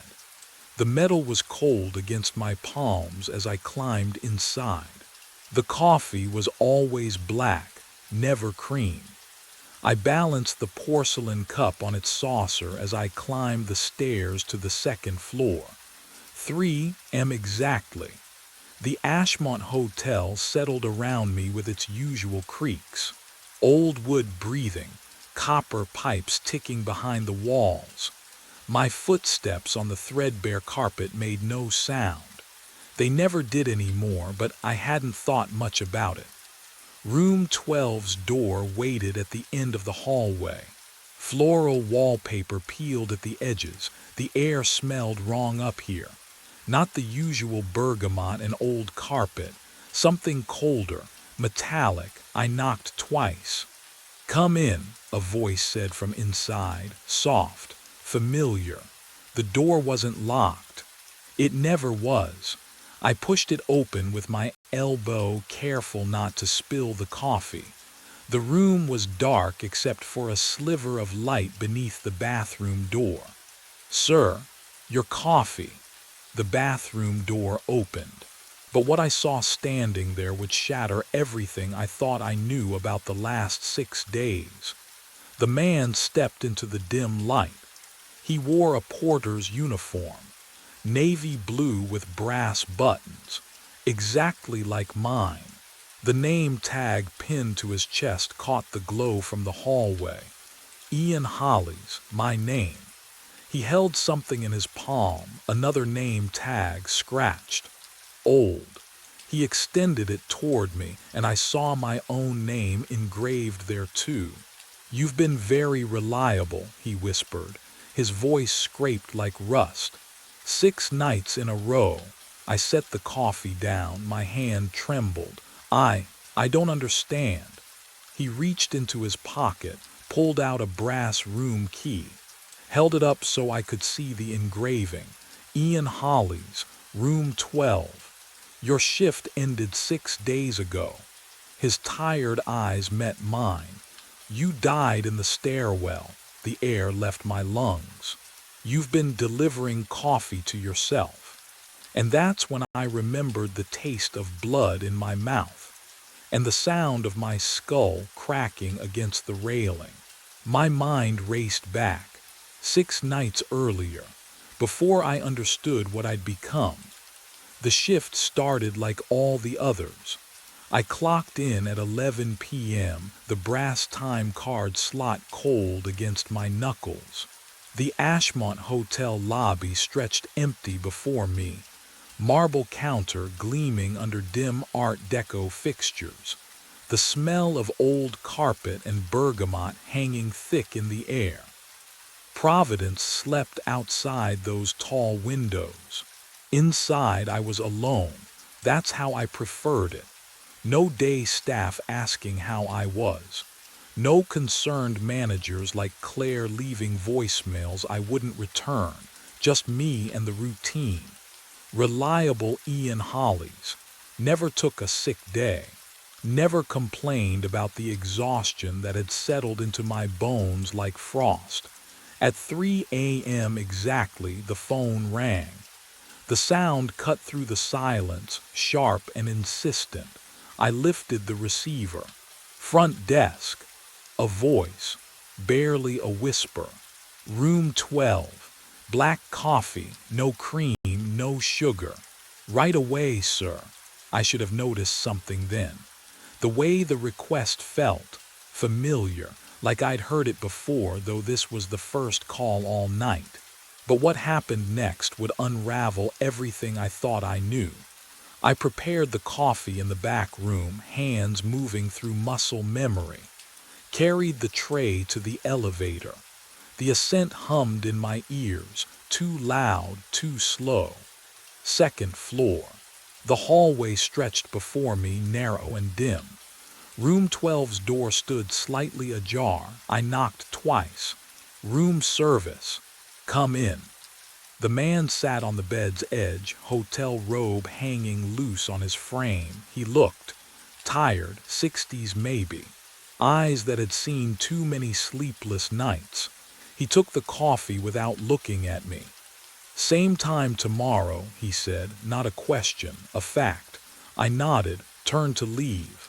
That's when I heard it, the lobby clock downstairs ticking backward. Once. Just once. I paused in the doorway, glanced at the hallway mirror. My reflection moved a half-second behind me. I blinked. It blinked. After. And I realized the hotel had already started rewriting me. I ran. Down the second-floor hallway. Past the elevator with its tarnished brass doors. My shoes struck the carpet in rhythm with my heartbeat, fast, too fast. The stairwell door loomed ahead and I shoved through it without thinking. Cold air hit my face. The smell of mildew and something metallic filled my lungs. The service stairs spiraled upward and down. Dim yellow bulb overhead. I gripped the railing and looked up toward the third-floor landing. That's when I saw it. A body, slumped against the wall, porter uniform. Dark stain spreading across the chest. Head tilted at a wrong angle. One arm bent beneath, fingers curled. The blood had soaked into the fabric, dried in patches that looked almost black in the weak light. I climbed the stairs. Each step felt like wading through water. My legs refused to move properly, but I forced them. Up, up. The copper smell grew stronger. The face was mine. What would you do? Would you touch it? Make sure it was real? I knelt beside myself. The skin was cold when I pressed 2 fingers to the neck. Waxy. No pulse. Of course, no pulse. The eyes were half open, staring at nothing. A thin line of dried blood traced from the temple down to the jaw. But what I discovered next would unravel everything I thought I understood. I fumbled for my phone. Hands shaking so badly I nearly dropped it. 911. I tried to dial. The screen lit up, but the numbers. They rearranged themselves, became extensions. Room numbers. I pressed the buttons anyway. The phone rang once, twice. A recorded voice answered, "You have reached the front desk, please hold." No, I tried again. Same result. Internal extension. I scrolled through my contacts. They were all gone. Replaced with hotel departments that didn't exist. Housekeeping. Maintenance. Room service. Concierge. I tried to call out. My voice echoed in the stairwell, bouncing off concrete walls. "Help! Someone please!" Silence swallowed the words. I ran back down, burst through the lobby doors. The marble counter sat empty. No one behind the desk. The brass bell gleamed under the chandelier light, but when I struck it, the sound died instantly. No echo, no resonance. "Claire," I called out. Claire Dunbar, the day manager. She should have arrived by now. What time was it? I checked the clock above the desk. 3:15 a.m. Still night, but hadn't I been working for hours? Days. The light outside the windows showed nothing. Just black glass reflecting the lobby back at me. I walked to the front doors, pushed them open. The lobby greeted me on the other side. I was standing behind the front desk, facing the entrance I just walked through. Can you imagine that? Walking forward and ending up where you started. I tried again. Side exit. Emergency exit. Every door opened to the same space. The hotel folded in on itself, trapping me in its geometry. That's when the real truth began to surface. I moved through the hallways, checking rooms, knocking on doors, shouting names I'd seen in the guest registry. No one answered. I climbed to the second floor, the third, the fourth. Every hallway stretched empty. Carpet worn in familiar paths, sconces burning with soft light, but no sounds, no footsteps, no televisions murmuring through walls, no water running in pipes. The hotel breathed around me, but it was empty of life. I returned to the front desk and opened the guest book. My hands left smudges on the pages. The last check-in was dated 6 days ago. The last checkout 8 days before that. No one had come. No one had left. And I had been delivering coffee every night to a guest who shouldn't exist in a hotel where no one was supposed to be. The silence pressed against my eardrums. I could hear my own pulse now, a frantic drumbeat that matched the ticking of the clock. Except, I turned to look. The clock was ticking backward again. 3:14, 3:13, 3:12. I stood there, alone in the Ashmont Hotel, staring at my own body in the stairwell 3 floors above, and realized with growing horror that I had been alone for days. But if I'd been alone, who had I been serving all this time? I wasn't alone anymore. The footsteps came first, soft, deliberate, echoing from the second-floor corridor where no guest should have been. I froze at the front desk, listening to the rhythm, a slow shuffle followed by something that sounded like water dripping on carpet. Each step left a wet sound behind it. The woman appeared at the top of the staircase. Her nightgown hung loose and stained, fabric clinging to her frame like it had never dried. The pattern was floral, faded pastels from decades ago, the kind my mother wore in old photographs. Her feet were bare. They left dark prints on the burgundy runner. She looked at me and smiled. "We've been watching you," she said. Her voice was soft, familiar, like a neighbor you'd known for years. Every night with your little coffee tray. My throat closed. I tried to step back, but the marble counter pressed cold against my spine. 6 trips to room 12, she continued, descending 1 step at a time. Same order, same time, you never looked at us once. Another figure emerged from the hallway behind her. A man. His skin had the gray-green pallor of something pulled from deep water, clothes hanging heavy and soaked. He nodded at me like we'd just been introduced at a cocktail party. "Welcome to the Ashmont," he said.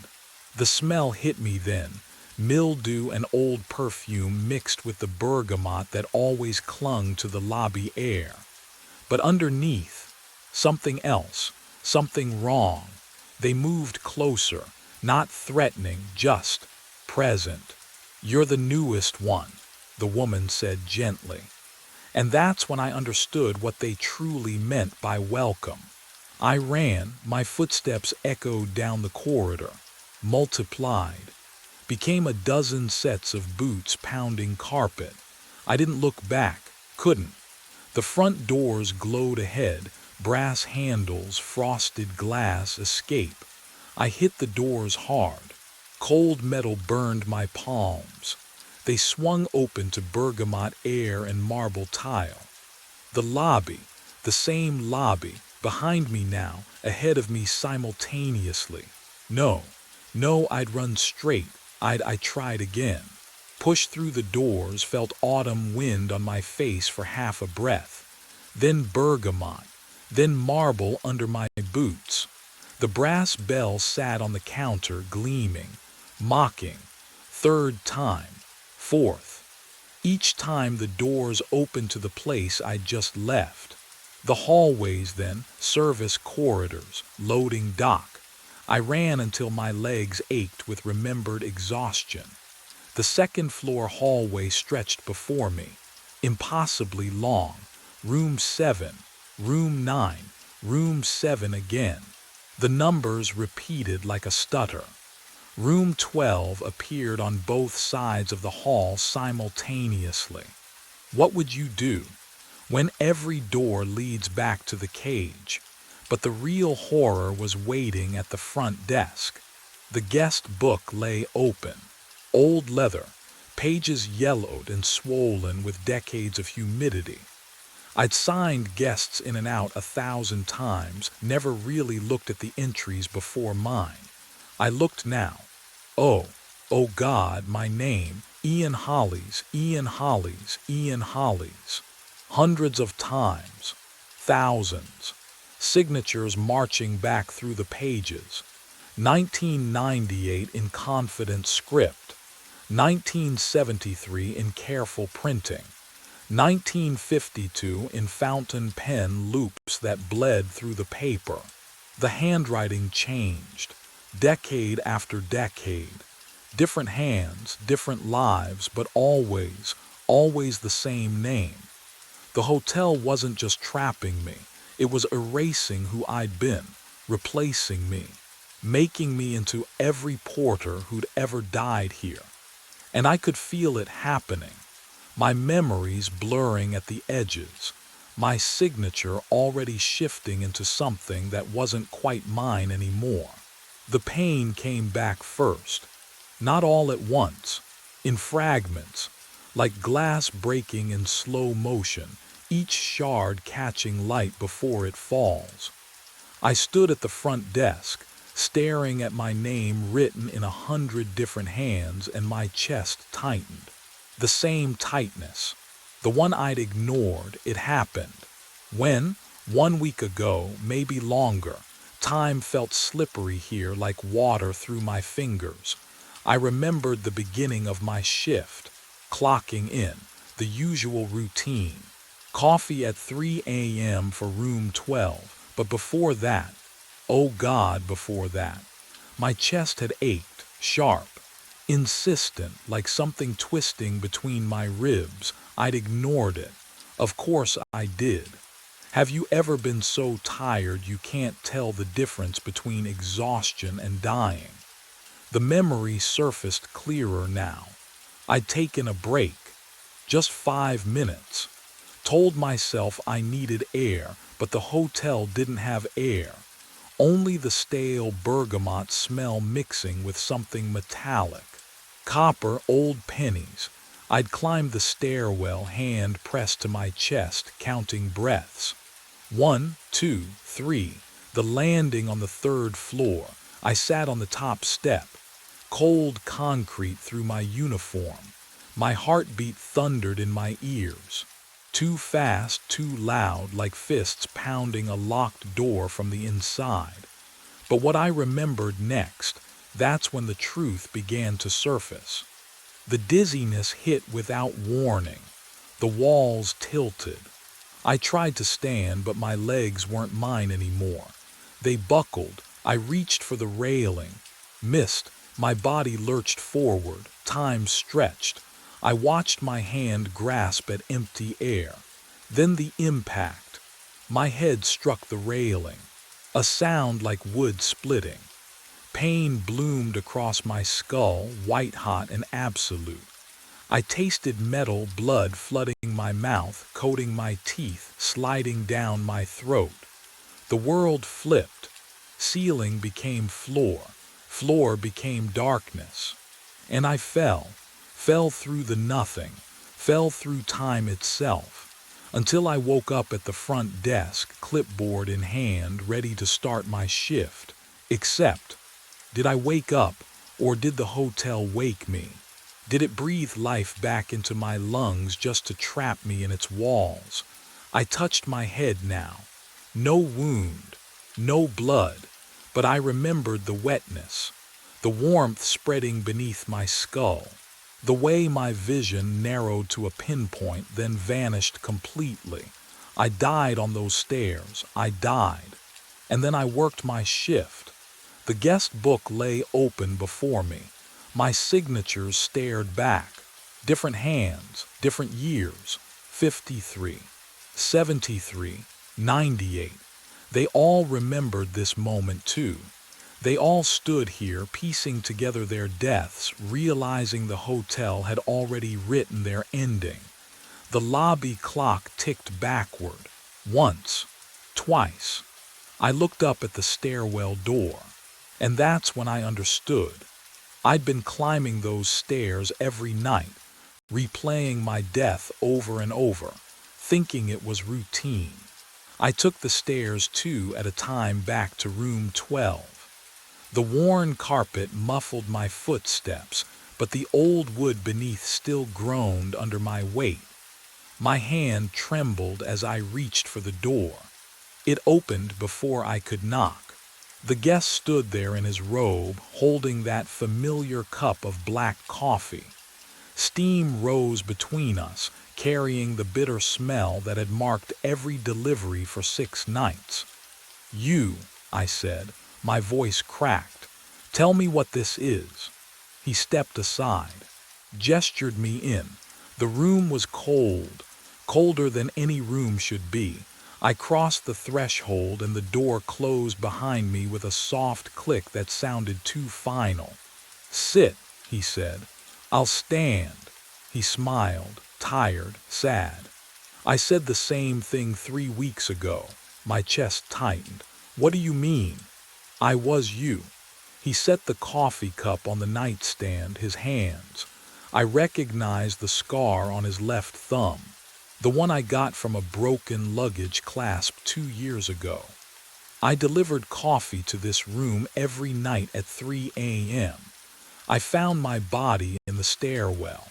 I read the guest book, all of it.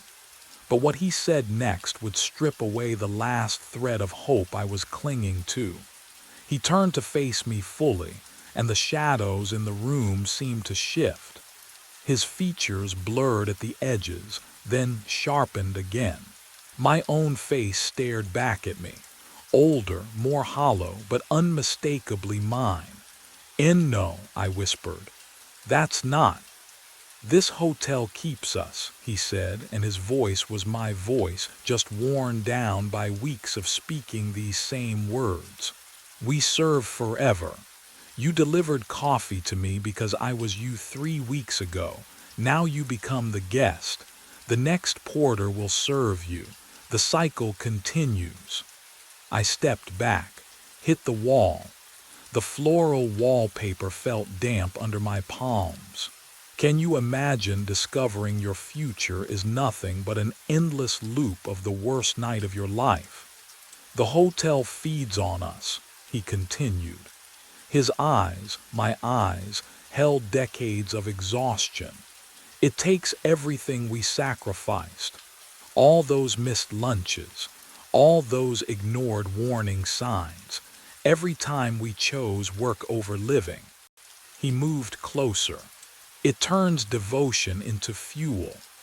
The room seemed to tighten around me, the walls breathing in as I tried to breathe out. And that's when I understood what being trapped truly meant. "No," I hurled the coffee cup against the wall. Porcelain exploded, a sharp crack that rang through room 12 like a gunshot. The guest didn't flinch, he just watched me with those tired eyes that were somehow mine, 3 weeks older, 3 weeks deeper into this nightmare. "I'm not you," I said, my voice shook. "I won't become you." "You already are," the walls groaned. Not like settling wood or old pipes, like breathing.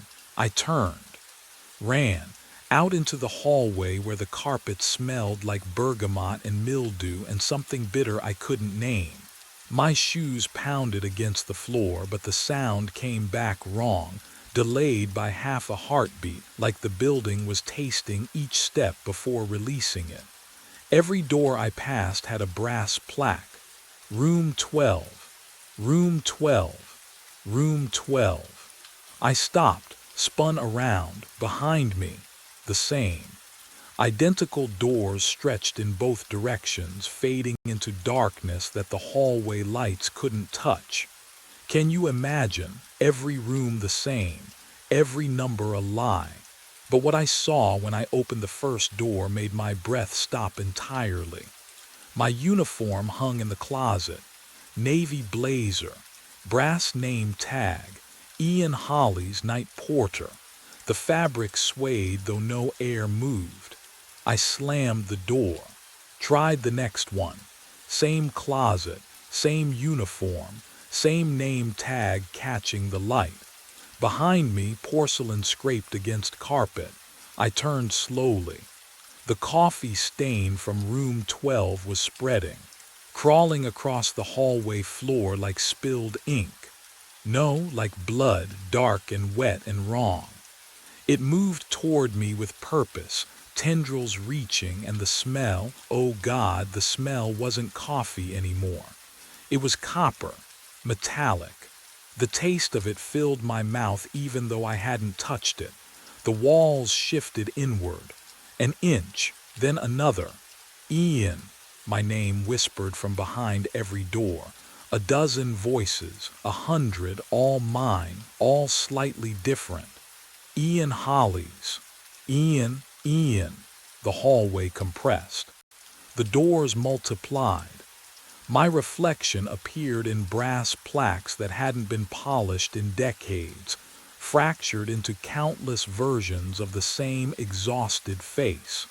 I pressed my hands against the walls to push back, but the wallpaper felt warm, pulse-like. The floral pattern seemed to writhe under my palms, and I realized with creeping horror that I could feel the building around me. Or was it inside me? My name tag, the one still pinned to my chest, grew hot against my skin. The stain reached my shoes, soaked through the leather. Cold seeped into my bones, but the name tag burned hotter, branding me, claiming me. The whispers grew louder, layering over each other until they weren't words anymore, just a single sustained note that vibrated through my skull. I wasn't wearing the uniform anymore. I was the uniform. I was the carpet and the doors and the brass fixtures and the coffee stain spreading through the veins of the hotel like poison. My thoughts scattered across 24 rooms. I could feel guests sleeping in beds I'd never seen, feel the weight of their dreams pressing down through floorboards that were somehow my ribs, my spine, No, I bit down on my tongue, tasted blood, real blood, my blood. The pain anchored me for one desperate moment, but the hotel was patient, and it had been hungry for so very long. I became the basement, not walked down, not discovered. The memory flooded through me like water through pipes, because I was the pipes now, the walls, the foundation. The hotel's history poured into my fractured consciousness, and I couldn't close my eyes against it. Mildew, sharp and wet in my throat. Or did I still have a throat? The records room materialized around me. Concrete floor. Metal shelving units lined with ledgers, their spines cracked and faded. A single bulb swung overhead, though no breeze stirred the air. The cold pressed against me, into me, through me. My hands, translucent, barely there, reached for the nearest ledger. The leather binding felt distant, like touching something through plastic wrap. I pulled it open. Dust rose, smelling of old paper and ink that had turned brown decades ago. Employee records. Night shift. The dates made my stomach drop, or the memory of having a stomach. 1952, Edward Holly's Night Porter, last seen March 14th, vanished during shift, body never recovered. I turned the page. 1973, Daniel Holly's Night Porter disappeared April 9th. Stairwell, third floor, heart failure suspected. My fingers trembled. The pages felt like skin. 1998, Michael Holly's Night Porter, found deceased. Can you imagine? Seeing your name over and over, different first names, but always Holly's, always Night Porter, always the stairwell. The pattern screamed at me. Every 15 to 25 years. Same shift, same death, all of them overworked, exhausted. The hotel notes were clinical. Excessive overtime, refused vacation, ignored health warnings. The hotel hunted us. It found men who sacrificed everything for work, who replaced human connection with routine, who poured themselves into service until there was nothing left. But what I found on the final page shattered everything I thought I understood about time. The ledger from 1952 lay open before me. At the bottom, beneath Edward Holly's termination record, a signature line for personnel acknowledgement.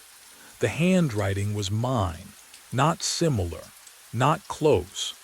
Mine. The same loop on the capital, the same compressed age. The signature I'd written on time cards for 3 years. Ian Holly's.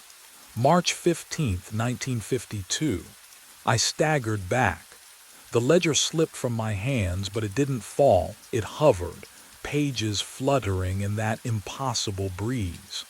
I hadn't died 6 days ago. I had been here for 73 years. 73 years, I stopped fighting. What would you do? I'd been dead longer than I'd been alive. The Ashmont didn't trap me. It became me. I became it. At 3 in the morning, I prepared the coffee.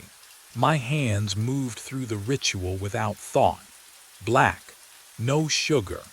The bitter smell of burnt grounds filled the break room like incense at a funeral. Steam curled upward in the cold air. The cup warmed my palms, the first real heat I'd felt in days. Or decades. I carried it through the hallways. Each step echoed. The carpet runner muffled nothing. My shoes struck hardwood like nails in a coffin. Room numbers blurred past.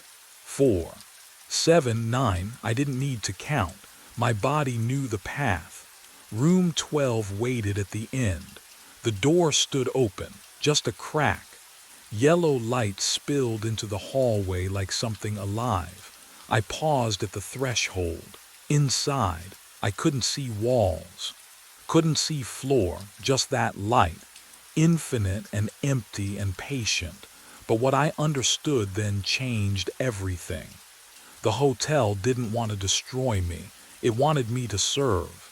Forever. This was my purpose. The only thing I'd ever been good at. Reliability, sacrifice, showing up when no one else would. I stepped inside. The light swallowed me whole, warm, suffocating. The door clicked shut behind me with the soft finality of a held breath released. Downstairs, a young man clocked in for his first shift. Night porter, Ashmont Hotel. He smoothed his uniform, checked his name tag twice, wanted to make a good impression.